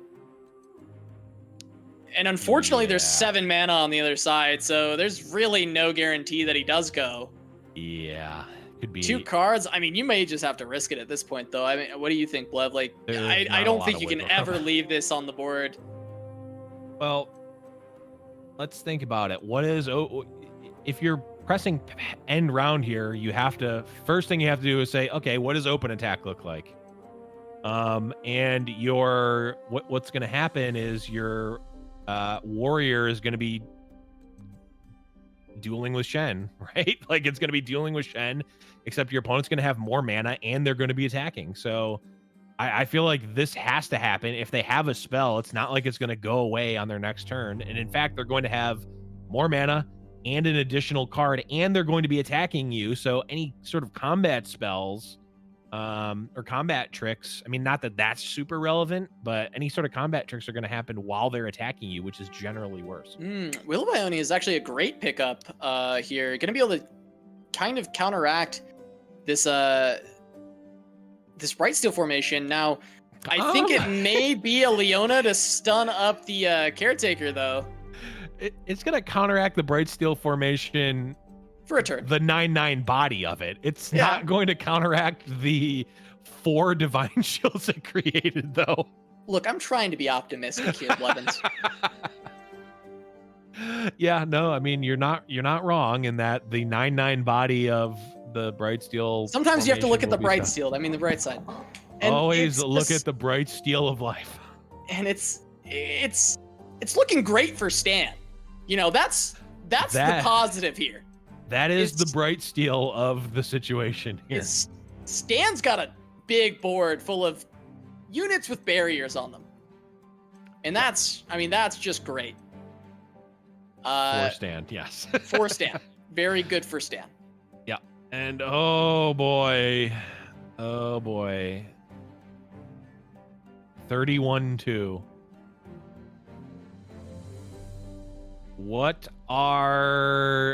At what point do we create a bingo board spot for a gigantic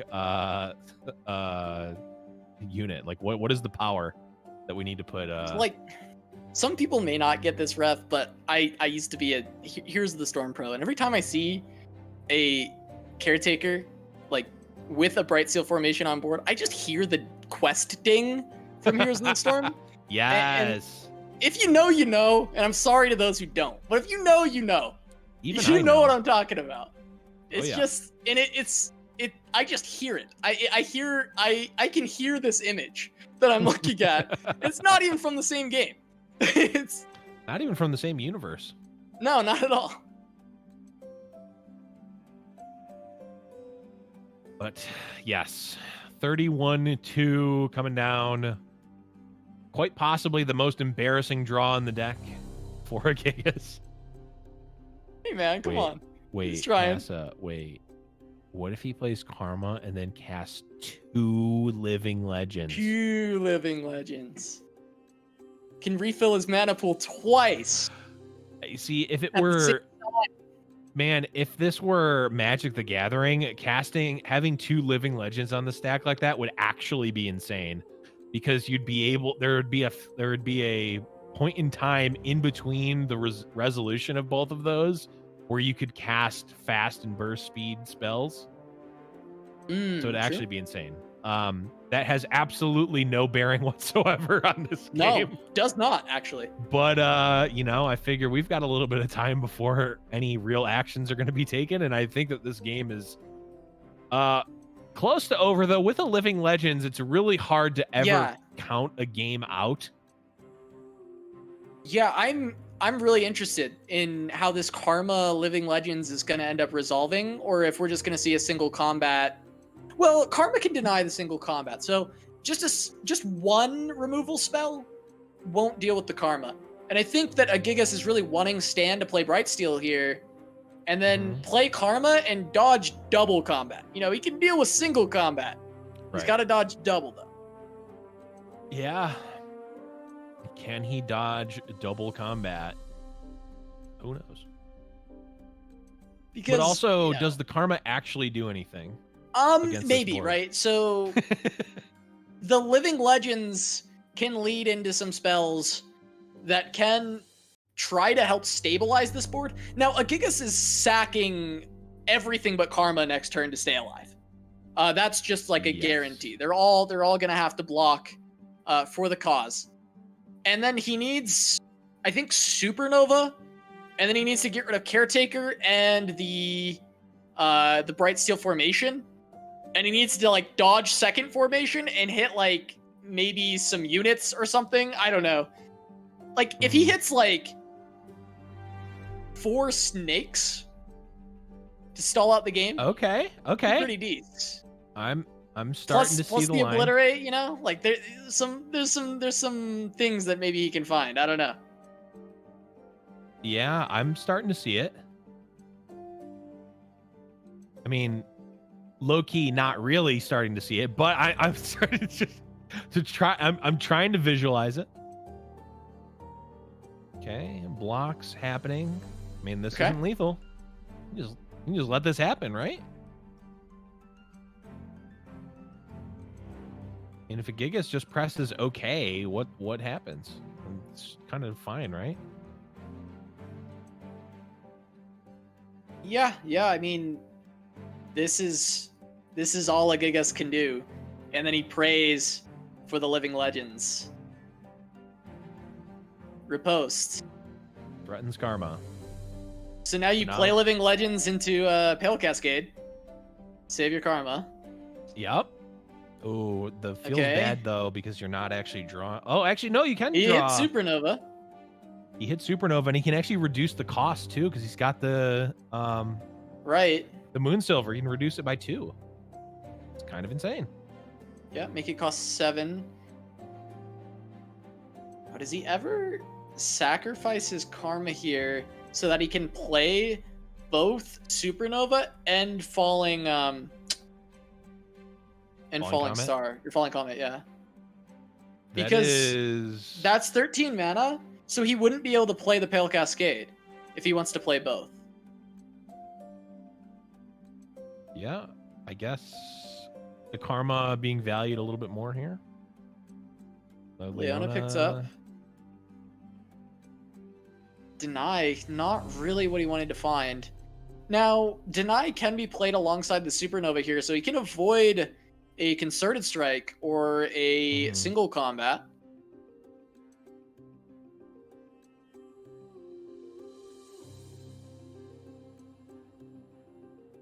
What's unfortunate is this is just removal and no aggression, and a Gigas is completely out of steam after this. Yes. So he really needs to find some more card draw immediately, because the other option is Great Beyond and try and race, but I don't know if that's gonna work. Well, if he's going for that, then he messed up with his Moonsilver targeting. Right. He needed to target the Great Beyond. Well, he either needed. Yeah, I mean, he could go for the 4/1 plus the Great Beyond. That's kind of a lot. And then actually with Leona spell, does that change anything? How big is the Great Beyond going to be? I guess is the question. I think it's +4 right now. And if he cast the Charger, then he would have been +5. So 13, 15. Yeah. Oh, but Karma's on play. Wait, but Karma's in play. That's still not 4. quite there. It's close, but not quite getting I think it's there. 19 plus double stun. No, not double stun.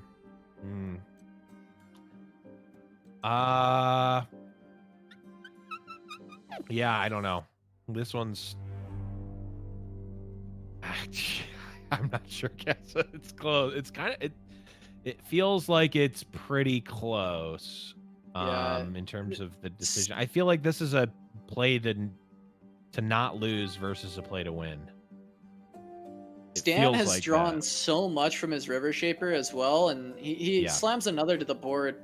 Now, I actually haven't been hand tracking very well this game, so I don't know how many of those cards in hand are spells from the River Shaper, and how many are not.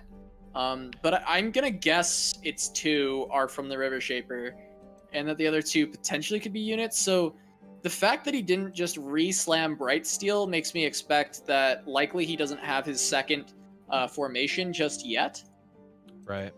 And now the Concerted, because a Gigas doesn't hold up the deny mana. Yep. And now there's not even a Karma to potentially draw a bunch of extra cards when you hit your Guiding Touch or your Star Shaping inevitably on this turn, because we haven't seen that very much yet. And there it is. We've seen 0, so of course the odds of him drawing 1 were very high, and I think the extra card draw would have been worth potentially losing out on playing the Charger. I don't think the Charger was very useful in comparison to having a Karma on board. Yeah, that could have drawn 2 cards there.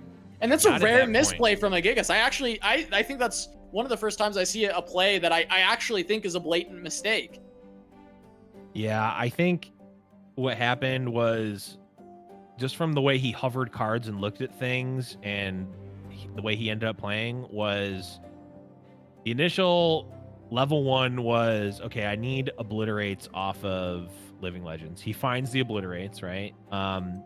Casts the Moonsilver on the Obliterates, then sort of hovers over the Great Beyond and thinks, oh, maybe I could have gotten lethal. And oh, the Charger, actually, I can weave in the Charger regardless because I'm gonna have enough mana. And I actually think if he went, I mean, the single or the Concerted Strike ruins the plan anyway. But if he went Great Beyond plus Charger, with the Leona spell, I think he was actually threatening lethal. Although he would still have, I don't know. It was probably a lost cause regardless, but the Karma dying certainly doesn't even like leave the hope for something.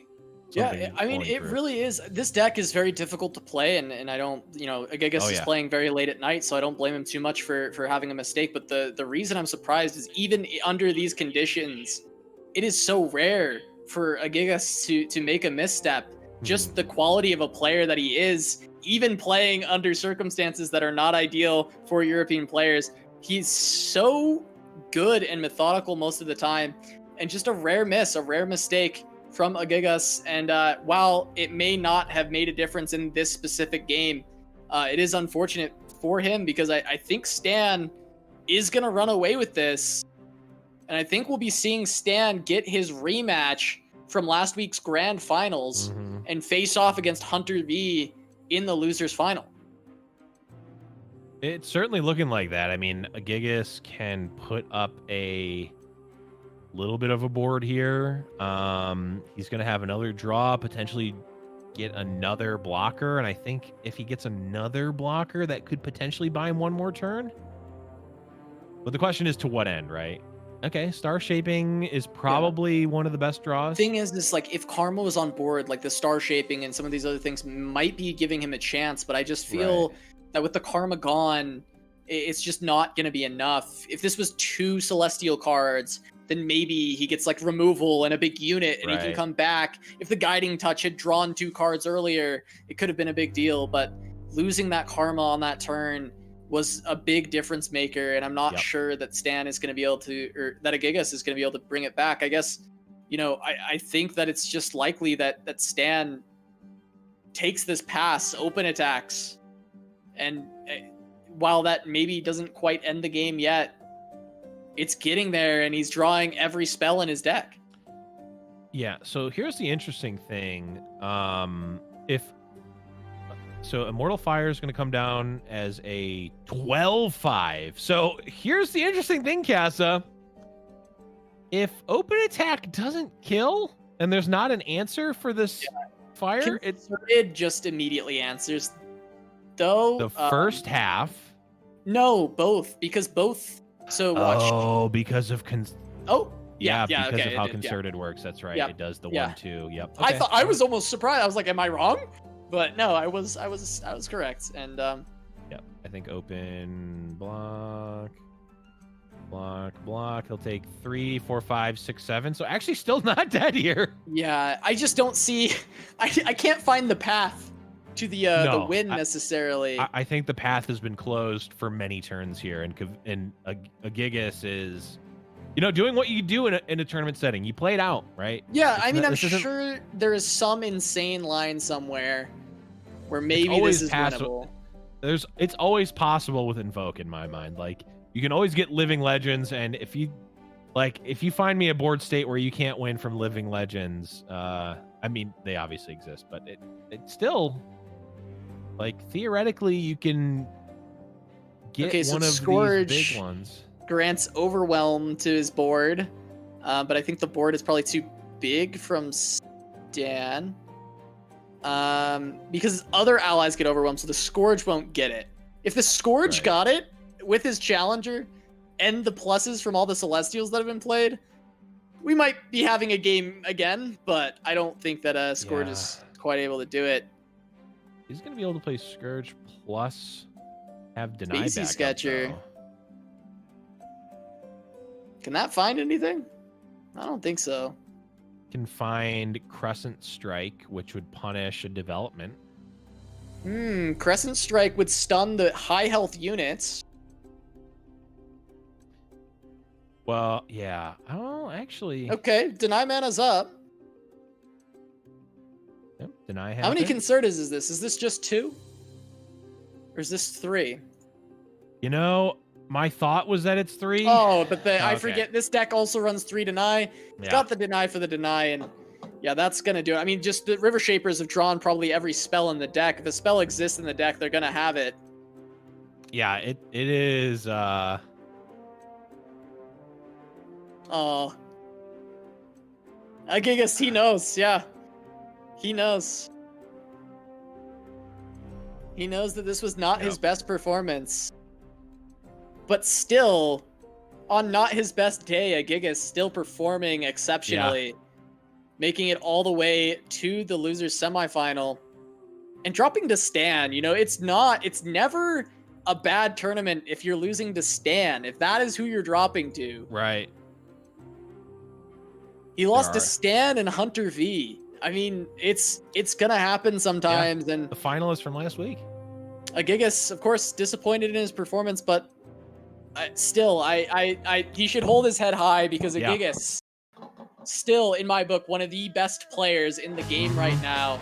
If we go purely on results, I'm certain he's top 10. He might even be top 5. He might be higher than top 10, based purely on results. I know someone made a post about, you know, EUNA door results, and I think he's up there specifically in that tournament series. But regardless, Gigas, an incredible player. But he falls to Stan here, and Stan, the Brazilian representative, runner-up from last week, has a chance to face off against Huntervii once again, who beat him for the title last week. So we get that rematch, this time in the losers final, not the grand final. We'll have that coming to you shortly. We're going to go to a short break. Losers finals and grands coming up when we return.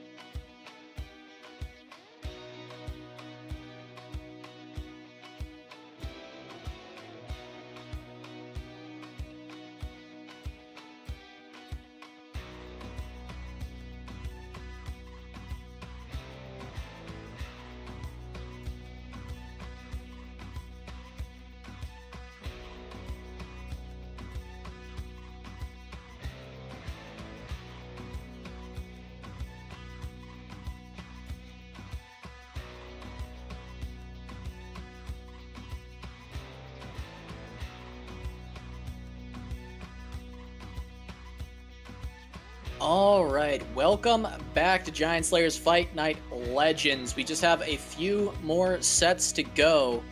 Losers final, Huntervii, the champion from last week, taking on Stan, the runner-up from last week.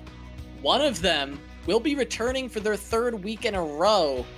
The other will unfortunately be going home with a third place finish after this one. But Kuvira awaits in the grand final to see which one of these competitors will have a chance to take a crack at him for the first place finish in this week's fight night.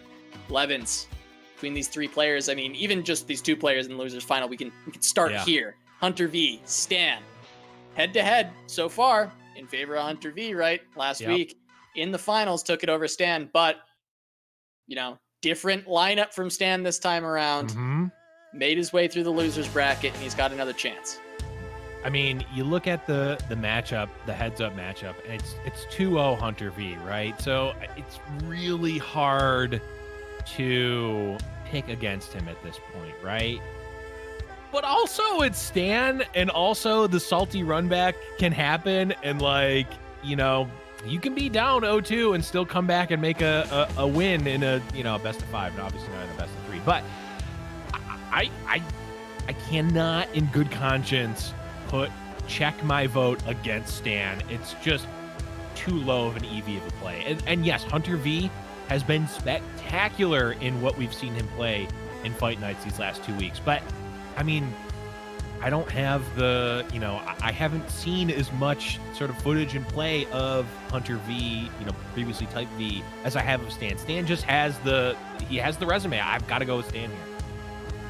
Yeah, Stan certainly does have the resume overall. He is, you know, one of the most prolific tournament top cut finishers across EU and NA, playing in both sides of the DORs of the Open Cups, grinding like crazy.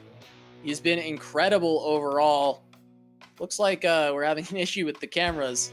We'll try and fix that as soon as we can. We've become chat now. And we have become chat. As we jump into game here, we've got Huntervii versus Stan. Going to be the barrier deck, Fiora Shen versus Lux Aurelion Soul from Huntervii. We saw Lux Aurelion Soul. This lineup, in fact, this entire lineup, win last week, piloted by Huntervii. And now Stan, you know, maybe having flashbacks to last week. He's got to play it again. I wonder if his lineup this time around is better suited. Yeah, I don't... I have to think that this, the Lux matchup just has to want to play this, right? It is at the end of the day, it's a unit-centric deck, and Lux generally eats those for breakfast, right? Like, that's exactly what you want to be playing if you're playing a Lux deck. And yes, Stan does have the late game, for sure. His deck is certainly more suited for a late game showdown than many other, you know, sort of Fiora decks, but I mean, Aurelion Soul can win any late game, right? Like, yeah, it's tough. It's gonna be tough here for Stan. Yeah, he's already getting a lot of pressure in the early game, but Hunter does have his Radiant Guardian. If he can ever get that set up onto the board, he's going to be feeling a lot more comfortable. And he's got Grizzled Ranger, which is a very good unit for accomplishing just that. Now, he's also going to have the Solari Priestess. He's going to have a lot of options to try and set up this turn 5 Radiant Guardian. Yep, turn 5 Radiant Guardian, of course, is... I mean, it's good pretty much everywhere. It's going to still be very good in this matchup. It's not like the game ender that it is in more aggressive matchups, but it is still very, very good here. Yeah, absolutely. I mean, there are things like Riposte that can help deal with it. They can deal with the toughness side of it, with the attack buff, as well as preventing any lifesteal. So there are certainly ways for Stan to get around this a lot more so than we saw in the aggressive decks. And I think that Stan does have the capacity to completely circumvent Radiant Guardian and continue to pressure the damage, but the problem overall isn't so much, I guess, the Radiant Guardian and the healing, but the fact that the mid-range units are being matched by Huntervii, and Stan will run out of value later in the game comparatively. I guess less so in this variation that is running the Brightsteel formation. I guess he does have a little bit of game as this goes very late.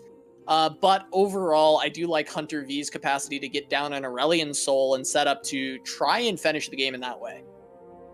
I was just going to mention that one of the ways that Stan can win is to, you know, have the sort of barrier plan pan out like we saw in the last game, right? Where you've got a ton of barriers, you've got the, you know, you've got the 1-2, which very quickly becomes a 31-2, right? You've got Shen and Fiora just like getting value, not even trying to go for a Fiora win condition, just getting value off of, you know, your challenger units and Shen. But like we saw in the last match, the Hush can really put a stop to that. And unlike the Gigas matchup, like Huntervii's got some pretty beefy follow-up, right? Like, yeah. You know, you can have, like, Karma is great, but, like, Karma does not do the same thing, does not function in the same way that Aurelion Soul does. Karma needs the backup, needs the, you know, needs the backup in terms of you actually need spells to cast, and also needs the backup in terms of protection for her. And Aurelion Soul kind of just puts both of those into one card. Yeah, the way Stan has been piloting this so far has been immaculate. It's been very, very, very clean. There was a pass just a turn ago where he ate up so much mana from Hunter playing around Radiant Guardian. And yes, it was very, I guess, oh wow, I can't think of the word. My brain is not working. But Hunter very much showed that he was going to play Radiant Guardian at 5 mana up. It was very clear. But Stan just taking advantage of that and saying, no, I'm going to get a development advantage because this is a minion-centric game, and get an advantage here, a small advantage here that could lead into a lot in the long run. Now, I say all this, and we see a certain Celestial card. Cosmic Inspiration. Yes. This might be a matchup breaker. This might be just too difficult for Stan to deal with. if this gets played onto the board. It is definitely possible. The problem here for Huntervii, at least in the short term, is twofold. One, he doesn't actually have another Celestial to behold right now for it, right? I'm not missing one. No, because the the Traveler's gone now, so he He'll needs have to Star Shape. He'll either need to Star Shape or cast Aurelion Soul later on, right? The second thing, which is less relevant now because the Radiant Guardian and I wasn't factoring in the fact that Beamer was going to show up, is that Cosmic Inspiration is great, but it doesn't matter if you don't have units on board. And yes, the late game will be better when you redevelop your board, but the late game is going to be good for Huntervii regardless, right? Like Aurelion Soul and Invoking is always going to give you the late game, so that doesn't really matter as much. But with this board, I think that it is going to be enough for the Cosmic Inspiration to be super relevant, and we're not quite going to have the Star Shaping plus... Oh, actually, we could. If we see Star Shaping, if we saw Star Shaping this turn, we could see Cosmic Inspiration next turn, but of course, we're going to Concerted to counter the enemy Concerted. Yeah, and we'll see if Stan has a follow-up. It certainly could be there. Try and make sure that this Radiant Guardian is taken off the board. I mean, Hunter has been pushed down to 4 HP already. Stan, I think he just wants to try and finish this ASAP because he knows the longer this game goes, the more Hunter gets, the more tools he gets to answer. And this is a huge tempo swing, getting out of Concerted, dealing with the Radiant Guardian, but of course, attack token not there for Stan, so here is one turn for Hunter to try and put together a little bit of defense. Yeah, and it's gonna be tough for sure. Again, that Cosmic Inspiration just looking, I don't want to say embarrassing now, but it's just so clunky in its execution right now. It's just not actually going to do anything for many turns right now. It's not reactive at all. And I understand excuse me, I understand Cosmic Inspiration is such a good card. It's really strong, but when you need to be playing reactive for the next, I don't know, 2 or 3 turns, Cosmic Inspiration is not the card that you want.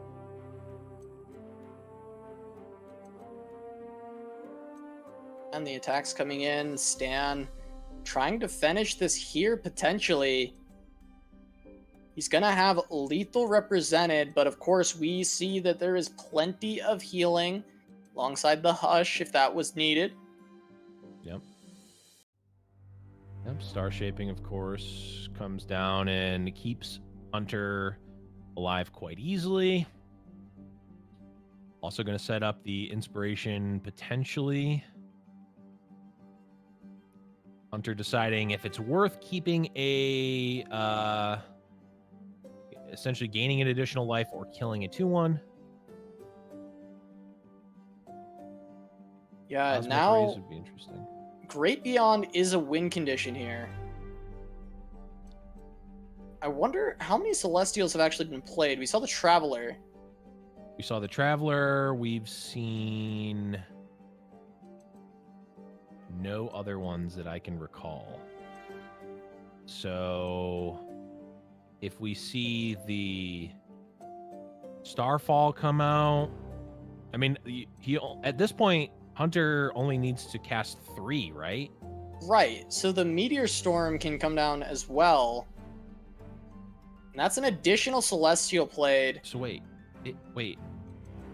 Clearly, it's not getting there, or else I think Hunter would be looking for that line. But wouldn't Cosmic Inspiration would definitely do it, right? Because it gives +2/+2 inherently, plus right, he had 7 mana. He had 7 mana. Wait. Is that also... are we off though? Is that like guaranteed to win the game? I think it is. Because the Spell Shield and the buff would make this board likely not able to actually deal with this. Yeah, would need like... I guess concerted plus single combat could have worked, and there is a concerted. We just saw that concerted played right now in front of our eyes. Yep. Okay. Well, Huntervii is here playing for his second Grand Finals appearance, and we're merely in the booth. So I'm gonna go with Huntervii's thought process here, especially since he's. Oh, I'm very interested though, because I don't know how he wins if he doesn't go for that. Right? It was risky. Don't get me wrong. It wasn't guaranteed, but I don't know how he wins without it. And now it's too late.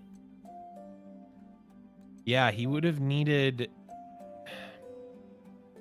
Because just the concerted doesn't do it. It would need to be break the spell shield plus concerted, right? Well, yeah. So yeah, it would be concerted plus like a single combat, right? Which is possible for him to have. Stan absolutely. He had the concerted already. He's got 5 cards in hand. But are you ever beating that anyway? But that's the thing. I don't think he's beating anything, right? That's his only chance. That was the only chance. Yeah. And now, now he can't get there. Yeah, now it's like, is there even spells? There's not no, it was like if he had Pale Cascade, he could threaten lethal here, but like I'm not seeing it. He needs to get 2 more damage somewhere. An open attack is just gonna do it. Maybe can he find enough healing to survive with the Hush on the Greenglade Caretaker? The block from the Great Beyond. 6. He's got 4 healing in hand now. Is he also? Yes, he could 5, pass 6, 7, 8, 9, 10, 11, and then it would be 12. Right now, open attack kills him, even with Hush. So I feel like he at least has to attack, I think. And then he's going to need to... he's going to have, 3 draws to find a star shaping?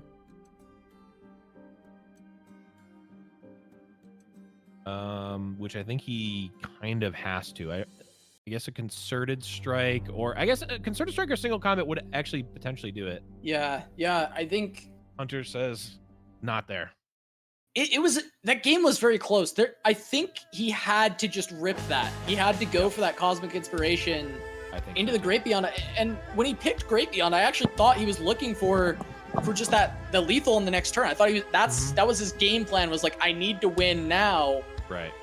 And he had the opportunity to try for it. There's no telling if it would have worked for sure. I mean, there's plenty of cards that could have helped Stan in that case, but ends up not going for it. And that's just going to be game 1 going to Stan. And now TF Swain Mirror. This can heavily be determined by draw variants because of how powerful the 8 drops are in the specific matchup. Now, there are a lot of very cool things that you can do within the matchup, a lot of room for outplay. But at the end of the day, if one side draws more 8 drops than the other, a lot of times they do just end up winning. Yes. And one thing I will say, for looking at just that metric, Stan has 5 8 drops, Huntervii has 4.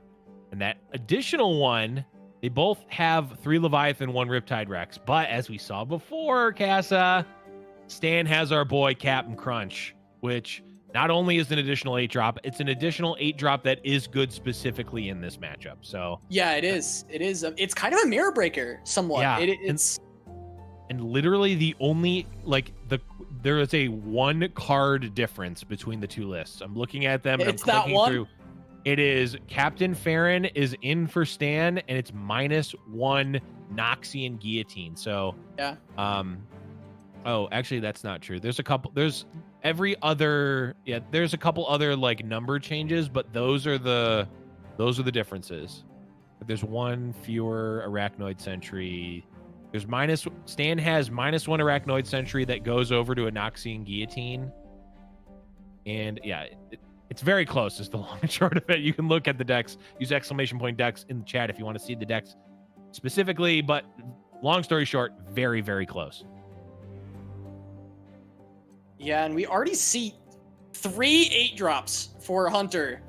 Yeah. And that is a great start. Leviathan's to help find his Swains. He has no Swains in hand. And he's got a Rex to set up to answer. And Stan, on the other end, is burning a Leviathan, so he has less opportunities to draw them.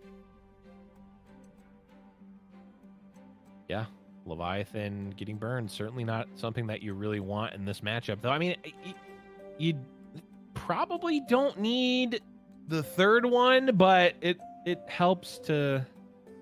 You definitely still want one. You definitely want at least one.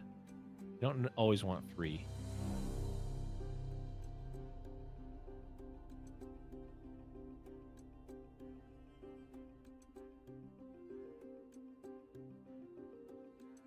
Yeah, 3 might be okay here for Hunter, but it like you said, I mean, it does depend on the aggression level that Stan has in hand. Mm-hmm. He's got the Twisted Fate to help, and it can be paired with a deckhand to get some solid removal down onto this board, but it can't be played like that this turn. Right. So if Stan actually wants to make attacks, he certainly can. The trades are generally beneficial because you don't want your opponent's removal to get value, but if Stan himself has removal, then he may greed out for that. Yeah, it's a kind of a delicate balance here. Stan actually just opting for the open pass, and Huntervii obliges. I feel like Stan playing cautious here, and Huntervii just, I mean, it's like, yeah, I'll take it. I have to take it, right? I mean, this is almost like Stan playing around like a ruination type of effect, right? Because that's basically what Keg Twisted Fate is here, right? It's one-sided ruination. So I mean, in the event where you're playing a deck that is essentially all 2-health creatures, yeah, it's absolutely is that. yeah. Twisted Fate red card coming down. Oh, Kuvira giving the words of inspiration. Truly Obi-Wan here in Huntervii. If Huntervii would have just unfriended Kuvira on that, we'd know that he was truly Vader. Yeah, wishing his Padawan some luck here. Yep. Obi-Wan. Or if it was a response of like, I'm not going to need the luck. I'm going to win so I can crush you in the finals. Yes. So he didn't say good luck. He just said, you got this. So, yeah, I mean, Huntervii, you know, I'm giving him the evil spin here for no reason. You'll give me a seat at the finals, but you won't grant me title of champion.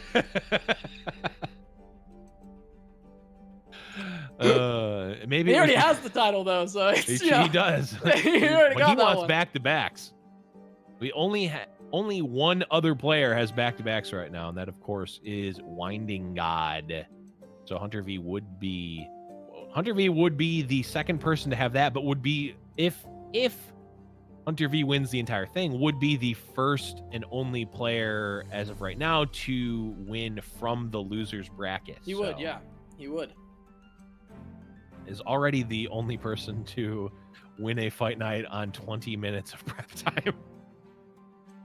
Yeah, he has been an absolute story in Fight Night so far. I've loved to watch his come up as a player, and you know, going up against this, you know, old guard almost or tournament grinders like Stan and holding his own as he did last week and this week again, making it so far. I mean, it's been exciting to watch. I mean, this guy is definitely someone you should be looking out for.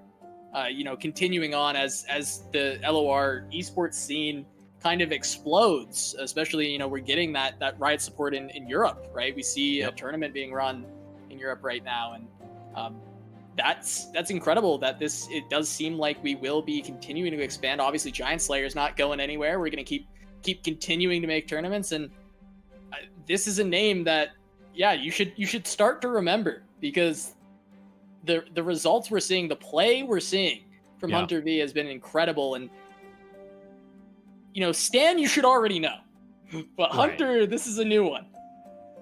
This is the new blood here, And he's also been taking some new blood when he slaughtered that youngling camp. Okay, no more Star Wars, no more Star Wars references. I'm done for the night. Typically go to that rep as well. It's crazy.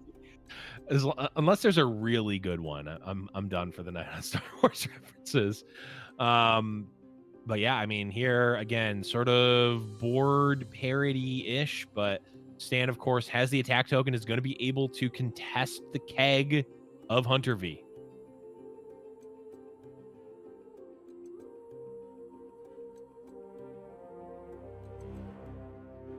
Keg going to be pulled here, and now we likely just see the Death's Hand deal with the Petty Officer.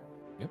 Make It Rain from Stan could find a little bit of value here. He's got his own Keg, so it has no bad hits, and theoretically can protect the Petty Officer. He may even want to wait on that, though, because it just guarantees even better hits, but this is kind of best case, almost.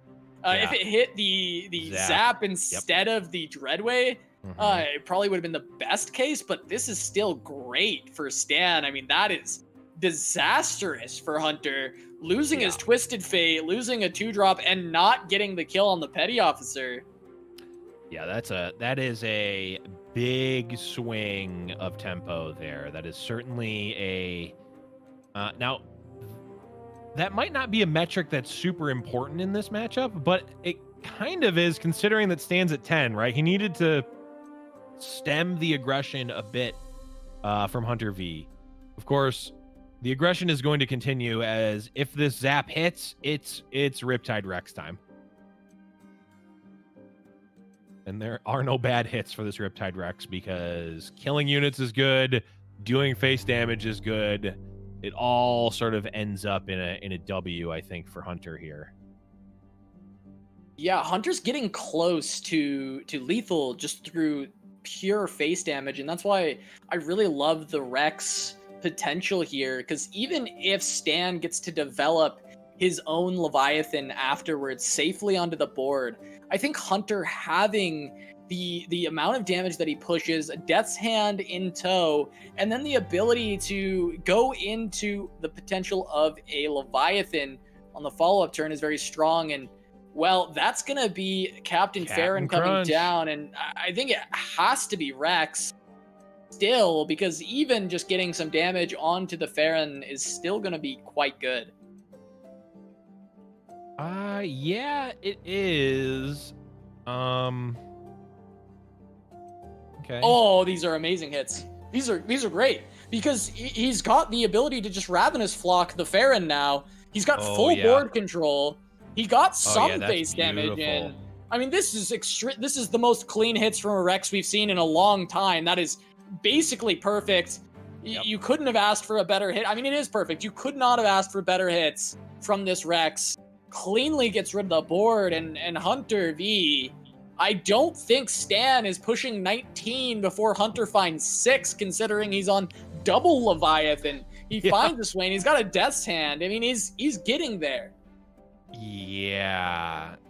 Decimates. A is not even enough damage. B is certainly not racing this. Yeah, this is... House Spider is...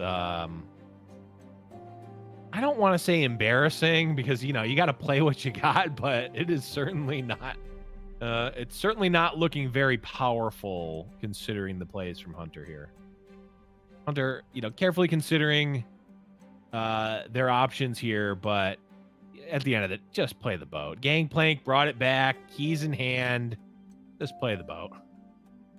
Yeah, I mean, you just get the Leviathan down. Even if Stan uses a bunch of resources and removes it here, you have open attack pushing 2 damage. Another boat can come down to follow that up, and if that boat can stick, then you just have a Death's Hand to finish the game. So this certainly looks quite bad for Stan. He finds the guillotine, but it's still potentially not enough. Yeah. I mean, like we mentioned, Zap's probably getting in. I mean, there's, I guess, potential for some removal here. Maybe there's some game for Stan. I'm not sure.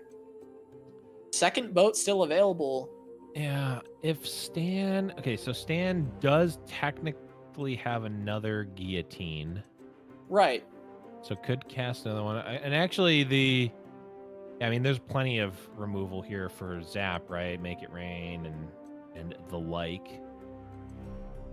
Wondering if you're thinking about Make It Rain, I guess that means you definitely don't want to develop Leviathan here, because you don't want to get like Make It Rained into another guillotine. That would be pretty. That like opens up a way for you to lose, right? So the Swain is a pretty good development, threatens lethal, but isn't all of the eggs in the basket.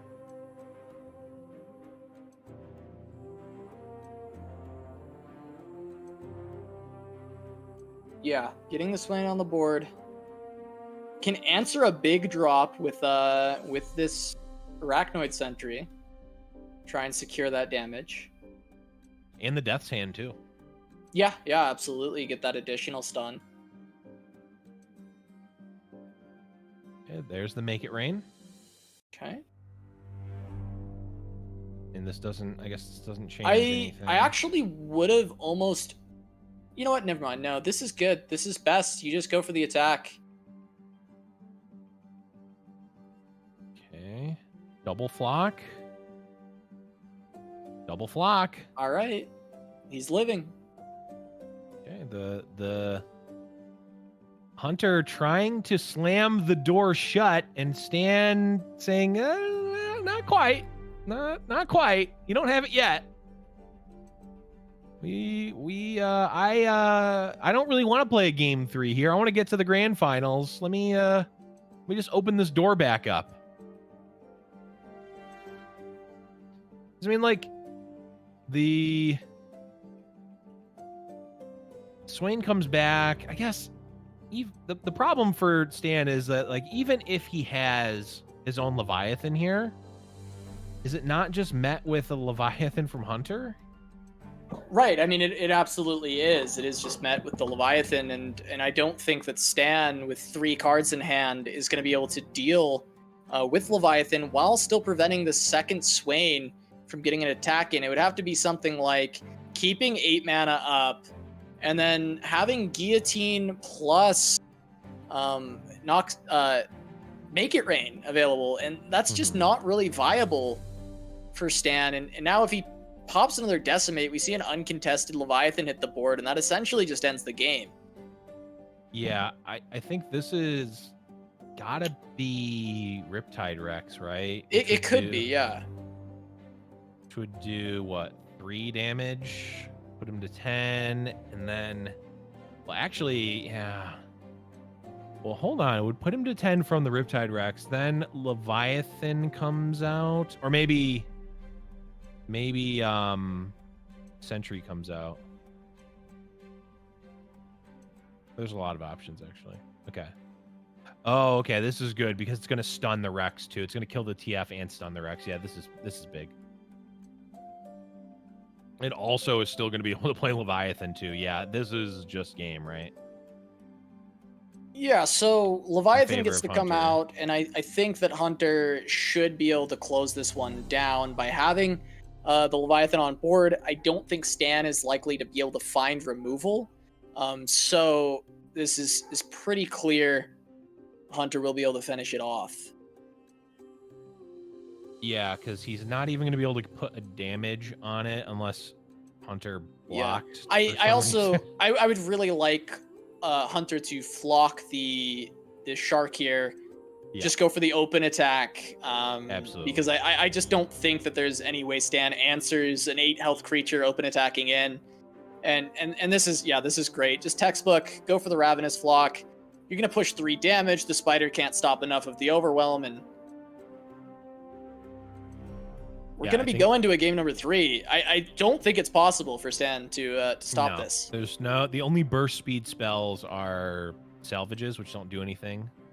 And you would need there's not even enough Noxian Fervors plus Death's Hand in the deck to stop this. So it's going to be it. And here we are, tied up 1-1 after game number 2. The mirror going over to Huntervii. all he has left is Lux Aurelion Soul, where he has to still take down TF Swain from Stan. This is a matchup I think we saw Huntervii winning from the TF Swain side last week. Yep. So now Stan, I think, a little bit favored going into this final matchup of the losers final. Winner, of course, going to face Kuvira. But we have one last match, this rematch from the grand finals of last weekend. Huntervii versus Stan. A lot of early drops available for Hunter. Try and protect against the onslaught of early units that Stan can put forth. Yeah, I mean, the Hunter's deck is certainly favored against the early and the aggressive side of Stan's deck, right? Like, that is very much a favorable matchup. However, Stan knows this, right? So he's certain. I don't think he's going to be keeping cards like, you know, House Spider and those early aggressive draws, because he knows that even if he gets like a pretty aggressive draw, like Radiant Guardian is still likely going to be able to come out and is going to stop a lot of what happened, right? There's not really great ways to deal with a Radiant Guardian in the mid game at all. So you're just able to effectively just recoup all of the life that you lost, unless you have like an absolutely hyper aggressive draw. But it's tough to even try to keep a hand like that. Yeah, I mean, of course, and Hunter is going to establish a lot of early board threat. Salvage already from Stan, going to start looking for more from his deck. I think Stan, of course, wants to be finding a lot of those 8-drops. The 8-drops are still very high value in this matchup. He needs to essentially establish a board of Swain Leviathan, and that's just his win con. It is in most games, but even more so in this one, because the Rex and the Farron are a little bit less value against this deck. The Rex can sometimes be met with units with toughness, and the Farron, while he pushes damage, there's so much healing that he'll generally be nullified. So it really comes down to the Leviathan and the Swain sticking to the board and providing the stuns to find the win. Yep. And one interesting play here from Hunter is he goes for the early Remembrance. Of course, there was no dead unit, so it was never going to get the best option in the Radiant Guardian flip, right? But could have also developed Grizzled Ranger, kept the Remembrance, and also bank spell mana, which could be relevant considering there's a Lux, right? That's an extra laser that's not going to happen. Of course, there's multiple six cost spells in Hunter's hand now, so maybe it's not relevant. But it was an interesting choice that was made relatively quickly. I think I would have considered the Grizzled Ranger there. Maybe it just wasn't enough pressure.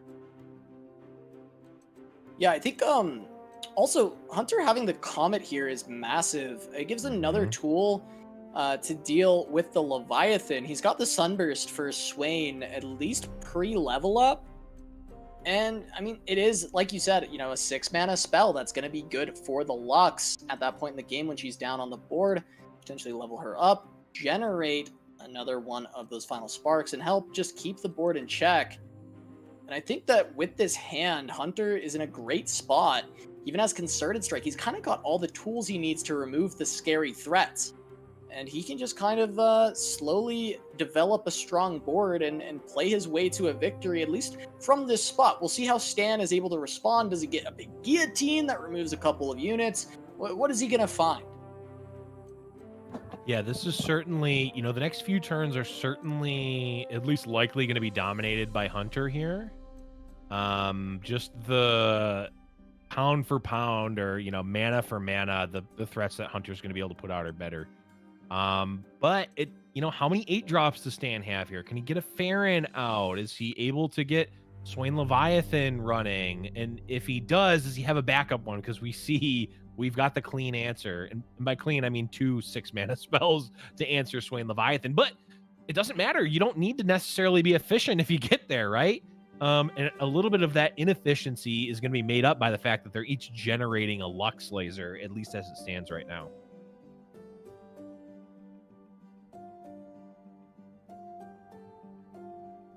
Yeah, Hunter, big board presence now already. Slowing down the pace of the game. There is the Ravenous Flock. Gonna be able to pick up the kill on 2 5/5 Tuft Vanguard Cavalry.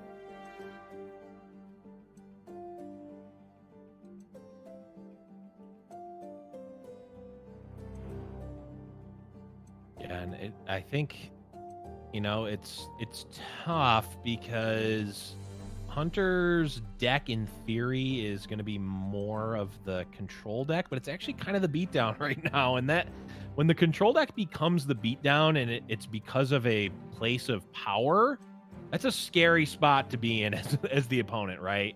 When you are in most cases going to be the aggressor and you're getting aggressed on, yeah, you're not really thinking that that's very good for you. Yeah, I mean, reading this hand from Stan, he's got to be sitting on his 8 drops. He's got to have some amount of them in this hand. Right. Because he hasn't had anything to do in the early game. And, you know, now he gets a Twisted Fate. There's some good value for a red card, and he takes it. But I'm curious where he's going to go from here. Ravenous Flock, all right. Yep. Star Shaping. Solid play. Stan, I feel like, has to have some kind of answer to this heal. He's got to have some piece of removal that he can cast.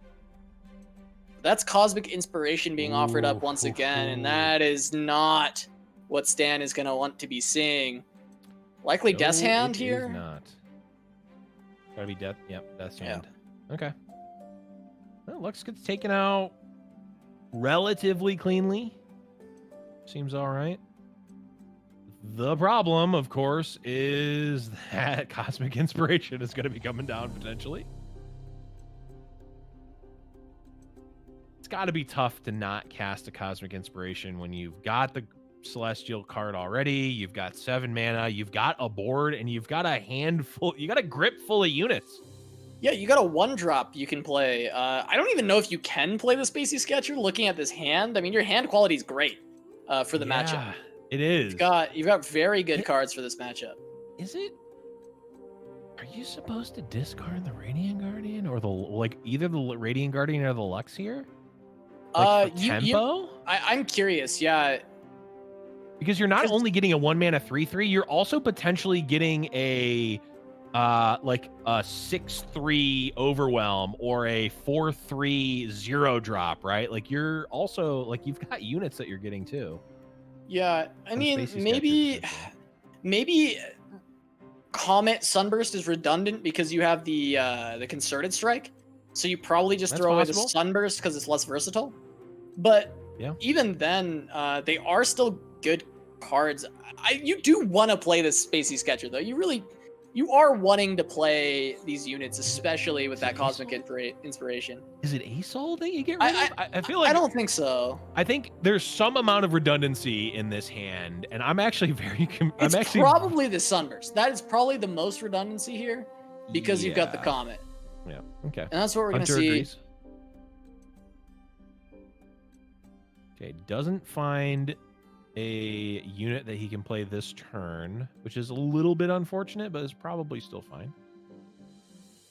Silver going to be picked up. Reduce the cost of one of these units. It actually just might be Aurelion Soul next turn. Yeah, that is very possible. Yeah, attacks here not looking super great, so looks like it's just a pass. Yeah, the risky thing about Aurelion Soul is it's very likely that there is actually a Leviathan in hand. So if you play Aurelion Soul, you are dealing with a Leviathan Swain on board. Actually, is that even bad? Because you're not dealing with the stuns, because it's going to your attacking turn, and likely your Aurelion Soul's leveling up. Aurelion Soul's leveling up, and you've got the Comet and the Concerted Strike. I'm just wondering, is Aurelion Soul stronger than Lux here? in this like next couple of turns? Probably. The benefit of Lux, right, is you can play Lux plus Comet on this turn, which is obviously very, very strong. Ooh, do you smell that? I smell a Riptide Rex in the future here. Yeah. I wonder if there's consideration right now is Concerted going for the clear onto Swain before the stun came out. But wow, Remembrance. Maybe looking for a tough creature to answer Rex. Okay. Obviously, that has to be Vanguard Cavalry is the hit he's wanting. I have to think that of the potential plays there, Remembrance was probably in the bottom 2 or 3 for me. Was not expected for me either. It wasn't. I liked the Lux Comet line.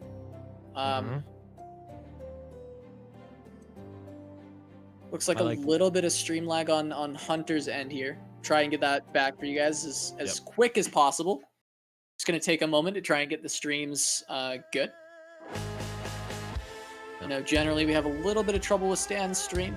I know his internet can be a little bit clunky, and so we were using Hunter's perspective. It seems like there's a little bit of trouble there. We're going to get it sorted and hopefully get the game back up as soon as possible, guys. Really sorry about that.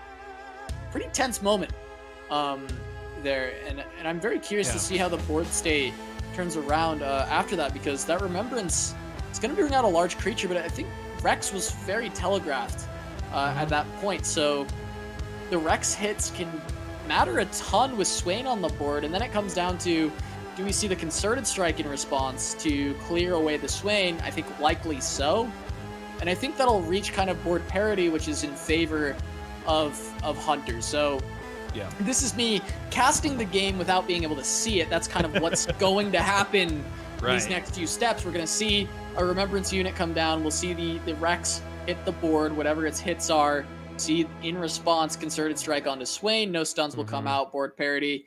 And then potentially an Aurelian Soul on the following turn, but should be able to see soon. Just continuing to work away on that to make sure that we can get that for you guys. But incredibly close and tense losers final here between Stan and Hunter. Yeah. For that shot, I mean, to make it back for another week, 3 weeks in a row at Fight Night is a feat for sure. And it's the bonus Fight Night, right? It's the added prize pool Fight Night. It's like being at all 3 of those events specifically. That's like the highest roll possible, right?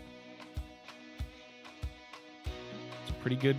I mean, those are the 3. If you got to pick 3 to go to, these 3 have been the ones for sure. Yeah, for sure. So yeah, I mean, that spot there is just really really interesting. I'm very curious to see what the Remembrance was going. What the Remembrance play was there, because to me, I mean, maybe I'm just too focused on Lux. It seemed like Lux was the way to go, because it has this. It's not as good against. It's not as good as tough though. All right, so I'm getting word there was just a little oopsie on the side of a player, and delay. If you haven't worked with delay a lot, streaming. If you end your stream, obviously before the delay catches up, sometimes it can mess with the stream. So that's what happened. We have a result from the match. I low key thought that might have been it. I just kind of hoped it wasn't. Yeah, easy mistake that can happen. Of course, it's absolutely no problem. Stan ended up victorious over Huntervii, getting his revenge from last week. Wow. And he will be moving on to the final to face Kuvira. He took down the Padawan. Now he goes to face off against Obi-Wan here in the final. Wow. That's crazy. I mean, it's not crazy that Stan makes it to a final, because that is a very, I think, safe bet to make. But yeah, I mean, Huntervii was absolutely on a tear. I mean, He's been playing absolutely phenomenally these past 2 weeks. He has been outstanding. We will for sure be having him back soon enough. It's been awesome to watch him. I'm sure he's playing in the DOR qualifier soon. I wish him luck in that. And you know, congrats to Stan making it 3 weeks in a row, really proving a lot of people, you know, wrong that didn't want to give a lot of credit to Stan where it was due. And I think Stan has been awesome once again. He's going to be going up against Kuvira in the grand finals. We're going to take a short break, and we'll be back with the rest, the conclusion of Fight Night Legends in just a moment. Don't go anywhere.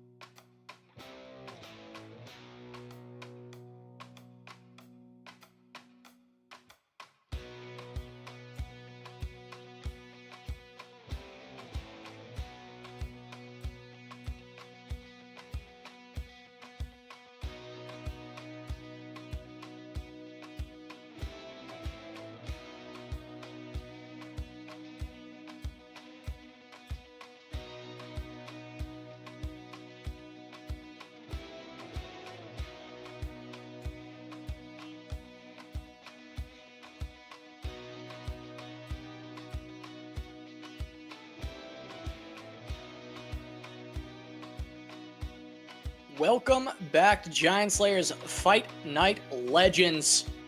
We have had a long day of matches, Targon format, of course. We have. Always extending the time limit on this tournament a little bit, but that's okay because we have gotten some exceptional games between some exceptional players. We've climbed all the way to the top. We're at the grand finals, Kuvira versus Stan. This is going to be an outstanding match between two incredible players, but first, Blevins, why don't you break us down on the format for anybody who might be new here and is just tuning in for the final? Yes, we are finally here, but we got here via a double elimination bracket where we invited 8 different players, some of the best players in the world right now in LoR. All the matches have been best of 3. Players have brought 2 decks with no region overlap, and in order to win a match or a set, you must win with both of your decks. And of course, the players have been playing for that oh-so-sweet $1,000 prize pool. Of course, we're now seeing only first and second place play, so they are playing for essentially a difference of $150. You've got this is where, if you're watching like the World Series of Poker, the money is stacked up on the table. The players are playing for it with the money around.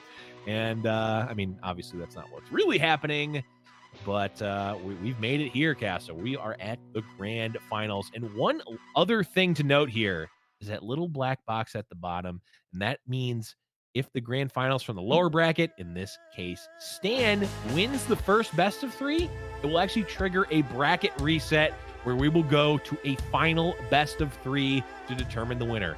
If Kuvira wins the first best of 3, that's it. Kuvira is crowned our champion for Fight Night 10, and we move on and go from there.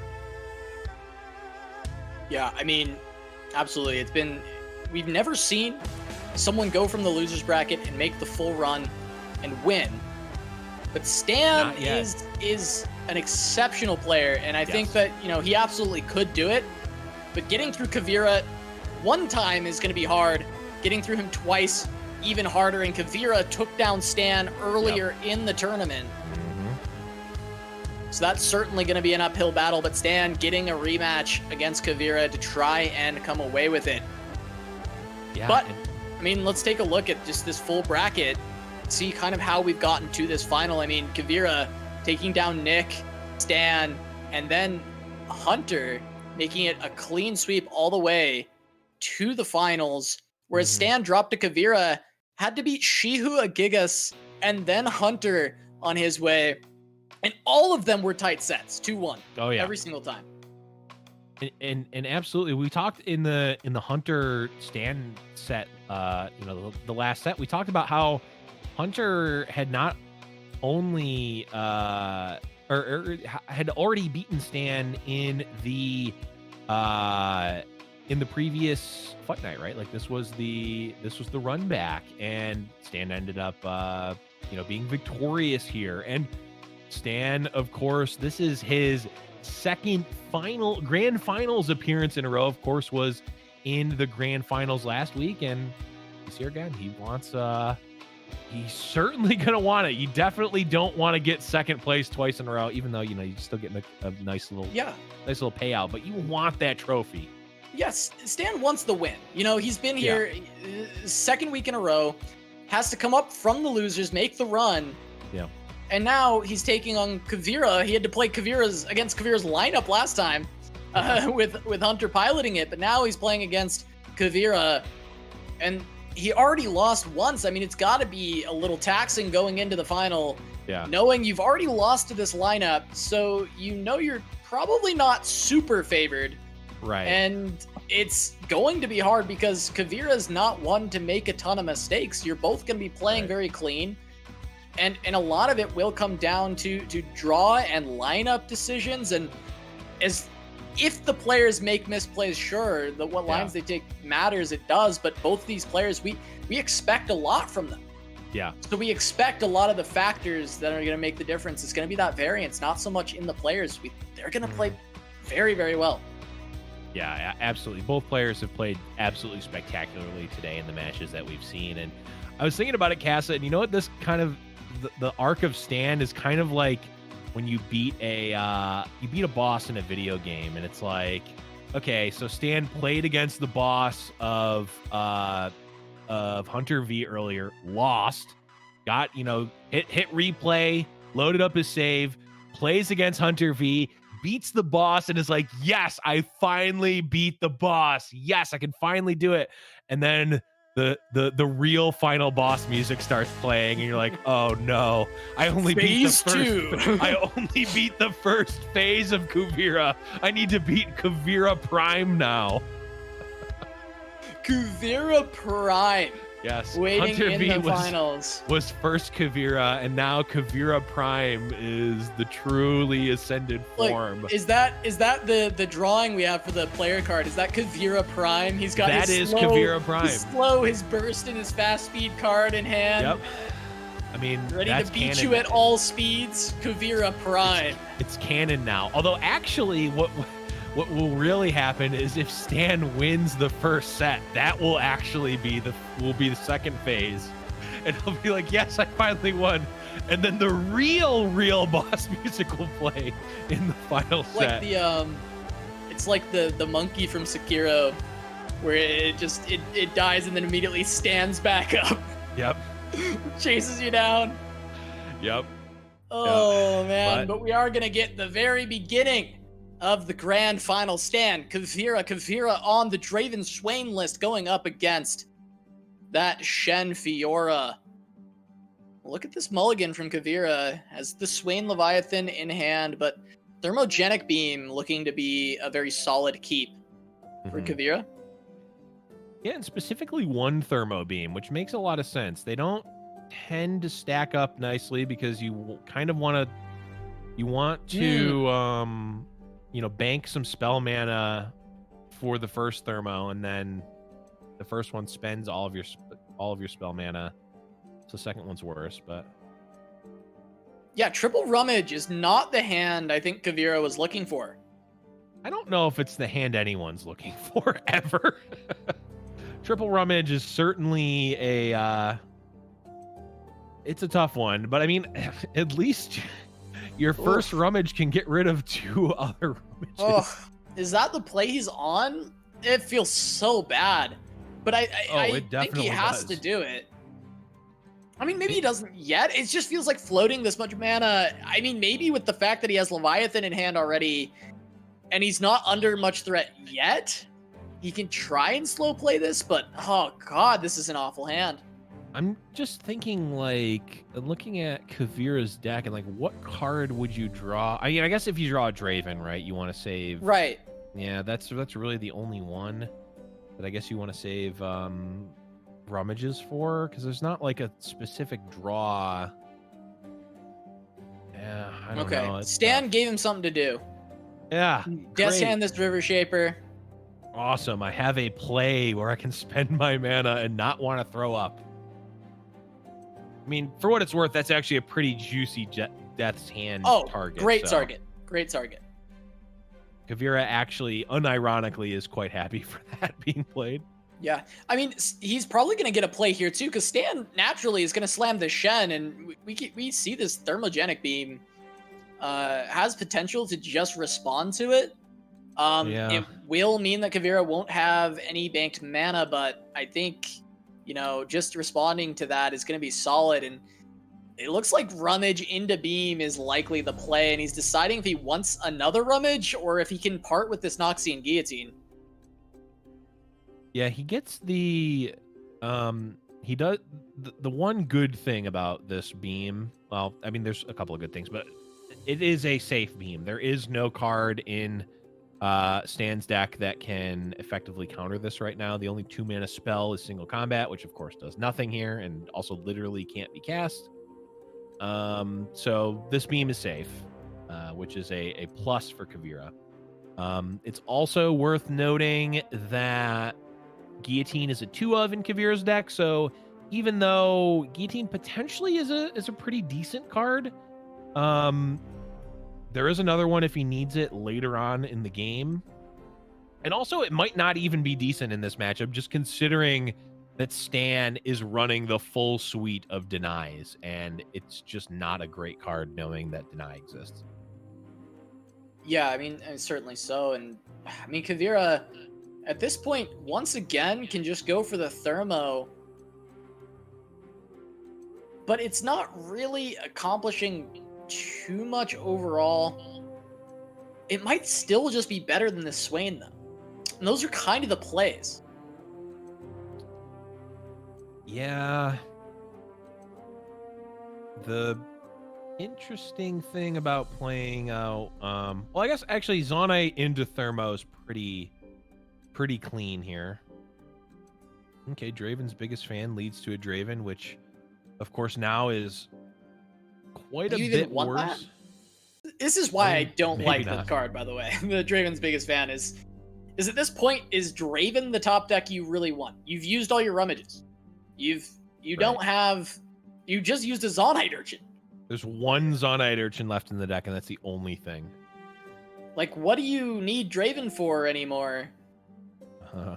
To attack for 3, bro. Yeah. Sick, dude. To pump up your Swain. No, I agree with you. I think Draven's biggest fan. I mean, the good thing about Draven's biggest fan in this deck is that it's a pretty easy discard target sometimes. But those don't exist anymore. They're done. Yeah, in this specific scenario, it's a little awkward, but it's I do like it more so. I can at least stomach it in this deck. More so than others. Absolutely so, yeah. Well, Swain is leveled. That is a good sign for Kuvira. He's got the Leviathan to potentially draw an additional Swain and also activate that ability, which is the entire win condition of this matchup. Absolutely. Yeah, and I'm wondering, I mean, this is just, I think, just a hit for 7 here. I don't think that Stan wants to value attack the Lancer into the Urchin. Would rather just pull the Urchin with a Fleet Feather Tracker and then hit for 7.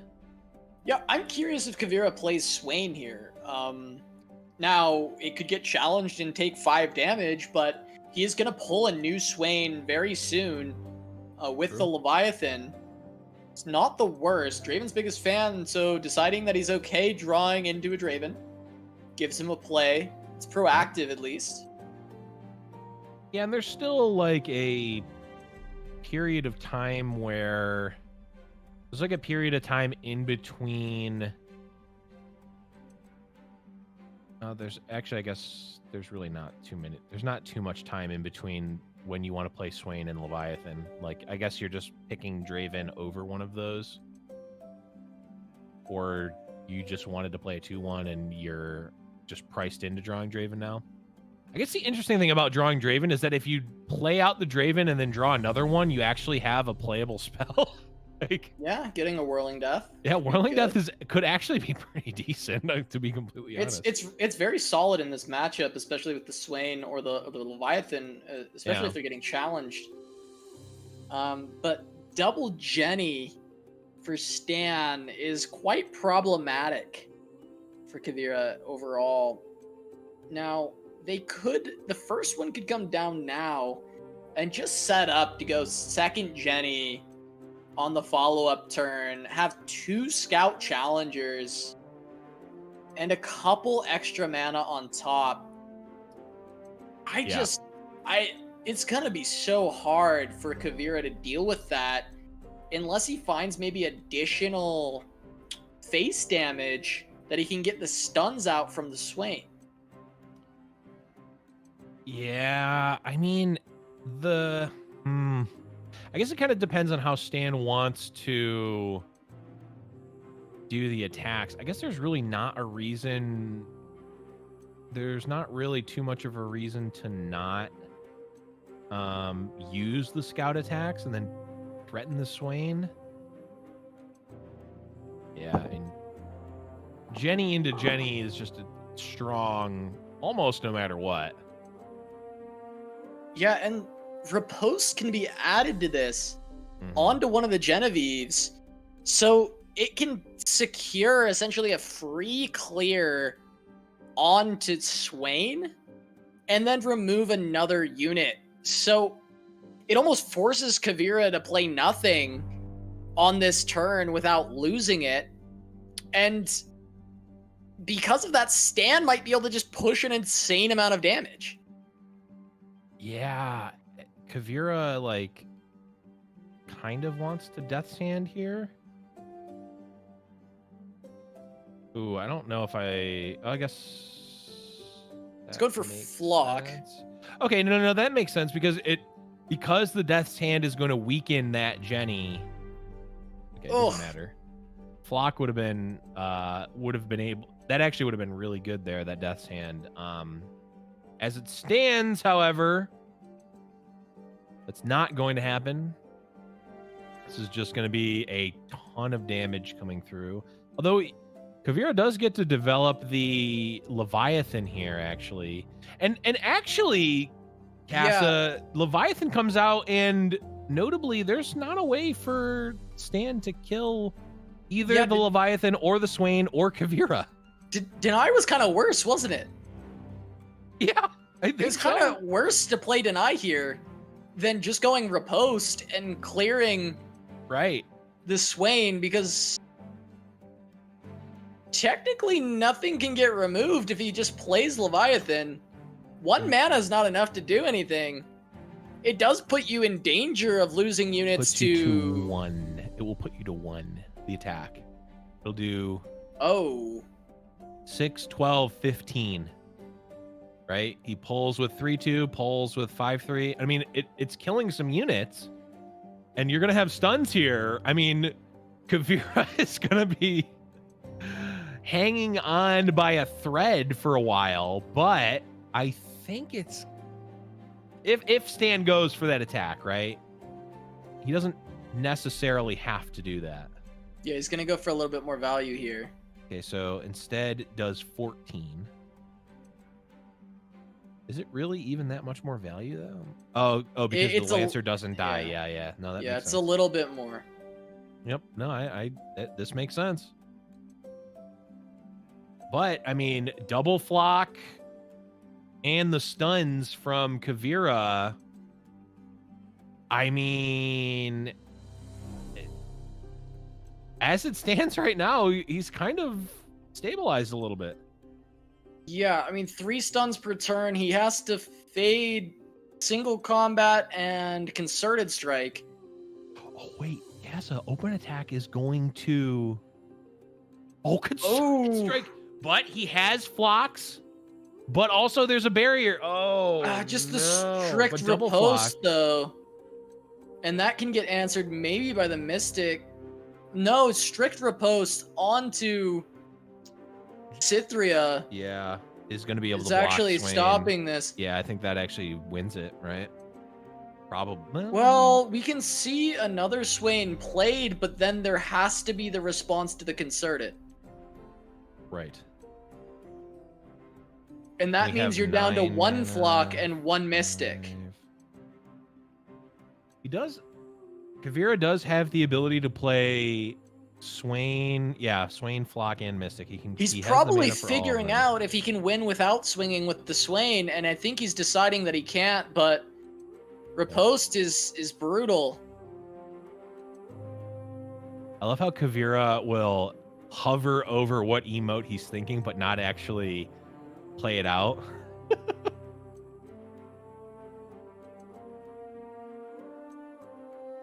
Oh, this could be interesting. If Stan blocks like this, it's a little bit greedy, right? If Stan blocked like that, he could concerted with the Cythria onto the Swain as well,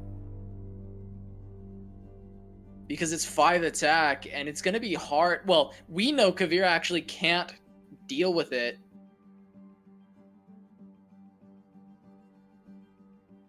He can't stop the Cythria. Yeah.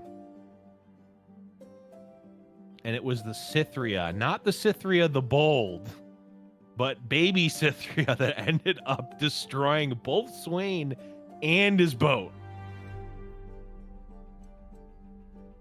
Maybe this scene right here, Casa, is canon. Yeah. This is how Cythria became Cythria the Bold. Single-handedly repelling Swain attacking with his flagship, the Leviathan. Yeah, and coming into the Demacian harbor and just Cythria herself. Just remembered, like, channeled Fiora, channeled Fiora's teachings in Riposte, and just killed Swain and the boat with one concerted strike.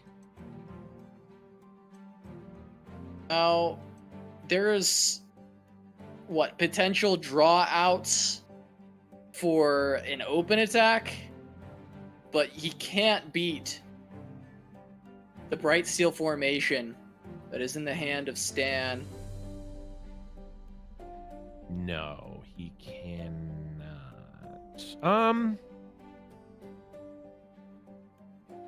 Oh, I wonder if he has the read to use the Sentry? Mystic Shot now. Yeah, he might.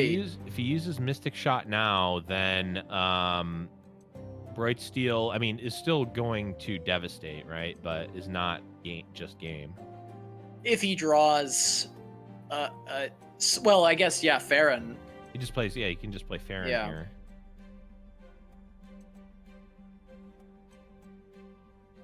Okay, Zonite actually quite good. Maybe, yeah, this is better because you can just discard this and use it as a chump blocker. Mm-hmm. And then you have Farron follow-up. Is there potential game here? Ooh. So considering going wide... that seems like it's probably correct to do so, especially considering that we see 2 more units. I mean, I think that's... Oh, gotcha. There's a barrier available, but it is a draw. It's a good draw. There is a barrier available, but also Kuvira gets to open with Farron here and just say, hey, card for card. Are you going to... And if he develops another unit, the barrier's not up anymore, Casa. Yeah, gotcha available. Maybe there's a chance for Kuvira.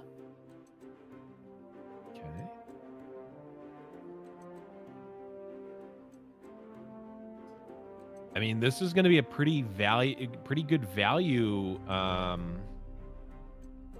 Yeah, he's going to get a lot off this. And Farron gets to strike on open in response. Wait. Kuvira said, gotcha. And he's turning it around. Farron's going to go in and then Decimates are going to come out. I think Kuvira's won it. Wait. Oh my God, just... The gotcha! Oh, and the he got him! He got! He got him! Wow. Captain Crunch himself. Unless something insane happens, I don't think... There's just no cards that Stan can have. He just did. Not with Bright Steel formation. What happened? He got! He got! Kuvira is a gotcha and turns it around on him. Oh my God. That gotcha could not have been more aptly named. That was just okay. Maybe that was canon. We see there is no Cythria the Bold. That was a lie. That was fake news. Didn't matter. Swain's army Swain got taken down, and he said, "Please help me, Farron." I know Swain doesn't sound like that. Captain Farron just comes out of nowhere and says gotcha and slams the hammer. Yeah, the Deckard axe down. Swain. Deckard Swain. Yeah, Deckard Swain is Please, calling Farron, out. I've been defeated. Help me. Deckard Swain confirmed canon. Riot, please put it in the game. I will voice the card for free. I shouldn't have said that for free part, but I'm priced in. I'll do it. Give me the call.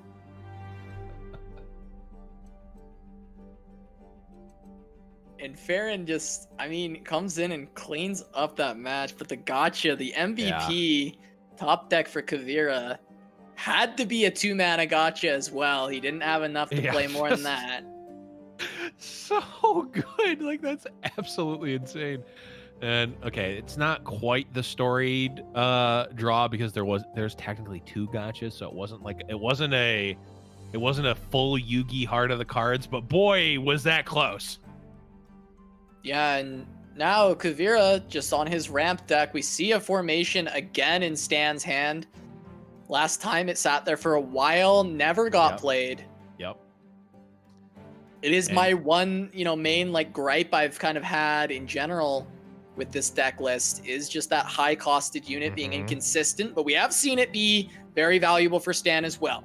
So I don't want to fully take away from it because it did win a game that he wouldn't have had business winning if he didn't have the formation. So might be able to do that again against this this deck that tends to go very late, the ramp Trundle. But it does look like Kuvira is going to be on Weirding Stones into Trundle potentially, but considering the Sunburst on River Shaper, not wanting to allow any card draw. We'll see. I was going to say, like, this is leading into one of the strongest plays that you can make in the game right now, which is turn 3 ramp into turn 4 Trundle on your attack. Like that is, I've been playing over the last week, the TLC, the Trundle Ledros combo deck. I played it back up to Diamond, and those games where you get ramp into Trundle just feel so good. Like you've got to feel pretty good for Kuvira, but it's just not, I mean, it's still, actually the troll chance. Yeah, he could stop the strike. Oh, interesting. That I feel like if you're gonna do that, you should block the other way, though. Right? Yeah, I think he would have if he decided to continue with that line of play. Right. And this is the high level play, right? I have my turn 4 Trundle. I'm gonna pass. Yeah, just letting himself ramp, because Stan could pass and just say, okay, well, give me my attack token back and try and go back in, but it's not going to. Going to play a 1-drop, hedge a little bit. I think Kuvira likely just slams the Trundle at this point. I think with, I mean, A, there's already not a way to kill the Trundle even being presented on board, and B, the 2 troll chance. I mean, you just have to feel super safe with this Trundle right now. Like, it's with the troll chant just makes it so clean. Like, troll chant is one that I have not been running right now because I think I grabbed pretty much card for card Rattling Bones deck from last week, and I changed a couple of cards just for the ladder, what I was seeing on ladder, and Troll Chain hasn't been there, and I thought it felt a little bit awkward, but it just feels it seems so good here.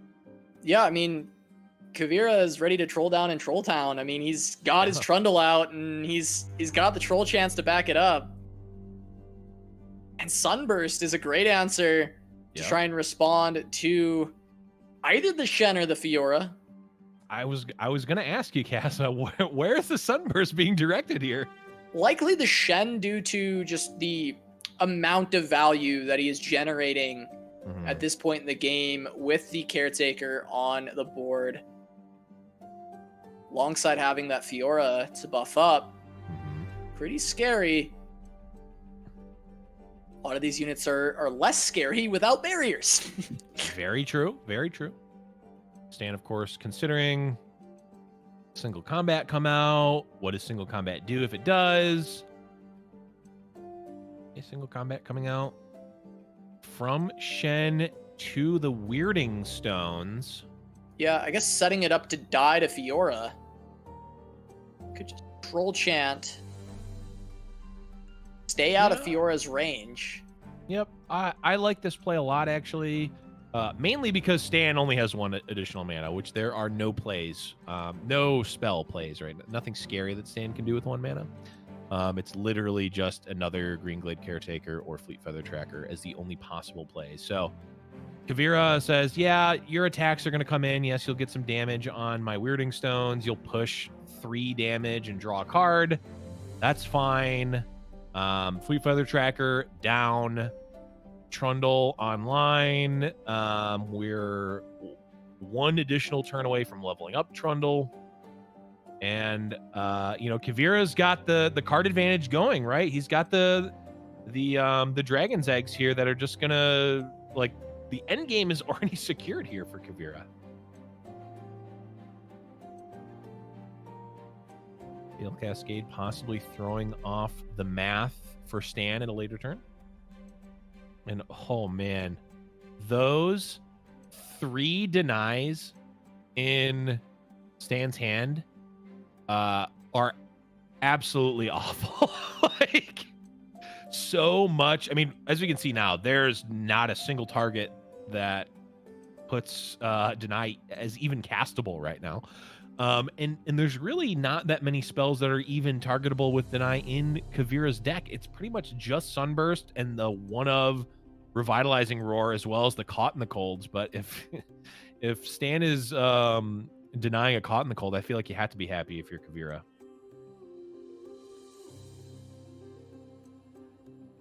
Yeah, I don't know that this triple deny is ever going to get value. And Kuvira with yet another Troll Chant. Yep. Just nullifying the spells from Stan. Mm-hmm. Kuvira looks like he's already starting a victory march. Now, we're not quite there yet, but the amount of value he's generated and the amount of card draw he has available to him to start just applying pressure with big dragons is kind of absurd. Yep. Infinite Mind Splitters are difficult for Stan to deal with, and yeah, this is gonna be very tough.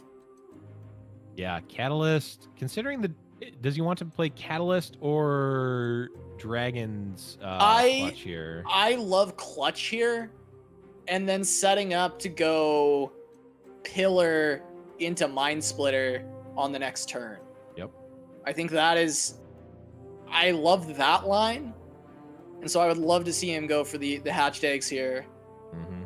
And there we go, Mind Splitter or Alien Soul. Yeah, seems quite strong. And I mean, this Trundle is just so far away from being killed at this point. I mean, Concerted Strike can technically come out, but like that's Casa, the Trundle's going to be the least of Stan's worries very quickly. And oh, by the way, how about another Trundle? Which, I mean, honestly, I feel like if he just cast that, it might just be lights out anyway. Like, well, the Icequake, obviously we know there's the 3 denies for Stan. That's so true. Probably probably not going to find time to cast Icequake. Yeah. But regardless, having a second Trundle is just brilliant for Kuvira, because if this eats a Concerted Strike at any point, I think Kuvira is loving that, because it opens the door for Mind Splitter to get insane value and kind of just safens the ability to place an Aurelion Soul on the board. Yeah, I mean, we obviously see the hands, and eating the Concerted Strike to kill a Trundle plus I guess it would just eat the Concerted Strike, because you'd hit Fiora and the Green Glade Caretaker here. But and actually that's not even gonna kill it. It will kill it, but it will also kill the unit it's blocking too, because of Pale Cascade. Like, this is so good for Kuvira. But yeah, I mean, I think Kuvira's probably debating, like, what if this is another Riposte, because that's kind of awkward if it's another Riposte. But Kuvira says, if you have another Riposte, again, the Trundle doesn't matter all that much here. And even though the Weirding Stones is going to go away, you still get to keep that mana that you generated at the beginning of the turn. It'll go away at the end, but the damage will have been done, Casa. Yeah, I mean, he's made it to 8 mana. Like, that's the big deal. Yep. So Kuvira actually going for the value of getting an additional strike with the 2/2 here. Yeah. Okay, that's an interest. That is interesting. Trading a unit for another spell draw, I guess, is the idea.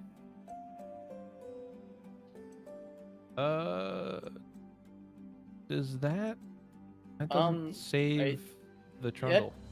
That was weird. That was strange. Yeah, that okay, was there it is. okay. Yeah, yeah, okay. Thanks, Kuvira. I was waiting for it. Thanks for letting us know that you also realized that that was trolling. Okay, he got bamboozled. He bamboozled himself. Okay. I mean, that's a small play that I don't think is gonna matter too much, but also like you'd certainly rather have those now. And now there's 2 riposts in the hand of Stan. That's kind of brutal. I mean, the riposts wouldn't they'd still be there regardless, right? But there's just -1 Pale Cascade in Kuvira's hand right now, and it didn't even draw a card. Yeah, that's tough. That actually does hurt Kuvira quite a bit. Yeah. I'm sure he might still be able to come back. He's got Trundle. He can level off rip with the Ice Pillar. Mm-hmm. Can probably throw away the Catalyst at this point. Yep. Moon Silver, always an interesting one. Okay, 9 mana Aurelion Soul potential. Could also just go for the Equinox, maybe stop the River Shaper. Ooh, Kuvira. Yeah, that was certainly, I mean, there's no 2 ways around it. That was certainly a blunder, but Kuvira going to be doing their best to make up for that one here. Levels up the Trundle, which is going to be pretty big. Yeah, and we saw Kuvira pick up the Equinox here, which will be able to silence this Bright Steel formation when that comes down. Mm-hmm. And I think that's incredibly impactful. The fact that Kuvira will not have to worry about that 9 mana card being a nuisance, at least in the sense that it won't be granting barriers past the turn it's played. Right. Yeah, this is...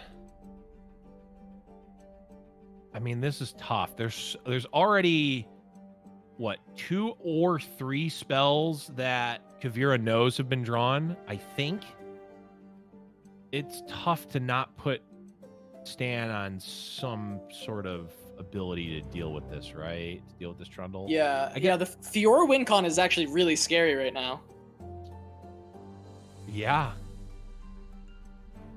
It really actually is. I don't know. I'm actually unsure if Kuvira can really do anything about it. Like, riposte into Concerted here. He's going to level up the Fiora. No, he concerted onto one of the other units. It levels Fiora and he kills Trundle, and then he's 1 away from winning with the Concerted in hand. That's probably just it. You're right. He doesn't go for that play, though. Why not? Why didn't he go for that? Am I missing something? I don't know. We've already seen 2 Troll Chants. I think there's only 2. There's only 2. There's another Pale Cascade potentially. No, we've seen 2, right? Hush. Hush. But that doesn't One change Hush. it. It doesn't change it, right? 3 Flash Freeze. So. Flash Freeze, I guess. But that doesn't really change the play. Right. So the interesting thing here. Okay. Well, now they're stunned. Mind Splitter. So they are stunned. The one Concerted Strike is no longer just game. Yeah. Yeah, I think you're, Casa. I think you're right, bud. Like, I think you know what? It was a trade. It was a blunder for a blunder. Yeah, I think it really was. I think it was a blunder for a blunder. That's a tough. I mean, that is certainly a tough line to see. That much is certain. But man, this game is still. Formation, that's just an Equinox. Yeah. Sure. I mean, we're still losing a losing an Ice Pillar here. Oh yeah, an Ice Pillar. You're right. He's an ice pillar. Still losing an ice pillar. I mean, Trundle comes down. And actually, wait, is this just game, Casa? Open attack? You pull with yeah, you pull with Spacey Sketcher. Trundle, how big's the Trundle gonna be? It's gonna be 5 or yeah, you can get another infinite mind splitter off of your off your eggs. You get another mind splitter. Another mind splitter and an oh yeah, you can just cast mind splitter now. Yeah, you don't even need to pull. Yeah. If you wanted to. If Kuvira wanted to. Second mind splitter. The other option is Trundle. Set up another pillar, but I think he's just gonna go second mind splitter, go for the open. Yep. And we know that there's, this concerted strike can keep Stan alive. Yes. Maybe it won't be an open then. Maybe it'll actually just be Aurelion Soul. That's true. I mean, you have to put. I feel like no, he's probably just not playing around. Yeah, this is probably right. You probably just go for the open and you see what's there.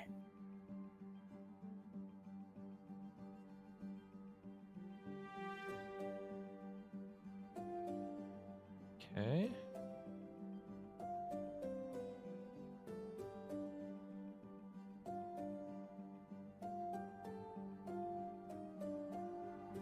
We're just debating what and this notably won't tick Fiora, right? Because there's no ordering where the Fiora gets the last hit. So just a kill of the Infinite Mind Splitter. Yeah, could have actually gone with the River Shaper first into the Bright Steel Formation hitting, so you could draw another spell. Right. Argument for that line. Yeah, I think that would be a 9, 10, 11. Yeah, I mean, it doesn't... The only combat affecting... Oh, okay. So, Casa, there are 3 flash freeze in Kuvira's deck, which is what... I mentioned that. Yeah. Which I actually don't know if that changed the play whatsoever, though. I actually Probably don't. I think you always lost to that. I think that was always something that you weren't beating. I think you're correct about that. Now, I believe that the Stars Descend is within the threshold of being cast. 2 dragons on board? No, okay. Nope. It's 11 this turn. Only 11, yep. Only 10 mana.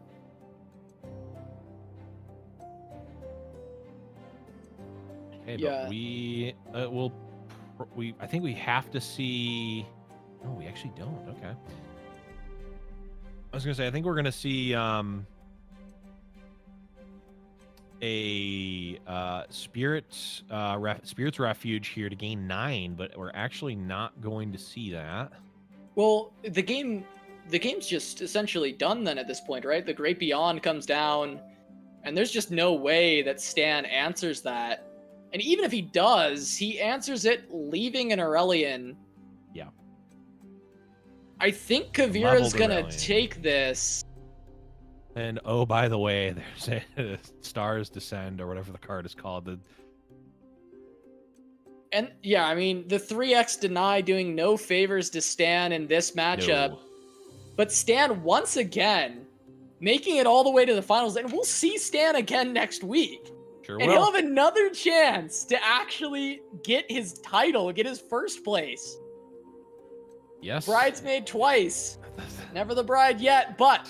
Can't catch that LoR Giant Slayer bouquet. Oh, and another Immortal Fire. Kuvira.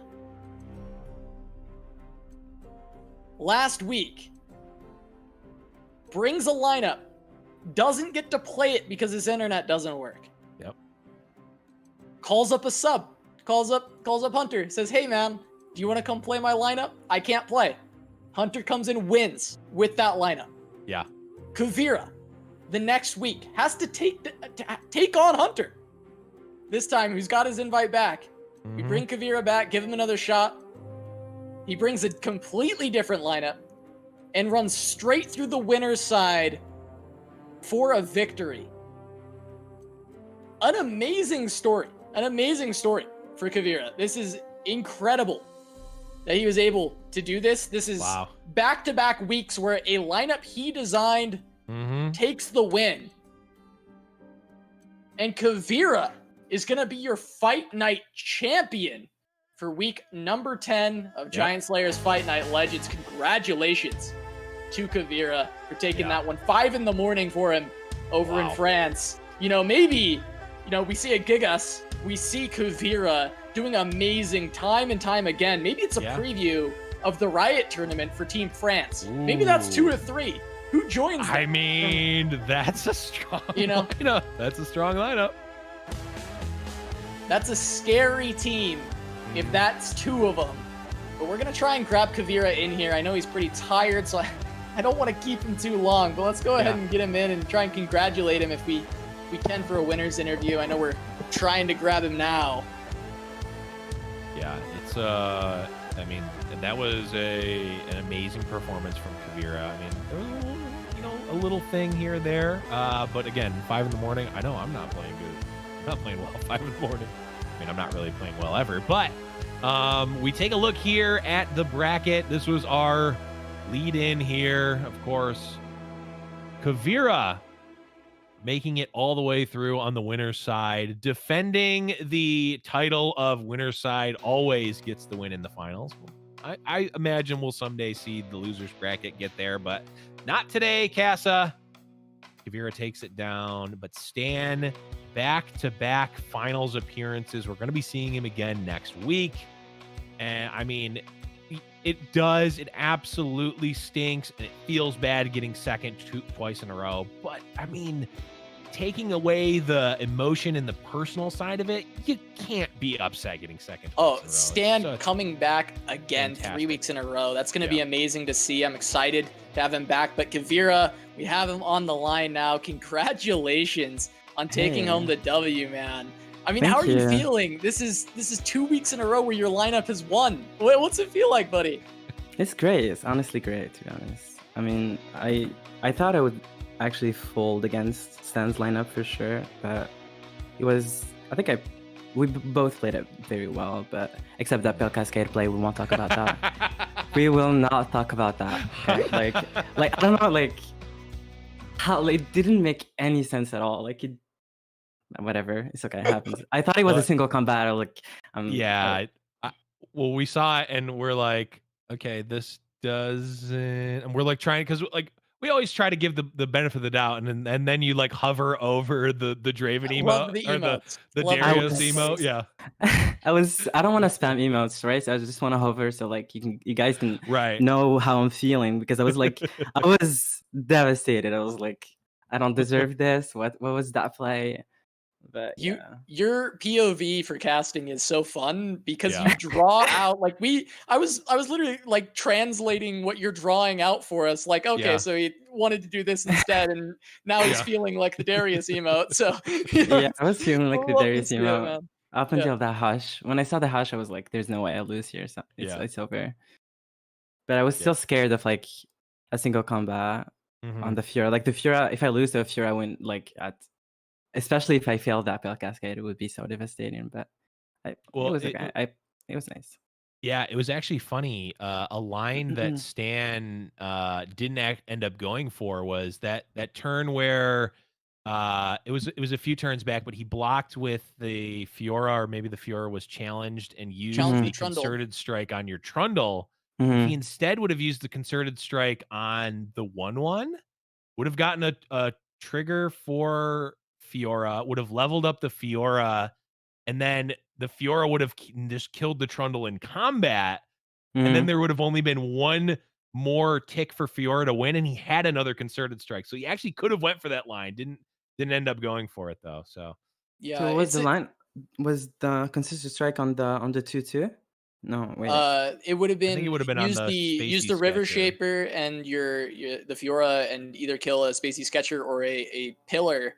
And he would have been able to actually level Fiora, then kill Trundle. Now, obviously, there's a couple scare cards in your deck that would stop that play, but the Troll Chants were gone, the Pale Cascades were gone, but you do have 3 of a Flash Freeze that you never saw that you never saw, and he was probably losing to that no matter what. But it was interesting to see that there was just kind of a spot where Stan had the right read, which was a difficult read. He could have potentially had that game. But I wanted to ask about lineup because this morning, you know, I was tuning into a stream. I was hearing you talk about the lineups a little bit and what was going on, and you didn't seem very confident overall once you saw the field of decks. It felt like you trusted your deck choices as them being good decks, but you felt like you had a misread on what was going to show up, especially because, I mean, this week was 13 unique decks, which is insane. It's impossible for you to have a read on 13 unique decks, but you came in and what was your thought process with this lineup? Like, it didn't, you definitely seemed like your confidence was wavering, but at the end of the day, you kind of ran through the bracket. True, but I feel like I mean, first of all, I'm not a very confident person overall, but okay, fair. Apart from that, I felt like the thing is I prepped all week to beat Lux Ace. Like I tested so many different decks to actually try to target Lux Ace consistently and like win against it consistently, which is a very hard thing to do because Lux Ace is a very, very good deck and very like well-rounded and stuff. And so like I made this lineup. This lineup was like specifically made to counter Lux Ace, and I come in and I see like 2 Lux Ace decks, and I start playing and I didn't hit one Lux Ace deck with my Trundle deck, like not once, which was like I'm like okay, when I saw the decks, I saw a lot of aggro, like I saw Pirate Burn, and I saw Scouts and Earl and Fura stuff. But I was like, deck. I'm not teched against aggro or mid-range at all. I'm like fully teched against control. And the lineup also like stomps the Ledros combo that was doing well last week. So I was gonna bring something that targets both Lux Ace and like War Mother / Ledros combo. But funny enough, both decks didn't like I didn't hit any of those 2 decks at all. But I still won, so that's great. All right. Well, Blevins, do you have any last questions here before we sign off? I just have the one, and we always like to ask this one in our winners interview. And do you have a call out? Do you have someone that you want to see or play against in a fight night? I've never played against Glop in a fight night, but apart from Glop, I wanna see Alan. I wanna farm Alan on fight nights. Ooh, you farm Alan. We'll see if we can get him to wreck his Cross shard. We might be able to. Yeah, there's cross shard. There's all that. I know the scheduling is tough for Alan, but we'll ask him. We'll send him the clip. We'll be like, hey man, Kuvira wants to play. Called out. Well, we talked about it. We talked about it before, and I think he'd gladly join. I think. All right, well, we'll hit him up. We've got the clip evidence to be like, hey man, Kuvira is specifically calling you out. Please, you know, you gotta come play. You gotta come play. I want to farm Alan. yeah, exactly. Love it. I love it, buddy. Congratulations once again, Kuvira, man. It's a pleasure to watch as always. Thank you a lot for the tournament and the casting and everything. And hopefully we see you in the upcoming Riot tournament representing Team France, right? That'd be exciting to see. I need to grind some ladder. I'm currently rank 0. Rank 0, nice. But I've been trying like some fun decks, and I'm like not using ladder to actually climb. But I guess I should try hard this week. We'll see how it goes. But can I give a shout out to someone? Yes, of course. Because so this week I told you I prepped all week. I scrimmed with Cephalopod. Oh, we played a lot of games. He helped me a lot.